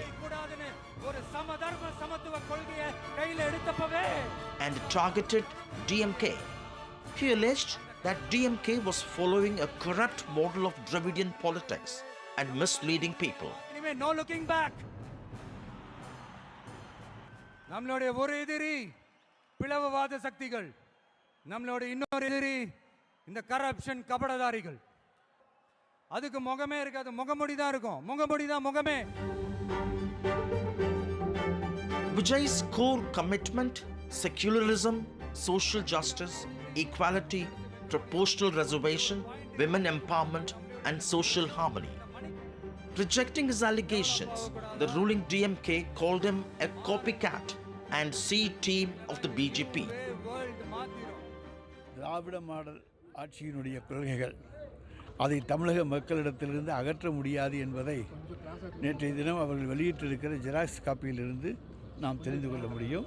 எனவே அது xerox copy தான். எங்களுடைய கொள்கைகள் அதில் சிலருக்கு விளக்கங்கள் கொடுத்து தந்திருக்கிறார்களே தவிர திராவிட மாடல் ஆட்சி, அதுவும் தலைவர் தளபதி முன்னெடுத்து செல்லுகிற அந்த கொள்கைகளை தமிழக மக்களிடமிருந்து யாரும் எடுத்து விட முடியாது, பிரித்து விட முடியாது. அதாவது இதுவரைக்கும் பல அரசியல் கட்சிகளுடைய ஏ டீம், பி டீம் பார்த்துருக்கிறோம். இது பாரதிய ஜனதாவினுடைய C team. The BJP that's struggling to expand its footprint in the Dravidian heartland says it's unperturbed.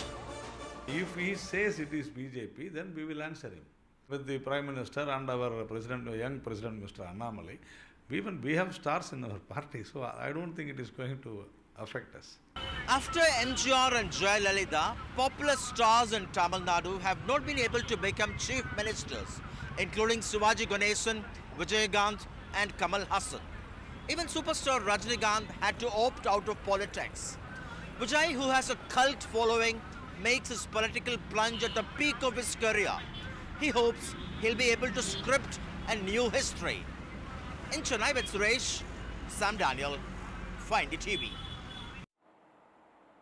A family Diwali gathering maliciously labelled a rave party is what BRS leader KT Ramarao said today, hitting back hard in the row over police raids and questioning claims about the use of narcotics when none were found on his brother-in-law's farmhouse.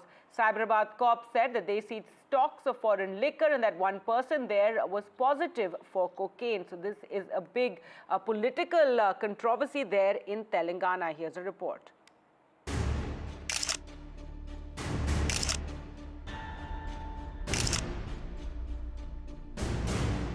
Over the weekend, Telangana police and excise officials raided a party at the residence of Raj Pakala, brother-in-law of former BRS Minister KT Ramarao. They booked cases against him for liquor bottles in excess of norms under Telangana Gaming Act and also under the Narcotic Drugs and Psychotropic Substances Act. This after one person among 21 men in the party reportedly tested positive for cocaine. Officials confirmed no drugs were seized from the premises. పొద్దునుండి చూస్తా ఉన్న rave party అట. కుటుంబం మొత్తం 2, 4, 7 ఏళ్ల వయసున్న పిల్లల నుంచి మొదలు పెడితే 70 ఏళ్ల వయసున్న పెద్దావిడ దాకా అక్కడ ఉంటే ఒక కుటుంబం అంతా బంధుమిత్రులతో కలిసి భోజనం చేస్తుంటే అందులో మందు కూడా సేవించవచ్చు, నేను కాదనట్లేదు. దాన్ని ఒక భూతద్దంలో పెట్టి రేవ్ పార్టీ అని ఇవాళ పైశాచిక ఆనందం పొందుతున్న కొంతమందికి నేను చెప్తా ఉన్నా, అది నా బావమరిది ఇల్లు. అక్కడ జరిగింది ఒక family friends gathering. See, as claimed by BRS party that it is not a farmhouse, it is a farmhouse. When we inquired about it, that farmhouse is, the owner of that farmhouse is none other than Raj Pakala Raj, who is the brother-in-law of KTR. We are inquiring the matter and police is doing their duty. Why are you in a panic mode? Why BRS party in a panic mode? The BRS has called it an attempted character assassination. The BJP has demanded CCTV footage from the premises should be made public. ఈ పార్టీలో Twitter Tillu కుటుంబ సభ్యులున్నట్టుగా, plus ఆయనకు దగ్గర సంబంధించిన వ్యక్తులు ఉన్నట్టుగా, ముఖ్యంగా drugs supply చేసేటువంటి ప్రధాన వ్యక్తులు అందరూ ఉన్నట్టుగా ఇలా సమాచారం వచ్చింది. కాబట్టి ఈ విషయంలో వెంటనే సీరియస్ గా విచారణ జరపాలని చెప్పి భారతీయ జనతా పార్టీ డిమాండ్ చేస్తున్నది. ముందుగా టవర్ లొకేషన్స్ ఐడెంటిఫై చేయండి, దాన్ని గుర్తించండి. మొత్తం సీసీ ఫుటేజ్ మొత్తం బహిర్గతం చేయాలి. దాంతోపాటు ముఖ్యమైన వ్యక్తుల పాస్పోర్ట్లను వెంటనే సీజ్ చేయాలని చెప్పి మేము డిమాండ్ చేస్తున్నాం. Raj Pakala was on Monday summoned to the police station. He has approached court questioning the action of the police and excise authorities. While the merits of the case will be heard in court, this has turned into a full-fledged political battle with both the Congress as well as the BJP targeting Mr. KT Ramarao, who says this is a diversionary tactic on the part of the government. Minister Ponguleti Srinivas Reddy had said there are going to be political bombs that will burst before Diwali. So was this it? Congress sources say there could be more action in the near future. In Hyderabad, with camera person Nagaraju, Uma Sudhir, NDTV. It's the festive season, but in Delhi, many families are telling guests and relatives not to come home. That's because large parts of Delhi are facing a massive water crisis. With the Yamuna pollution levels zooming, a reduced amount of water can be treated by the water treatment plants. Take a look at this report. ऊपर के tank भी खाली हैं, नीचे के tank भी खाली हैं। हम लोग कैसे गुजारा कर रहे हैं? 5 दिन से ऐसा चल रहा है। It's the festival season, but for many Delhi residents, celebrations are muted because of the water crisis.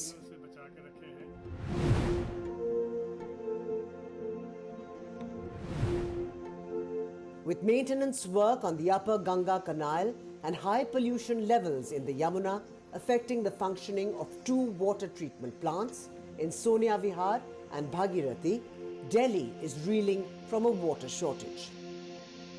पूरा टैंक खाली है, रिलेटिव्स को भी मना कर दिया फेस्टिवल में प्लीज डोंट कम, क्योंकि घर का ही पानी पूरा नहीं हो रहा है। दिल्ली सरकार की तरफ से कोई मैनेजमेंट नहीं हो पा रही है, कंप्लीटली मिसमैनेजमेंट। टैंकर्स आप बुलाओ तो टैंकर्स नहीं आते हैं, अगर आएंगे तो पाइप नहीं है उनके पास, they are all useless. Delhi government के एम्प्लॉयज़, जल बोर्ड के एम्प्लॉयज़ की तरफ से कोई इंटीमेशन नहीं है कि आज पानी आएगा नहीं आएगा। We been left as it is. The water crisis is expected to continue till after Diwali. The Delhi Jal Board has alleged that Haryana's industrial discharge has spiked the ammonia content in the Yamuna that has affected water production by the water treatment plants. देखिए, साल के मात्र ये 15 दिन होते हैं जिसमें हम लोग यहाँ पे और वजीराबाद प्लांट में और सोनिया विहार प्लांट में हम लोग यमुना से पानी उठाते हैं।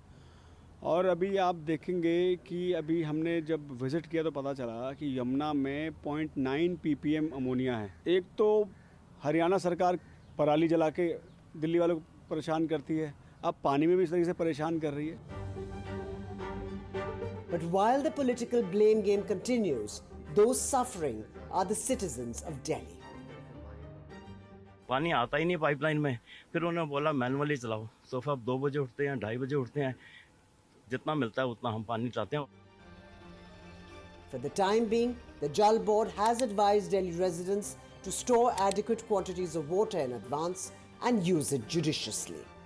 With Anushka Garg, Bureau Report, NDTV.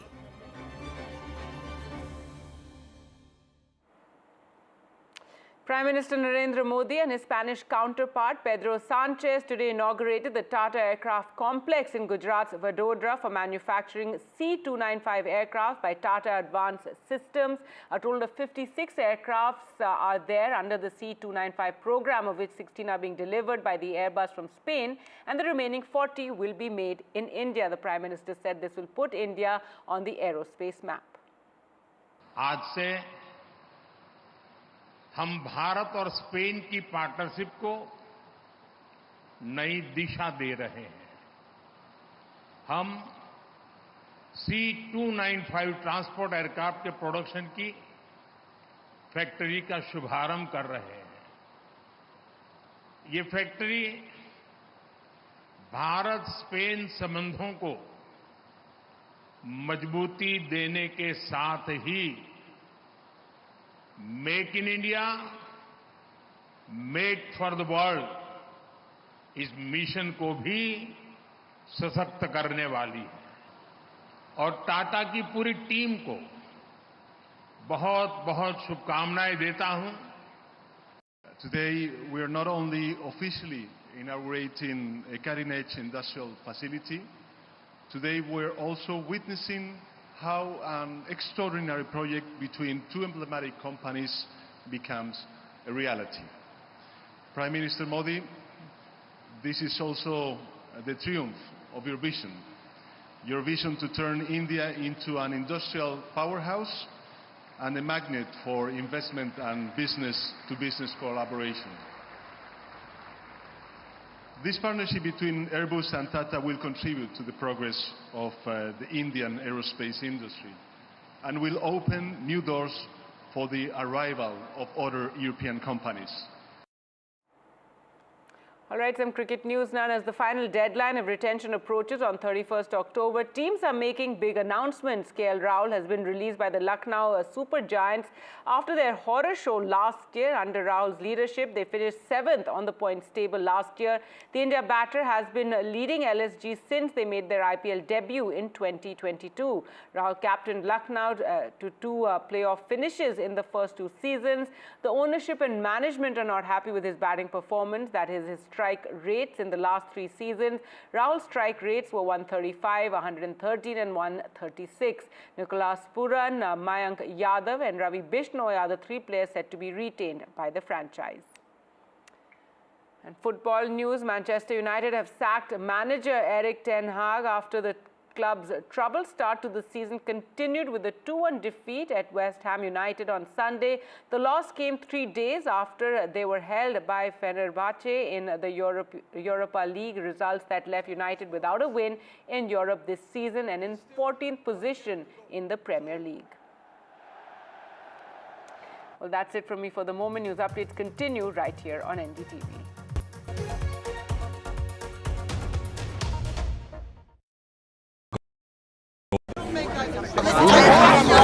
I don't care for no songs and proses. I don't care for no sweet boys with roses. I'm too busy, baby, making plans on how to get me one of them manly men.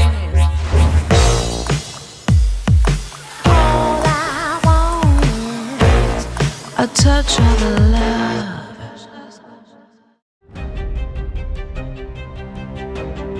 Hello and welcome to India Sense, where I speak with global opinion makers. The United States has made a strategic decision over the last 20 years to move closer to India.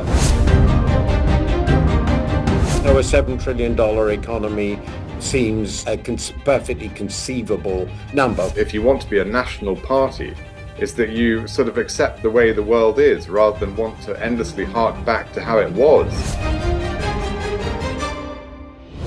Modi is promoting the digitization of the economy, which is accelerating growth in the country.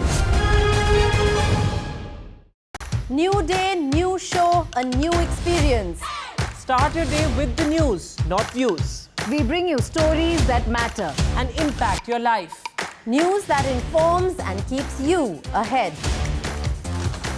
From Maximum City, Mumbai, to the seat of power, Delhi, NDTV brings you the best breakfast show. Breakfast news on NDTV, 8 a.m. every day.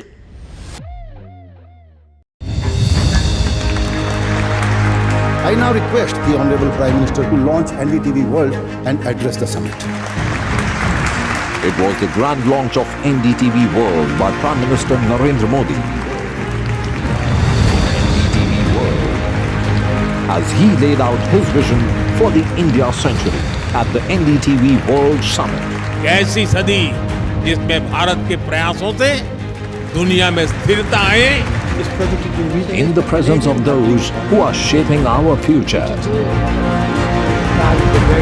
मेरी तरफ से आपको ढेर सारी शुभकामनाएं हैं. NDTV World, your new home for global news is here.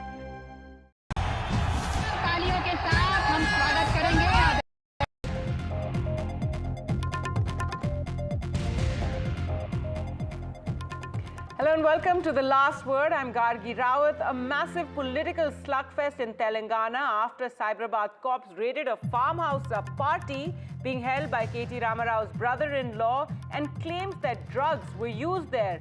Now, Bharat Rashtra Samiti leader KT Ramarao hit back today. He said a family gathering for Diwali was being maliciously labelled a rave party, and he questioned the claims about the use of narcotics when none were found at this farmhouse. He said he was being targeted for speaking out on corruption in Revant Reddy's government. The Congress has asked why the BRS is in a panic. Now, on the show today, BRS versus Congress, Telangana political fight gets personal. Before we begin a discussion, we'll have representatives from all the parties there. Here's a look at a report which really traces all the developments so far.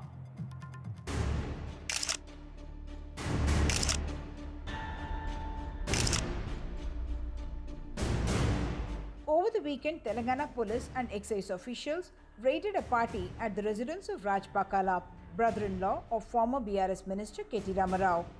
They booked cases against him for liquor bottles in excess of norms under Telangana Gaming Act and also under the Narcotic Drugs and Psychotropic Substances Act. This after one person among 21 men in the party reportedly tested positive for cocaine. Officials confirmed no drugs were seized from the premises.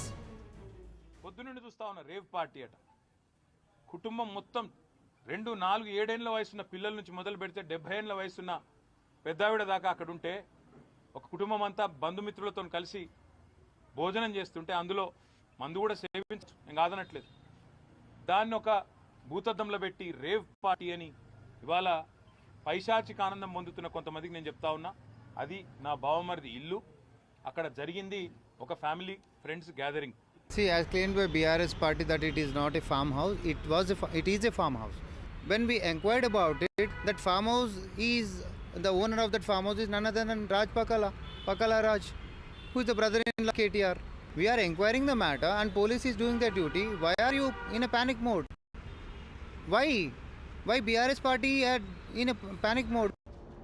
The BRS called it an attempted character assassination.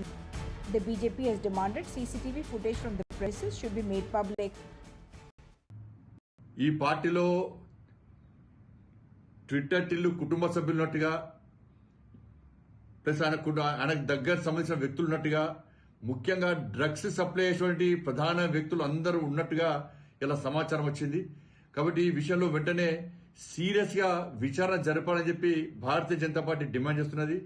ముందుగా tower locations identify చేయండి, దాన్ని గుర్తించండి, మొత్తం CC footage మొత్తం బహిర్గతం చేయాలి. దాంతోపాటు ముఖ్యమైన వ్యక్తుల పాస్పోర్ట్లను వెంటనే సీజ్ చేయాలని చెప్పి మేము డిమాండ్ చేస్తున్నాం. Raj Pakala was on Monday summoned to the police station. He has approached court questioning the action of the police and excise authorities. While the merits of the case will be heard in court, this has turned into a full-fledged political battle with both the Congress as well as the BJP targeting Mr. KTR Rao, who says this is a diversionary tactic on the part of the government. Minister Ponguleti Srinivas Reddy had said there are going to be political bombs that will burst before Diwali. So was this it? Congress sources say there could be more action in the near future. In Hyderabad with camera person Nagraju, Uma Sudhir, NDTV. So the Telangana political fight gets personal. To talk more about this, we're now joined on the show by Ravula Sridhar Reddy, senior leader and spokesperson BRS, Dr. Girija Shetkar, spokesperson Congress, NV Subhash, Telangana BJP and former Prime Minister Narasimha Rao's grandson, also Ravikant Reddy, political editor, The Hindu Telangana. And I'd like to start with you, Dr. Girija Shetkar. The BRS has called this an attempt at character assassination and said KTR is being targeted for, talking about corruption. Your response to that? See, Caesar's wife should be above the suspicion. But here, Mr. KTR has been repeatedly accused and engulfed with the word drug. There has been multiple issues from the last 10 years where KTR has been associated with high-profile drug cases also. And this is not the first time. And here the issue is not between a personal political vendetta against the BRS. It is our Chief Minister's promise to provide a drug-free Telangana that he owes to the citizens. Here, there have been multiple searches over the last few months in random pubs, parking lots, and there have been tested for urine and blood samples. And this is the similar case. Now that they have been associated with the KTR's family, now the family and the KCR, who has never come out of his farmhouse in the last 10 months, even when the state has been through the floods, is now making personal call for the DGP. And why are these people trying to protect an accused here? And this Mr. Raj Pakala, he's a repeated offender here. This man is he invites all the sunburn, all this music fest he has introduced to Hyderabad. And here they provide all drugs and liquors to the minor children. And now they say this is Telangana culture and all this. And this man, it is his farmhouse. And I have an That's a lot of allegations that you're making, and not to say that, all music festivals are related to drugs. So let's not just, judge them in that manner. But yes, many things that you've said there already. One of your state ministers is in trouble for making these kind of loose comments regarding KTR and some actors. Ravula Sridhar Reddy, your response to, what was just said here? See, first of all, these are all baseless allegations, and the Congress representative is speaking out of immaturity. You cannot call, as you say, music festivals or the centers for drug distribution or something like that. Raj Pakala is a businessman. He is the brother-in-law of KTR, no doubt in it. Just because he is brother-in-law of KTR, he cannot be simply, made a target. Rather, you can, accuse him and, level baseless allegations on it. Now that, police has raided the particular premises, and it is clearly said by the family members, it's a party arranged on the occasion of Diwali for the family members. There, a few section of media and Congress party and their allies are clearly propagating it's a rave party. I don't know what is a rave party, we don't know, but Congress party leaders should be knowing it. What is a rave party? It's a family party, that's what the family members have claimed. Now, one person was allegedly taken drugs, that was told by the police, and case was booked. And we have clearly said, KTR himself has clearly said, where from this man has consumed drug, you can, investigate it. But there, old family members are there, old age family members, children are there, and you claim that it's a drugs party and all that. Number two, the moment police raided, the next day issue comes out, BJP leader Mr. Bandi Sanjay, who was a deputy home minister or something, he comes out and supported the entire thing, saying that the probe should happen. It is a clear-cut indication that both Congress and BJP working hand in glove to target KTR out of jealous, out of hatred. If there is anything truth, now that the things, things up to, went up to the police station, police have booked cases, we demand a strong investigation. Let the investigation go on. But what is that Congress party has in it? Why are you showing over-enthusiasm? Congress leaders are questioning us. We are panicking. We are not panicking at all. We understand your plot. We understand your kind of working. And exactly 3-4 months back, there was a party in one of the star hotels in Hyderabad. Allegedly, there were many Congress leaders in it. But I don't know where that raid details have gone. So there are many things that are happening. Fine, no issues. We strongly demand an investigation into it, probe into it. Now, police has to bring out the details in it. But why Congress is showing over-enthusiasm in it? All right, and Raj Pakala has also taken this to the court. He's approached the High Court over this as well. So yes, that will also be seen to. But, before I let you respond, MV Subhash, what is the BJP's role in all of this? As being said there, we do know that the BJP has demanded that CCTV footage from the premises be made public. Yeah, this is a very clear-cut indication. When we see the background of Mr. Raj Pakala, who is the brother-in-law of Mr. KTR, when BRS, the government was in power in Telangana, he had an extra constitutional authority where he has to get so many things done through the offices of the Chief Minister. As there are some rave parties, there are some parties. So all those things have been happening, and then he has acquired many of the properties as well as the companies also, the software companies also, where he used to arrange on this. We have a benefit of doubt. So as far as Mr. KTR is concerned and Mr. Banisanjay's statement is concerned, yes, we demand a thorough inquiry in that. And earlier also, if you see Mr. Banisanjay, who was then the president of the state, he has been demanding the DNA test for Mr. the KTR. Because there is so much of a benefit of doubt, because the Hyderabad has become the drug capital, and instead of making coming clean, the government has made so much of allegations. Can you just clarify, explain that? This is they have made so much of allegations on the cinema actors, the film actors, the political party leaders, and the businessmen, the children also. Where all these have gone. And one more plot, this is Mr. Ravula Sridhar Reddy of the BRS is saying that this is a plot.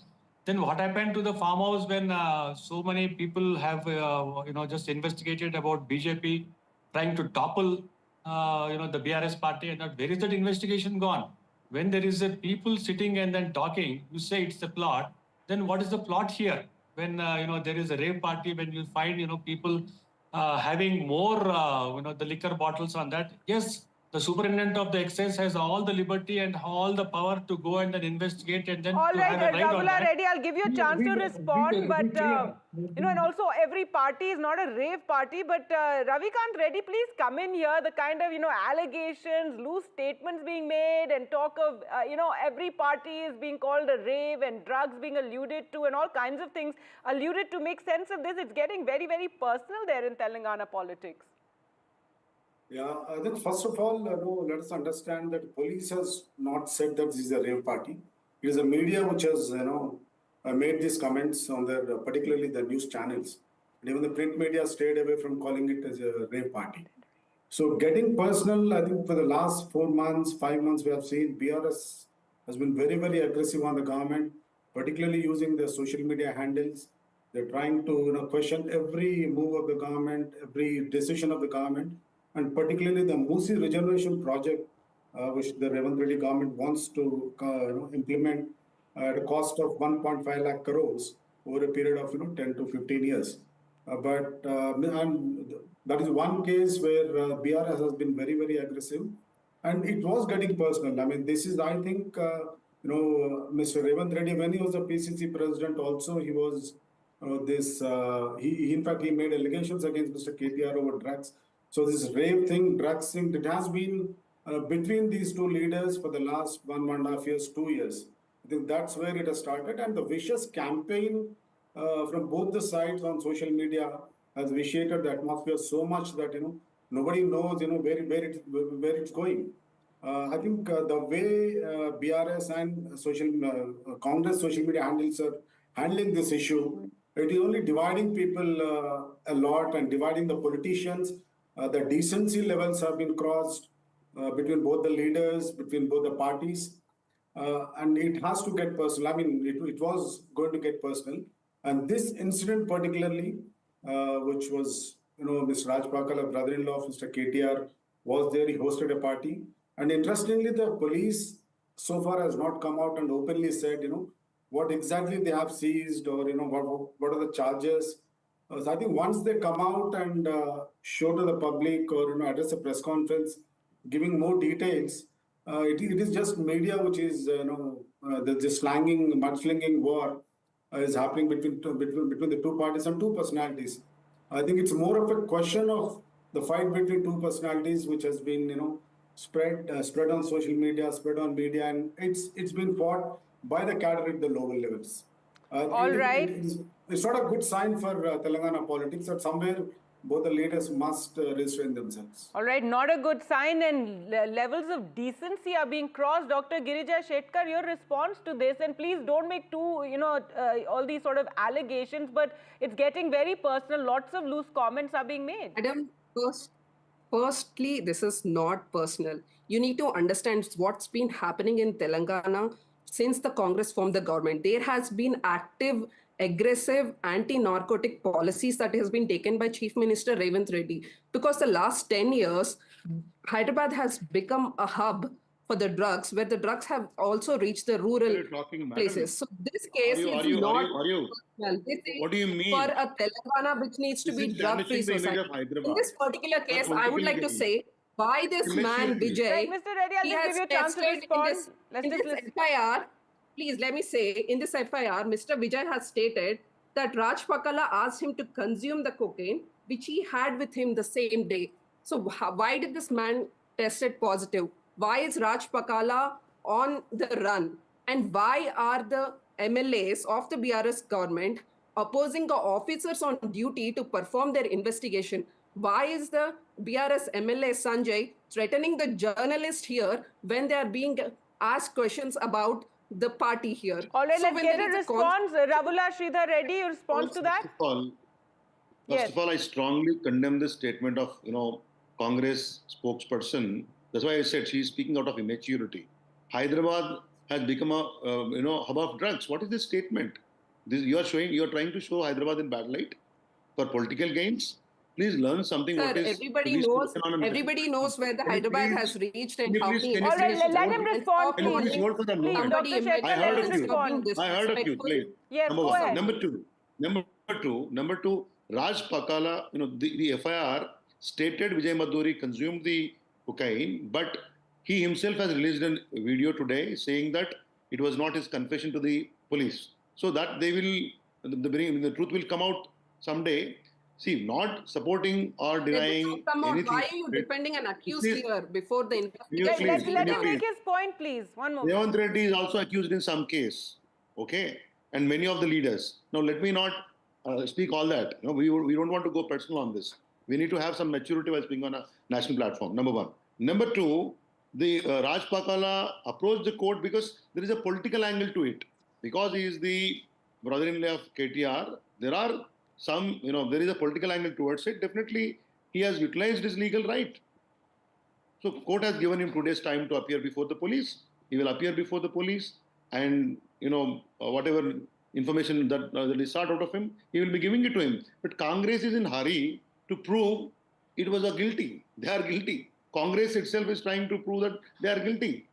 So this is not the way, as Ravikant also was saying, they are going too personal against individuals. Let's fight on issues. If all you have right, the capacity, NV Subhash, you wanted to make a point? Public, come out to defend yes, yourself. Go ahead. See, now the Congress party is in power. Earlier, listen. Earlier, when the BRS party was in power, they have used the same witch hunting on most of the political leaders, especially from from BJP also. See, our Bandi Sanjay leader, being MP, was targeted so much, humiliated so much, because he is bringing to the notice of the public the failures of the the BRS government. Now the Congress party is just the witch hunting.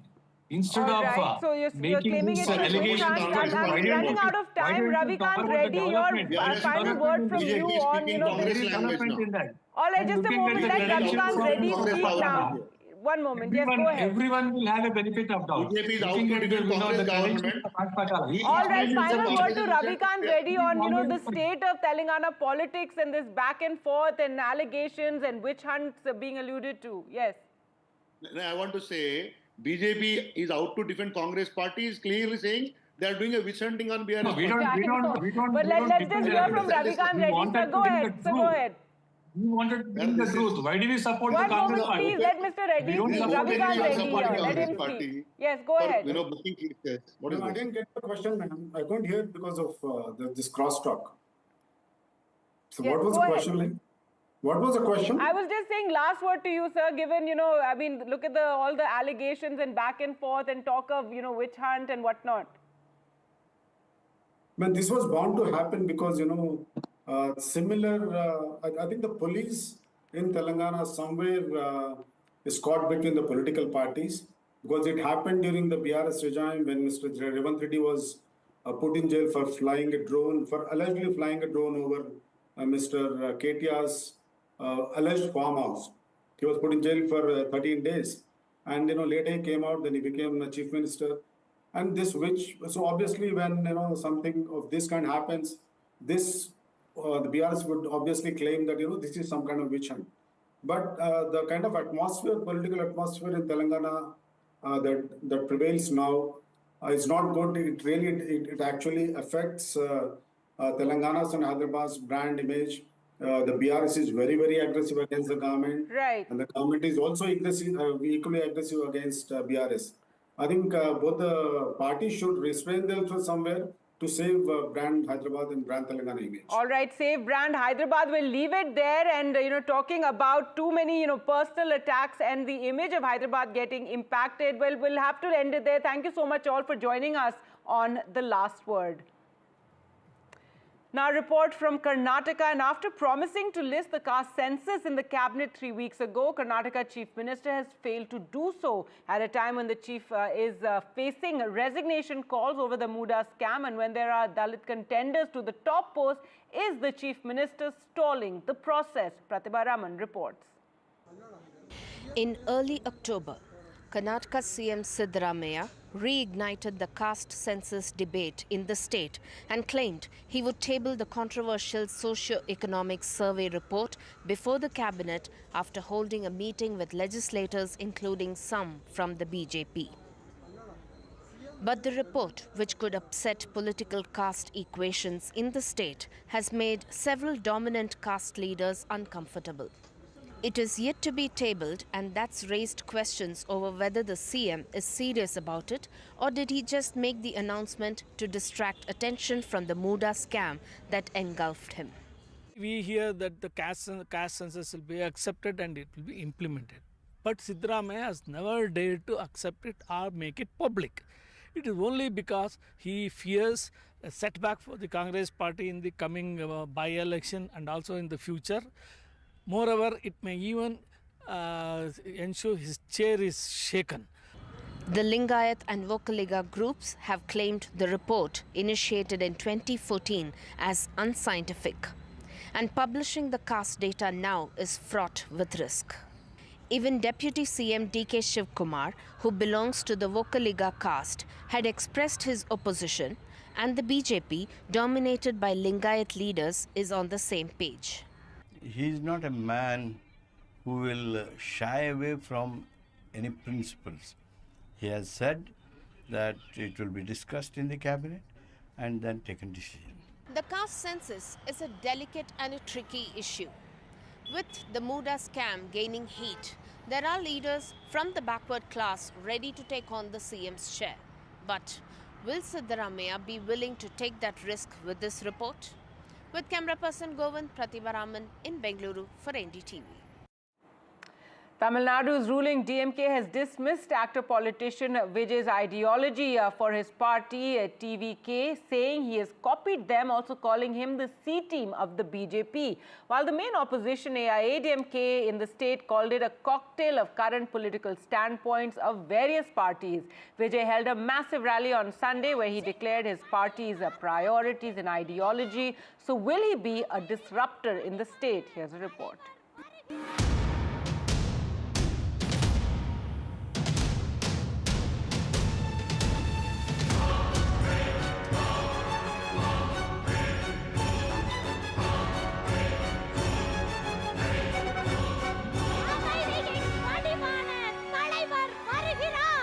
TVK chief and popular star Vijay's maiden political show of strength.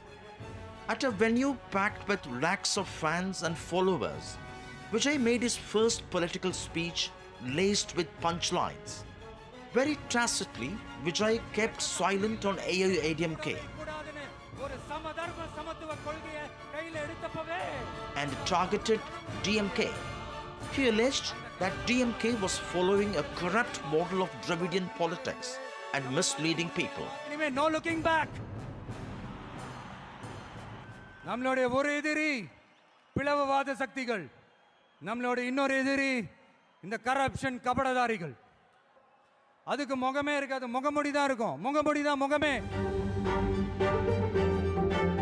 Vijay's core commitment, secularism, social justice, equality, proportional reservation, women empowerment and social harmony. Rejecting his allegations, the ruling DMK called him a copycat and C-team of the BJP.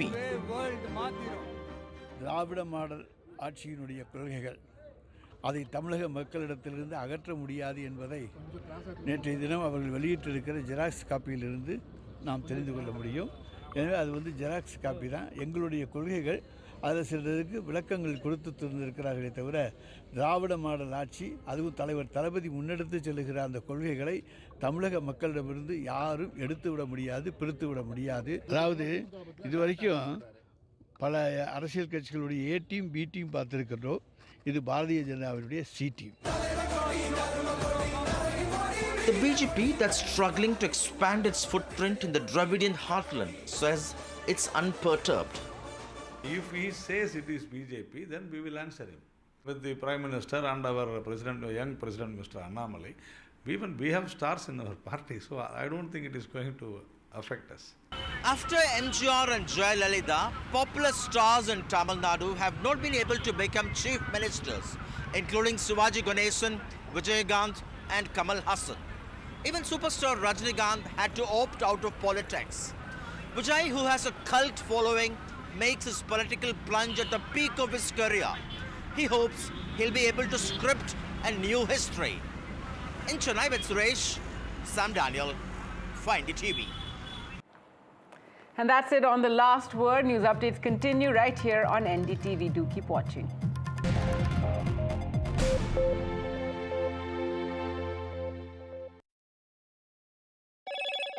Hello, Moto. Motorola Edge 50 Pro, world's first AI-powered pro-grade camera.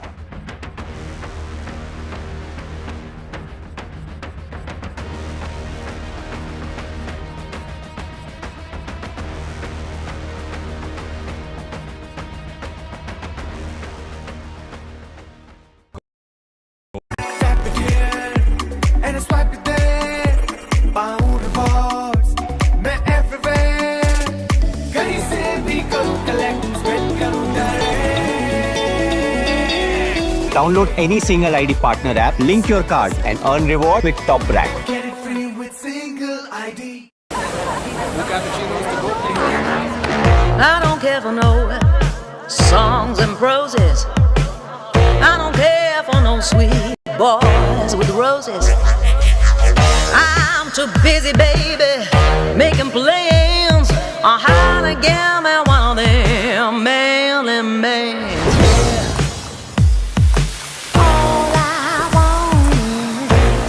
A touch of love.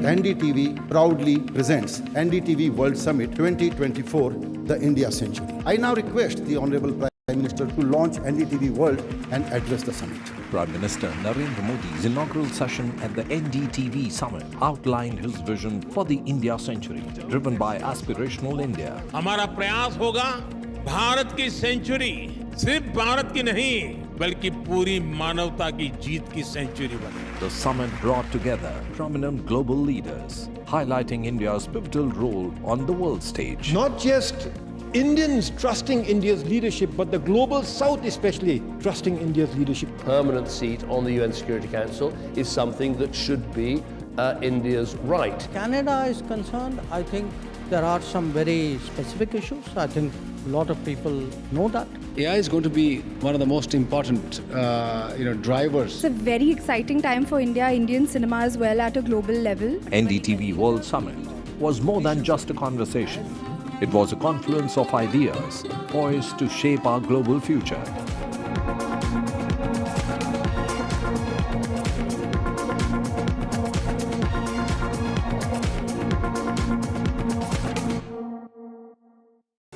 Stay informed and entertained with the new and updated NDTV News App. You can watch all our channels live, listen to podcasts, read breaking and exclusive news from around the world and more. Download the NDTV app today and get access to the best journalism and storytelling on your smartphone or tablet. The NDTV app. News that matters to you.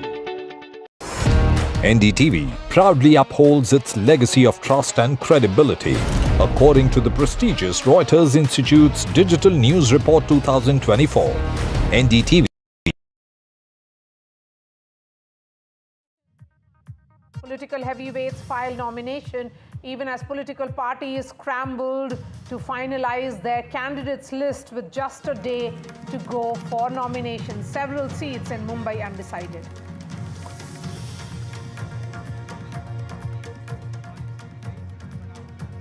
Chief Minister Eknath Shinde undertakes a mega roadshow before filing his nomination, tells NDTV the Mahayuti will register a record win as their work speaks for itself, while in the Agadi there is just a race for the Chief Minister's face.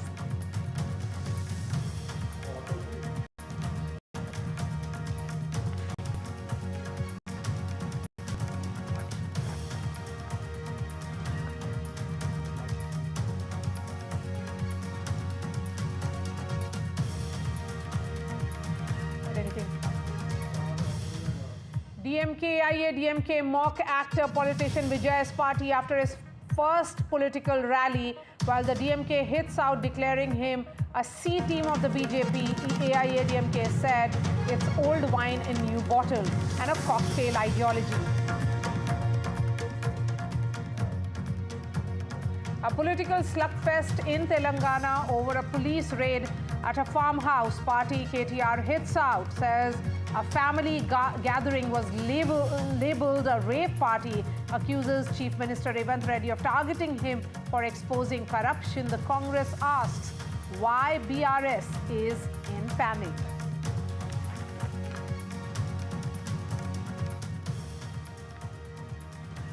Hello everyone, you're watching Left, Right and Centre. I'm Maria Shakil.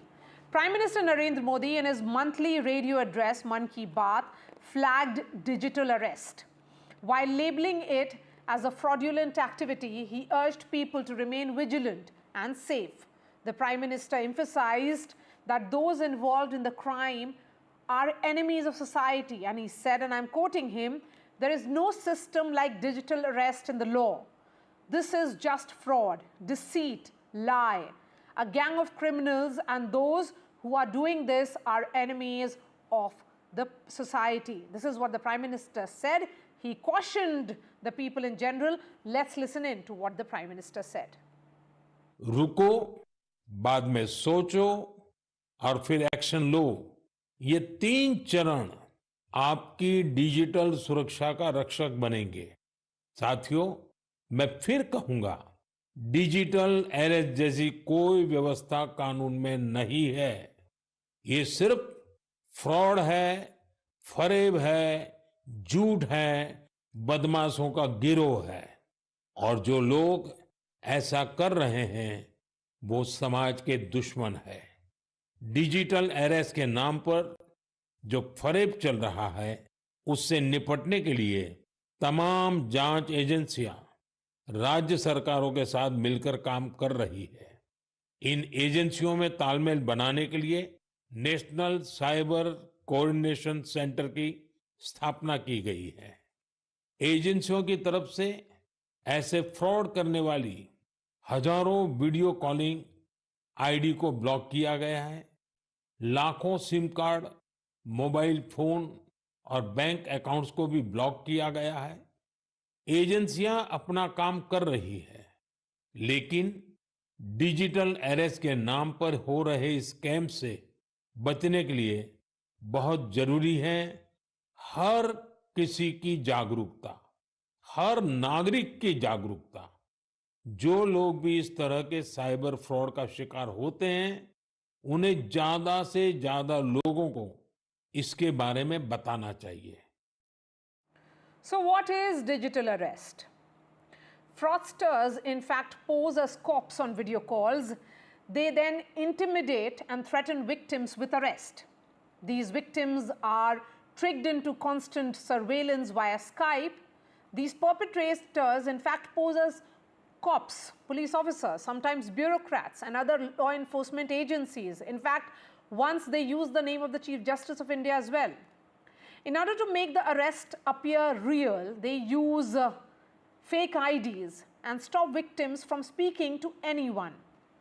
In the state of panic, the victims often share their passwords to their accounts and end up paying the extortion money they are asking for. So what should you do if you are trapped in this kind of digital arrest scam? First, never trust unknown callers. And do not engage with them. First, do not panic. And if you get such a call, stop all communication and disconnect the internet to begin with. Immediately call 1930 and report the crime to police. Next, contact your bank, freeze account, change passwords soon, ASAP, as soon as you can. And in this state, maintain your calm and ensure that you have all the relevant evidence like call recording, messages, screenshots. Next question that you may have on your mind is, can this be avoided? Yes, it can be. Never trust unsolicited calls.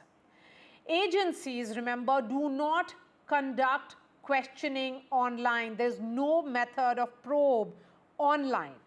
Verify callers by contacting agency directly. Do not share personal details on video calls, and install cyber security app to alert on scam calls. Remember, in the last few months, thousands of such fraudulent video calling IDs have been blocked by the agencies. Lakhs of SIM cards, mobile phones and bank accounts have also been blocked.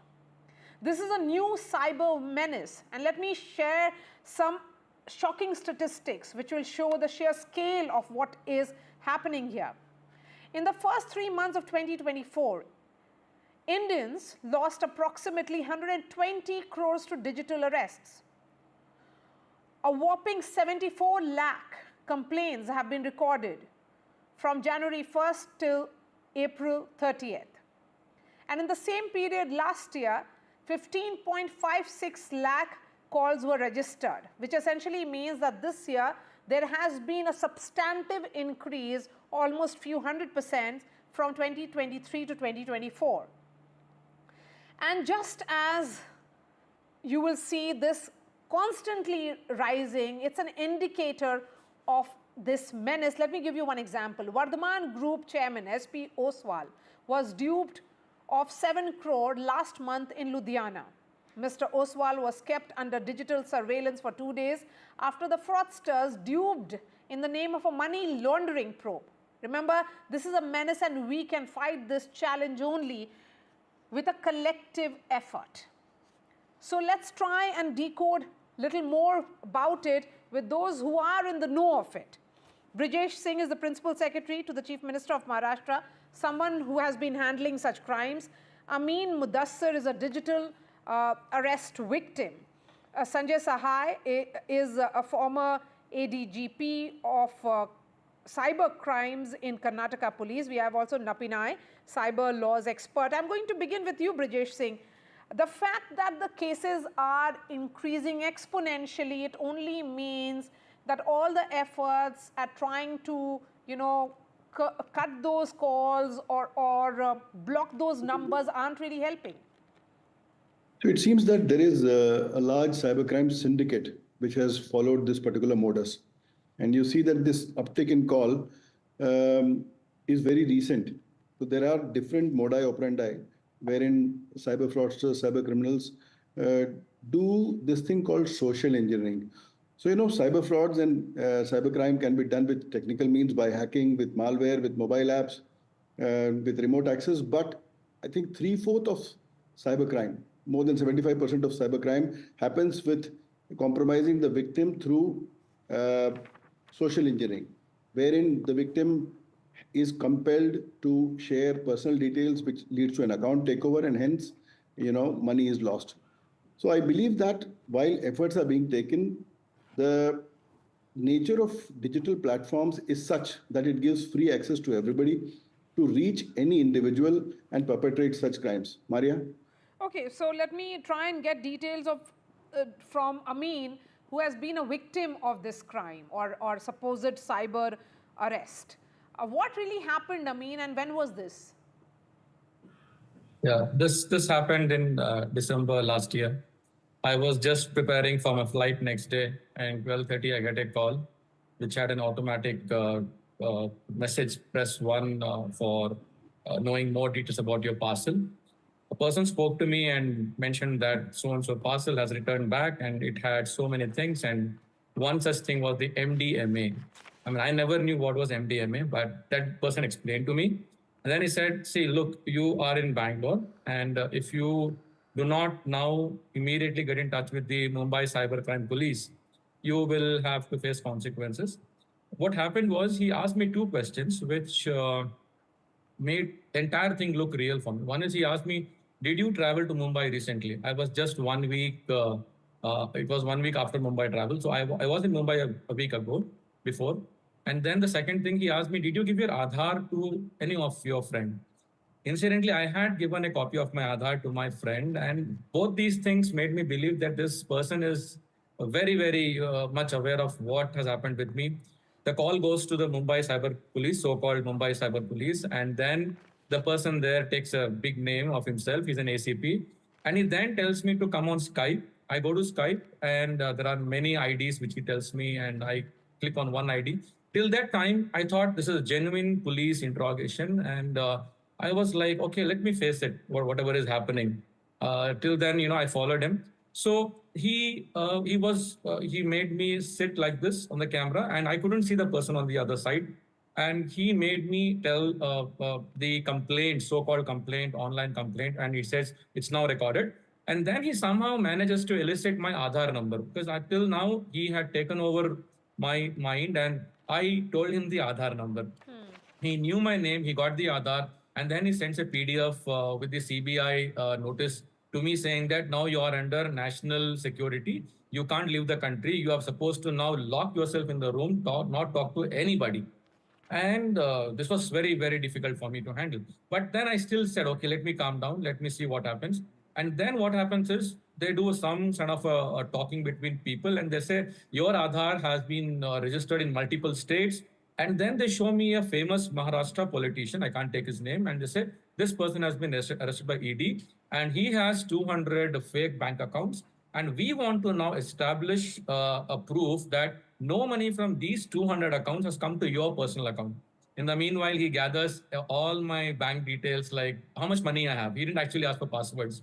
So I told him how much money I have. And then a PDF comes, again, a PDF saying that now the finance department of CBI is going to send a software to you, and you have to transfer 88% of all the money you have. So that time, that amount came to 8 lakh rupees. So I kind of brought all that money into my personal account, which was with a private bank. And when he eventually, two people, I mean, their Hindi, their English was sounding as if, they are truly some sort of bureaucrats. What happened was, this guy at the end of, this was total 4.5 hours of trauma. So at the last moment, he told me, please open your iMobile app and add a pay. The moment he told add a pay, I was like, no, this is something wrong. How will I pay some government agency via my mobile? Because I pay my GST, my income tax online. So that was the red alert immediately. The second thing was, I told, please on your video, I want to know who you are. I will pay you 8 lakhs, whatever is the amount, but I want to see who you are. The third thing is, suddenly it flashed my mind, this could be some scam. I Googled, because it was a FedEx call, I typed FedEx and scam. And I was so lucky that there was an article by the then DCP of Bangalore South, DCP, I'm forgetting his name. He had mentioned the entire scam. So I was so thankful to him. And the moment I stood firm, they started using a very strong language. Inspectors sent the cops now to his house. This man is not cooperating. I just stood silent, stunned, and I said, nothing doing. I cut the call, and I just thanked God that day that I was saved. But it was 4.5 hours, and then I discovered that, like me, there are pure trauma. Pure trauma. Absolutely, I think. But Sanjay Sai, the point that has been made here by Mudassir, two things. They know. They know that psychology, that if they share some details of recent activities, then you will start trusting them. Because, if you look at it, Mudassir's, the fact that he had shared his Aadhaar with a friend of his, they knew about it. Or was it just some guess questions that you asked? It is a mixture of both. So we are basically dealing with a multi-headed hydra. And we want to control it from one end, which is not going to happen. So as Brajesh said, it starts with social engineering, and all the fishing expeditions which happen, whether it's fishing, whaling, and variety of other things in that fishing umbrella, starts with social engineering. Here, what happens, which is most fascinating, and which has been quite a time talked about by Yuval Noah Harari, the biggest digital thinker of our times, is that they want to hack your mind. So they hack your mind, gain control over your mind. There has been a very recent incident wherein an Aaj Tak correspondent, she herself told that she literally felt hypnotized. So as you enter into this whole exercise, what is really critical for you is, once you have started believing that you are talking to the right person, I think you have lost the game. So that is where the whole thing starts. It emanates for other two things which are unconnected to digital technology, so to say. is the fear of law enforcement agencies and the fear of the government and how the government functions. A CEO, a top IT person getting hacked or getting duped in this manner is something which is unimaginable. There's a friend of mine who lost 1.21 crores. I think he was supposedly under digital arrest for a couple of days. Now, this being the situation as it is, do we have any mechanism wherein I can call that number and which is a trusted number by which I can cross-check whether the person who is talking to me comes from the right source or not? I don't think there's any number in the country where you can tell FedEx, Customs, Police, CBI and all these agencies what their correct number is or what their only number is, and it can be cross-verified. So what is this so number? So that becomes very, very important. Sir, at the time of crisis, one moment, sir. Then what is this number that we are talking about, that if you are trapped, then dial 1930? Yeah, so we are talking of this number is 1930, which primarily means that once the thing is over and you have been duped, you communicate to them, you inform them. Okay. A real-time support of a nature which a victim requires. That's not there. I don't think that is forthcoming, number one. Number two, there is no trusted number by which you can cross-check. These are the FedEx numbers. These are the customs numbers, these are the CBI numbers, these are these numbers. It is known as whitelisting of numbers. So let the government announce, this is the whitelisted number by which government corresponds. And but for that, any number we don't recognize. So we will also not recognize. Number two, now every day we are getting numbers. Do we have any place where there is a crowdsourcing of numbers by which we create a database? And that database is the real, active, dynamic, updated database of all fraudulent numbers, or Skype IDs, or WhatsApp IDs, or whatever the case may be. Number two. Number three, what we have been talking about of thousands and lakhs of SIMs and variety of other things. Where is that? Where is that database? We need to have that database only to realize that this is what has been, action has been taken upon. You make an important point, sir. Other part I'll tell you. Give me half a minute. So the other part is the telcos. Telcos in your language might be different. In our language is the telecommunication companies. So these telecommunication companies, the collaboration between them, Airtel boasts of suspect calls of spams and variety of things. Now all these things through Airtel, BSNL and whatever telcos we have, why they don't come together and block all these on a dynamic basis? And same thing goes, which we have left completely uncovered, are the banks.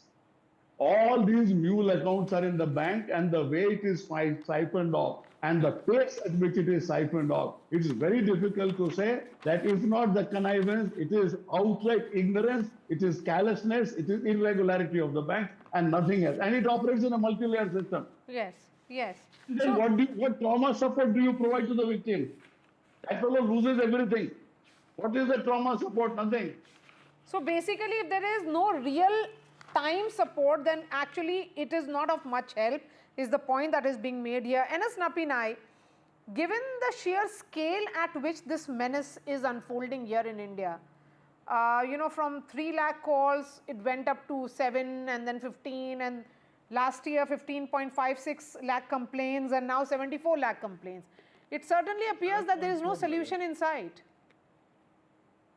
It does seem rather bleak, but Maria, the first thing I would say is prevention and protection is what we are talking about.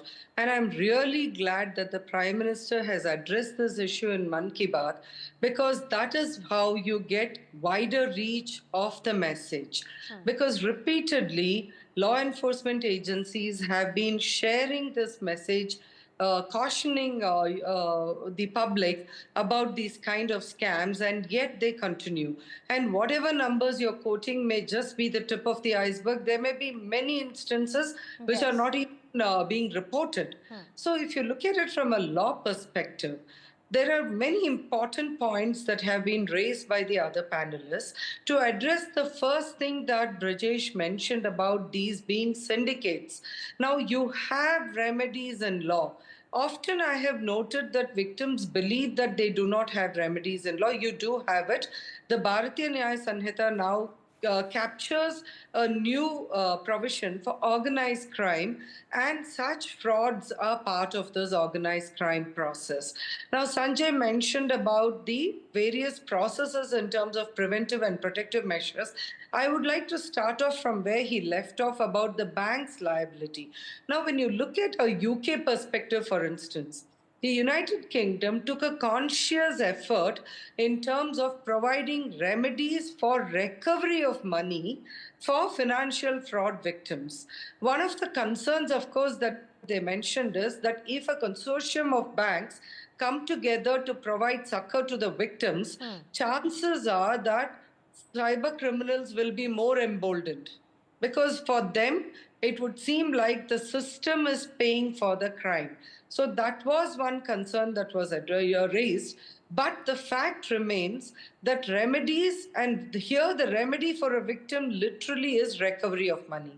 So remedies are provided for in real time and in a practical manner. So when we look at it from an India perspective, we are dealing with different kinds of people here, and predominantly a lot of very highly educated, well-positioned people are falling victim.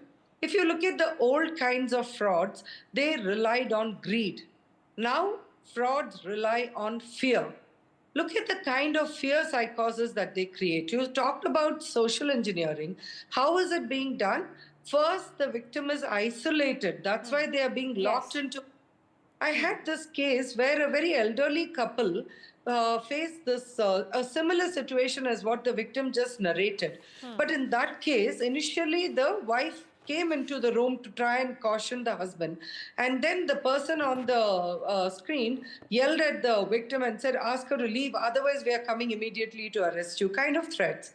Then he locked himself in alone, and luckily, the wife was a very smart one. Kudos for women, if I may pause to say that. But she then verified online and then managed to get a message through to the husband. And then they kind of like saved themselves from a larger issue. They did lose some money. So when you look at the modus and the way it's being done, it's critical for people to put in preventive and protective measures themselves. One, with a good antivirus software, which would probably root out many of the mails-based frauds. Two, not continuously build into themselves that they should not click on unknown links. If a parcel is going to be returned, so be it. But when you're not expecting a parcel, you have, and if you look at those messages, it does not carry any information. It just gives you the link. So don't click on links, don't take it to the next level. Be cautious and keep reporting these crimes, because if there is better enforcement, and we should have better enforcement, if we can show by example that these criminals can be traced and punished, then there may be a better remedy. Amin, you wanted to make a point, then I'll go to Brijesh Singh. Yeah, I still get those calls. I still get the calls automated. I have received 20 calls from that day till today. So one or two times I did hang, despite 1930 complaint. So I think there is no control over these calls. The latest call was yesterday morning. I still got a call. I don't know how our numbers are going so easily out. And one or two times I did try to engage them, only to give them a proper thrashing after taking them till the point they try to push me to the Skype thing. But the thing is, it's now DHL, FedEx, SBI, and I don't know how many more company names they will take. Okay, so Brijesh Singh, here is Mudassir, who perhaps escaped one arrest, supposed arrest, and then he's continuing to get those calls. You had used a phrase, social engineering. Could you explain that? And then for those who are continuing to get those calls, what is their solution? 1930 doesn't seem to be of much help. See, social engineering is basically, as Sanjay sir said, hacking of the mind. It's almost like a dark psychology thing. So authority, emergency, threat and demand. They create an authority figure which creates something called an halo effect, where you are, once somebody in an authority figure or purported authority figure says something, there is more compliance. You want to listen to it. Then they create emergency, that your numbers would be blocked, your account would be blocked, or we are coming to your place, we are raiding you, we are arresting you. Then they threat, and then they demand. So this is a cycle of digital arrest. However, I'd like to make one or two important points. See, the thing with 1930 is that it stops the flight of money. So with 1930, what you can do is that once you call that number, they would stop the money from being transferred to different accounts. Generally, the way cyber criminals operate is that once the money is taken, it's divided into small parts, it's spread all over, and then it is withdrawn from mule accounts. You also have to remember that the RBI circular on victim liability talks about limitation of victim liability to only 25,000 rupees. You also have to remember that there is something called ombudsman that you also have to immediately make, apart from registering, calling 1930, registering on cybercrime.gov.in, you also have to approach banking ombudsman. And after having said this, I want to say two more things, that this all is happening because of broken KYC, know your customer. If KYC was proper, then you would have had phone numbers, accounts, and addresses, everything, and identities linked, so that nobody would be able to purport to be somebody else to defraud others. And I believe that once this is happening on social media platforms, they have a duty to care. They are profiting, if not profiteering, of all Indian people, but they are having no modicum of responsibility. If you are allowing your platforms to be used for this, then it is your duty to care, your duty to stop, and your duty to stop any misuse of your platform. So I believe that 1930, ombudsman, and limitation of your liability to 25,000 rupees if you report it in time and there's no contributory negligence. And apart from that, the responsibility of platforms plus solving the broken KYC issue. Maria? So if it's so, there are so many wheels within wheels here, and it sounded a very complex and complicated procedure here, Brijesh Singh. So I'll give the last word to Sanjay Sahai. You have to be alert. Are we supposed to believe that the only way to get out of this entire, complicated process, if you are cheated or under supposed cyber arrest, then the prevention is the only way out? Otherwise, you won't get your money back. It's a long process. No. Prevention can be only one part of the whole story, and you can't say that if it cannot be prevented, nothing else can be done, and the state will sit with his arms on the forehead and keep breaking it. I don't believe that. I'll give you one very simple thing. No, but Sanjay, here is business logic. I'll just one moment. Amin Mudassir is saying that he is continuing to get calls. No, he will keep continue. No, I'm coming in between that. Give me the middleware, as we call it, the software industry. Okay. Correct. So first is business logic. Your core banking works on varieties of business logic. Any transfer of, say, 1 lakh rupee or more, or 50,000 or more, cannot be retransferred or broken down into smaller amount in next 6 hours or next 12 hours. Make it as a part of the core banking software. Point number one. Point number two, all KYC needs to be audited as it stands today. Otherwise, you will not be allowed to pursue with your bank accounts. Point number three, another business logic, which all our IT companies are very familiar with. And that is, if any video call continues for more than 2 hours, 1 hour, half an hour, whatever, that will be stopped. And for next 72 hours, that call shall not materialize. It is not coming in way of encryption. It is not coming in way of privacy. It is only for the purposes of crime prevention and security. So there are a variety of ways by which things can be done. Whether we are ready to do that or not is the biggest problem. Now we want to put everything on the awareness part, on the prevention part, on the customer part, on the citizen part. And that is the only story we know. We don't know any other story of governance. So this is where we are stuck up.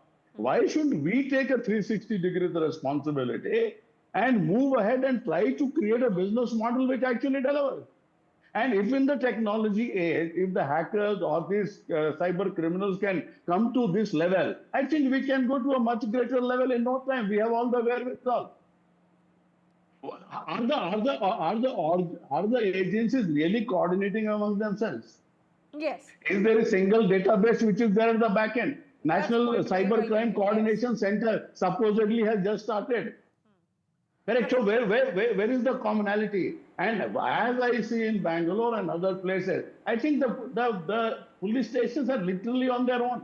And the friend I am talking about who was duped of 1.21 crore, this evening I get a message from him that I had gone to the police computer wing, and out of disgust he wants to help the police, and he is writing a software by which these new transfers can be stopped. Now banks are taking days together to reply back. That's right. Where the whole movement is instantaneous. It can, see, I think the lead part we should give to telcos and the banks, and the back end is the collaboration of data exchange at the real-time level on a collaborative basis. With actionable intelligence and action is the way. Okay, that's very well put actually. Thank you so much, Brijesh Singh, Sanjay Sahai, N.S. Napinai and Amir Mudassir. On that note, we are slipping into a short break. Coming up would be details of another star which is now being seen on the horizon of politics of Tamil Nadu. Can actor Vijay really have an impact in Tamil Nadu politics? That and much more. We'll debate after a short break.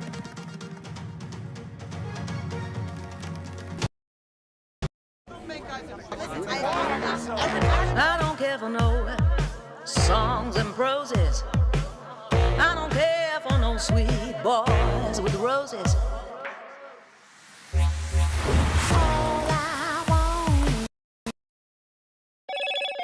Hello, Moto.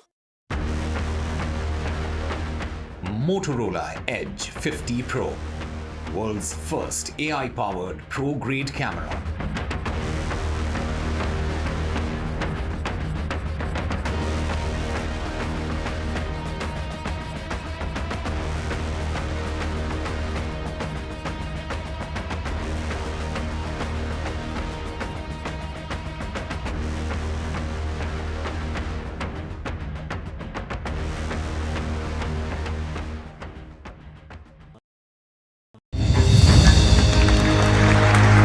I now request the Honorable Prime Minister to launch NDTV World and address the summit. It was the grand launch of NDTV World by Prime Minister Narendra Modi. NDTV World, as he laid out his vision for the India century at the NDTV World Summit. ऐसी सदी जिसमें भारत के प्रयासों से दुनिया में स्थिरता आए, in the presence of those who are shaping our future. मेरी तरफ से आपको ढेर सारी शुभकामनाएं हैं। NDTV World, your new home for global news is here. तालियों के साथ हम स्वागत करेंगे आदरणीय मोदी जी का। छत्रपति शिवाजी महाराज की। Corruption first on the agenda and nation first. घोषणा आणि जनतेचे पैसे लुटणं. कट कमिशन आणि करप्शनला आमच्याकडे थारा नाही. त्यांचा परिवारवाद आमचा महाराष्ट्रवाद. महाराष्ट्रामध्ये 1,75,000 जागा रिक्त आहेत. पण का भरत नाही? राज्याची जनतेच्या घमाच्या पैशाची तिजोरी लुटण्यासाठी हे सरकार आहे. पूर्वीच्या सरकारच्या काळामध्ये निधी देताना त्यांना असं वाटायचं की त्यांच्याच खिशातले पैसे चालले. शेतकऱ्यांना मोफत वीज देण्याचं काम आपल्या सरकारने सुरू केलं. I've been reporting on all issues, big and small, from Andhra Pradesh, Telangana, rest of South India, bringing you all the action, all that you need to know, all that you want to know. The energy of Maximum City is infectious. I bring in that energy in our news coverage from financial capital Mumbai. India's IT capital is always bustling. It's literally a city that never sleeps. And I keep you ahead on all the Bengaluru buzz. Covering from the southernmost part of India over the last 23 years, I bring in-depth and 360-degree coverage from the Dravidian heartland. The land of Mishti is also known for its bitter politics. I have seen much water flow under the Howrah Bridge, covering Bengal in all its vivid colors. NDTV proudly presents NDTV World Summit 2024, the India Century. I now request the Honorable Prime Minister to launch NDTV World and address the summit. Prime Minister Narendra Modi's inaugural session at the NDTV Summit outlined his vision for the India century, driven by aspirational India. हमारा प्रयास होगा भारत की century सिर्फ भारत की नहीं बल्कि पूरी मानवता की जीत की सेंचुरी बने. The summit brought together prominent global leaders, highlighting India's pivotal role on the world stage. Not just Indians trusting India's leadership, but the global South especially trusting India's. Welcome back. Tamil Nadu politics is seeing yet another superstar entry. In his debut public appearance yesterday, actor Vijay had targeted the DMK's first family and even slammed the party's politics, saying they were cheating people in the name of Dravidian model. Today was the day when DMK and AIADMK, the two dominant regional forces in the state, slammed the actor and his political outfit. DMK said he had copied them. AIADMK called it a cocktail of current political standpoints of various parties. Here's the story.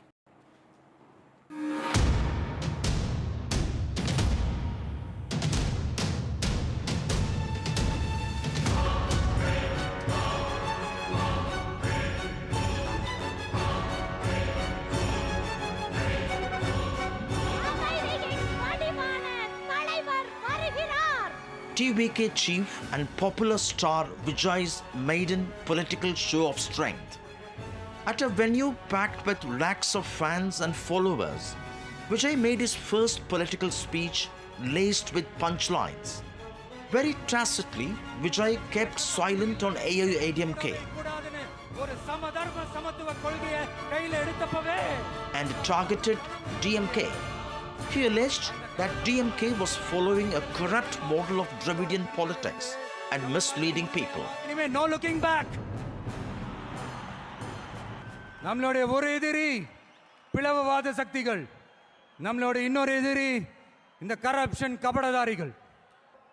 அதுக்கு முகமே இருக்காது, முகமூடி தான் இருக்கும், முகமூடி தான் முகமே. Vijay's core commitment, secularism, social justice, equality, proportional reservation, women empowerment and social harmony. Rejecting his allegations, the ruling DMK called him a copycat and C-team of the BJP. Dravida model ஆட்சியினுடைய கொள்கைகள் அதை தமிழக மக்களிடத்திலிருந்து அகற்ற முடியாது என்பதை நேற்றைய தினம் அவர்கள் வெளியிட்டிருக்கிற ஜெராக்ஸ் காப்பியிலிருந்து நாம் தெரிந்து கொள்ள முடியும். எனவே அது ஜெராக்ஸ் காப்பி தான். எங்களுடைய கொள்கைகள் அதில் சிலருக்கு விளக்கங்கள் கொடுத்து தந்திருக்கிறார்களே தவிர திராவிட மாடல் ஆட்சி, அதுவும் தலைவர் தளபதி முன்னெடுத்து செல்லுகிற அந்த கொள்கைகளை தமிழக மக்களிடமிருந்து யாரும் எடுத்து விட முடியாது, பிரித்து விட முடியாது. அதாவது இதுவரைக்கும் பல அரசியல் கட்சிகளுடைய ஏ டீம் பி டீம் பார்த்துருக்கிறோம். இது பாரதிய ஜனதாவினுடைய C team.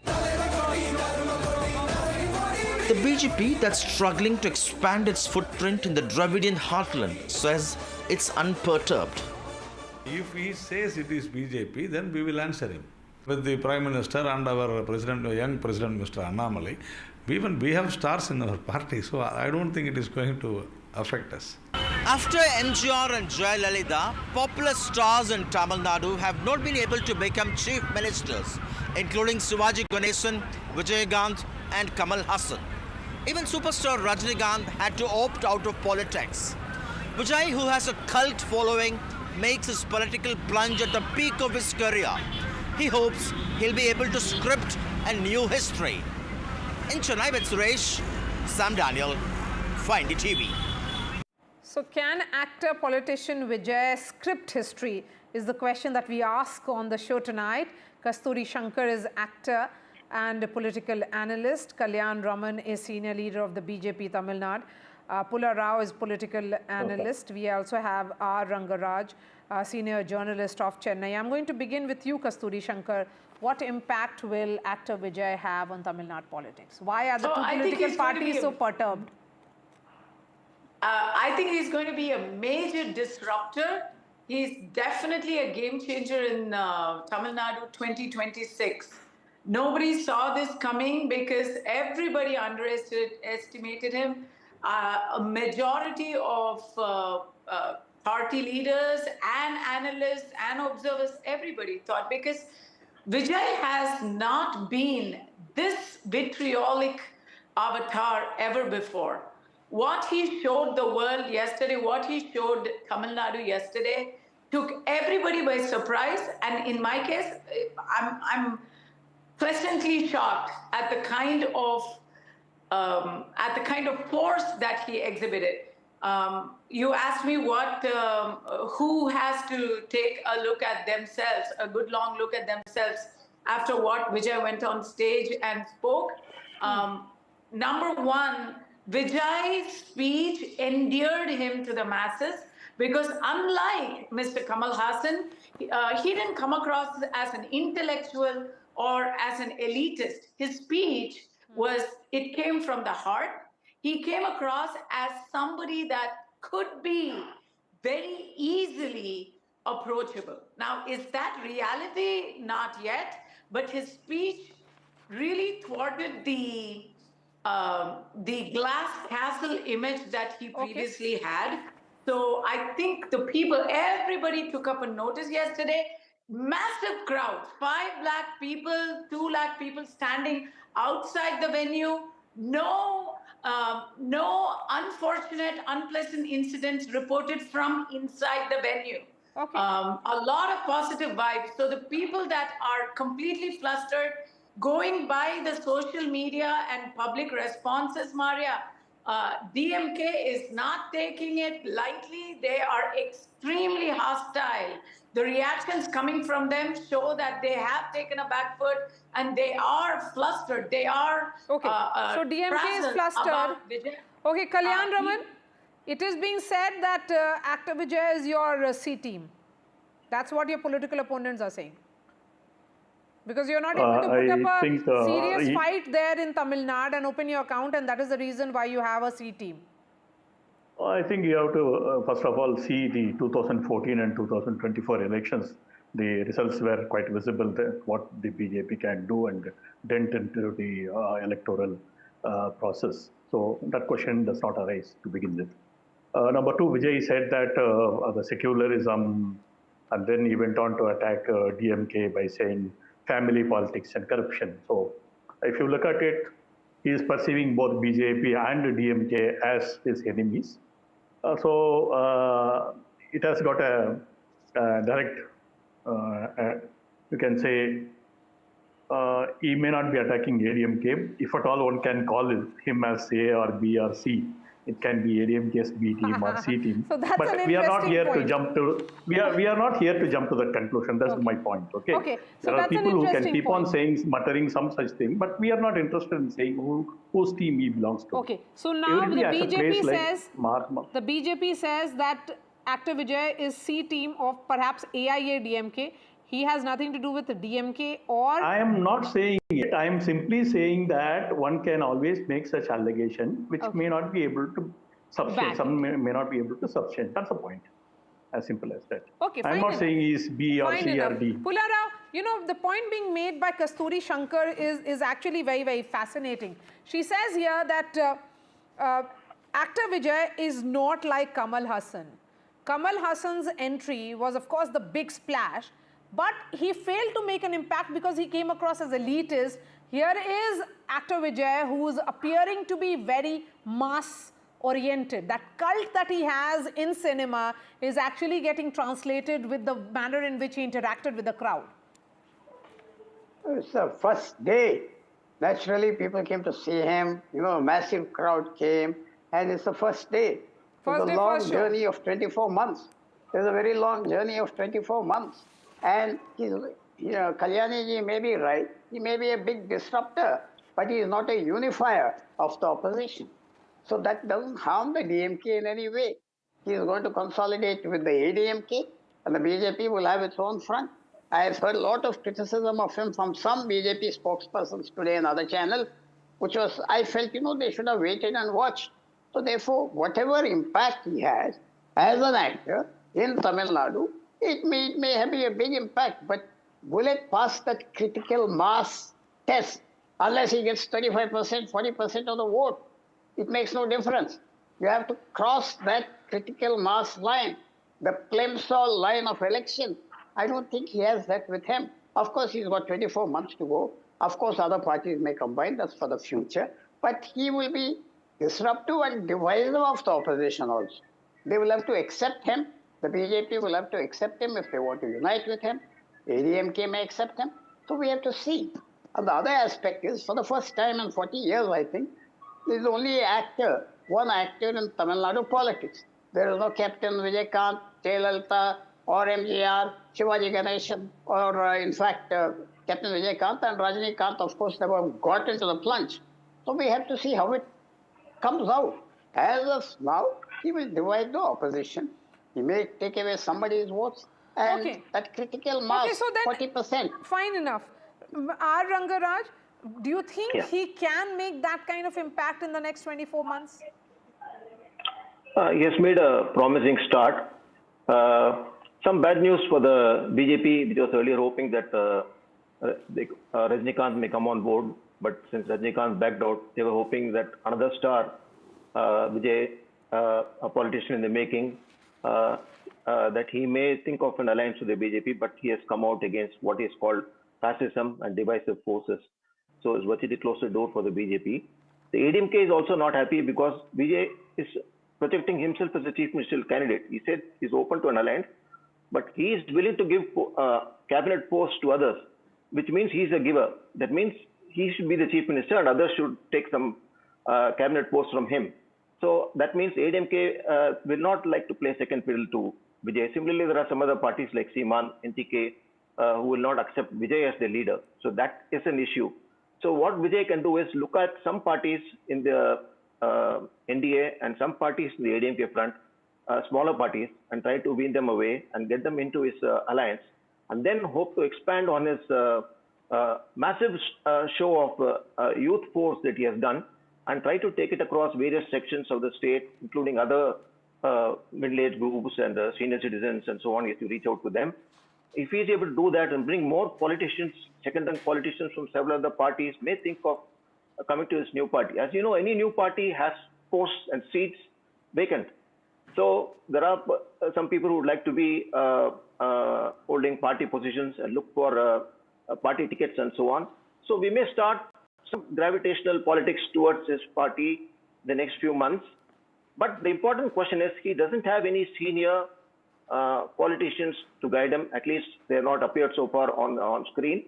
Nor does he have a big think tank to help him. So he needs to work on those two things and to be a full-time politician. So it's all right to be an actor. So, but Kamal Hassan was not a full-time politician. That was his drawback.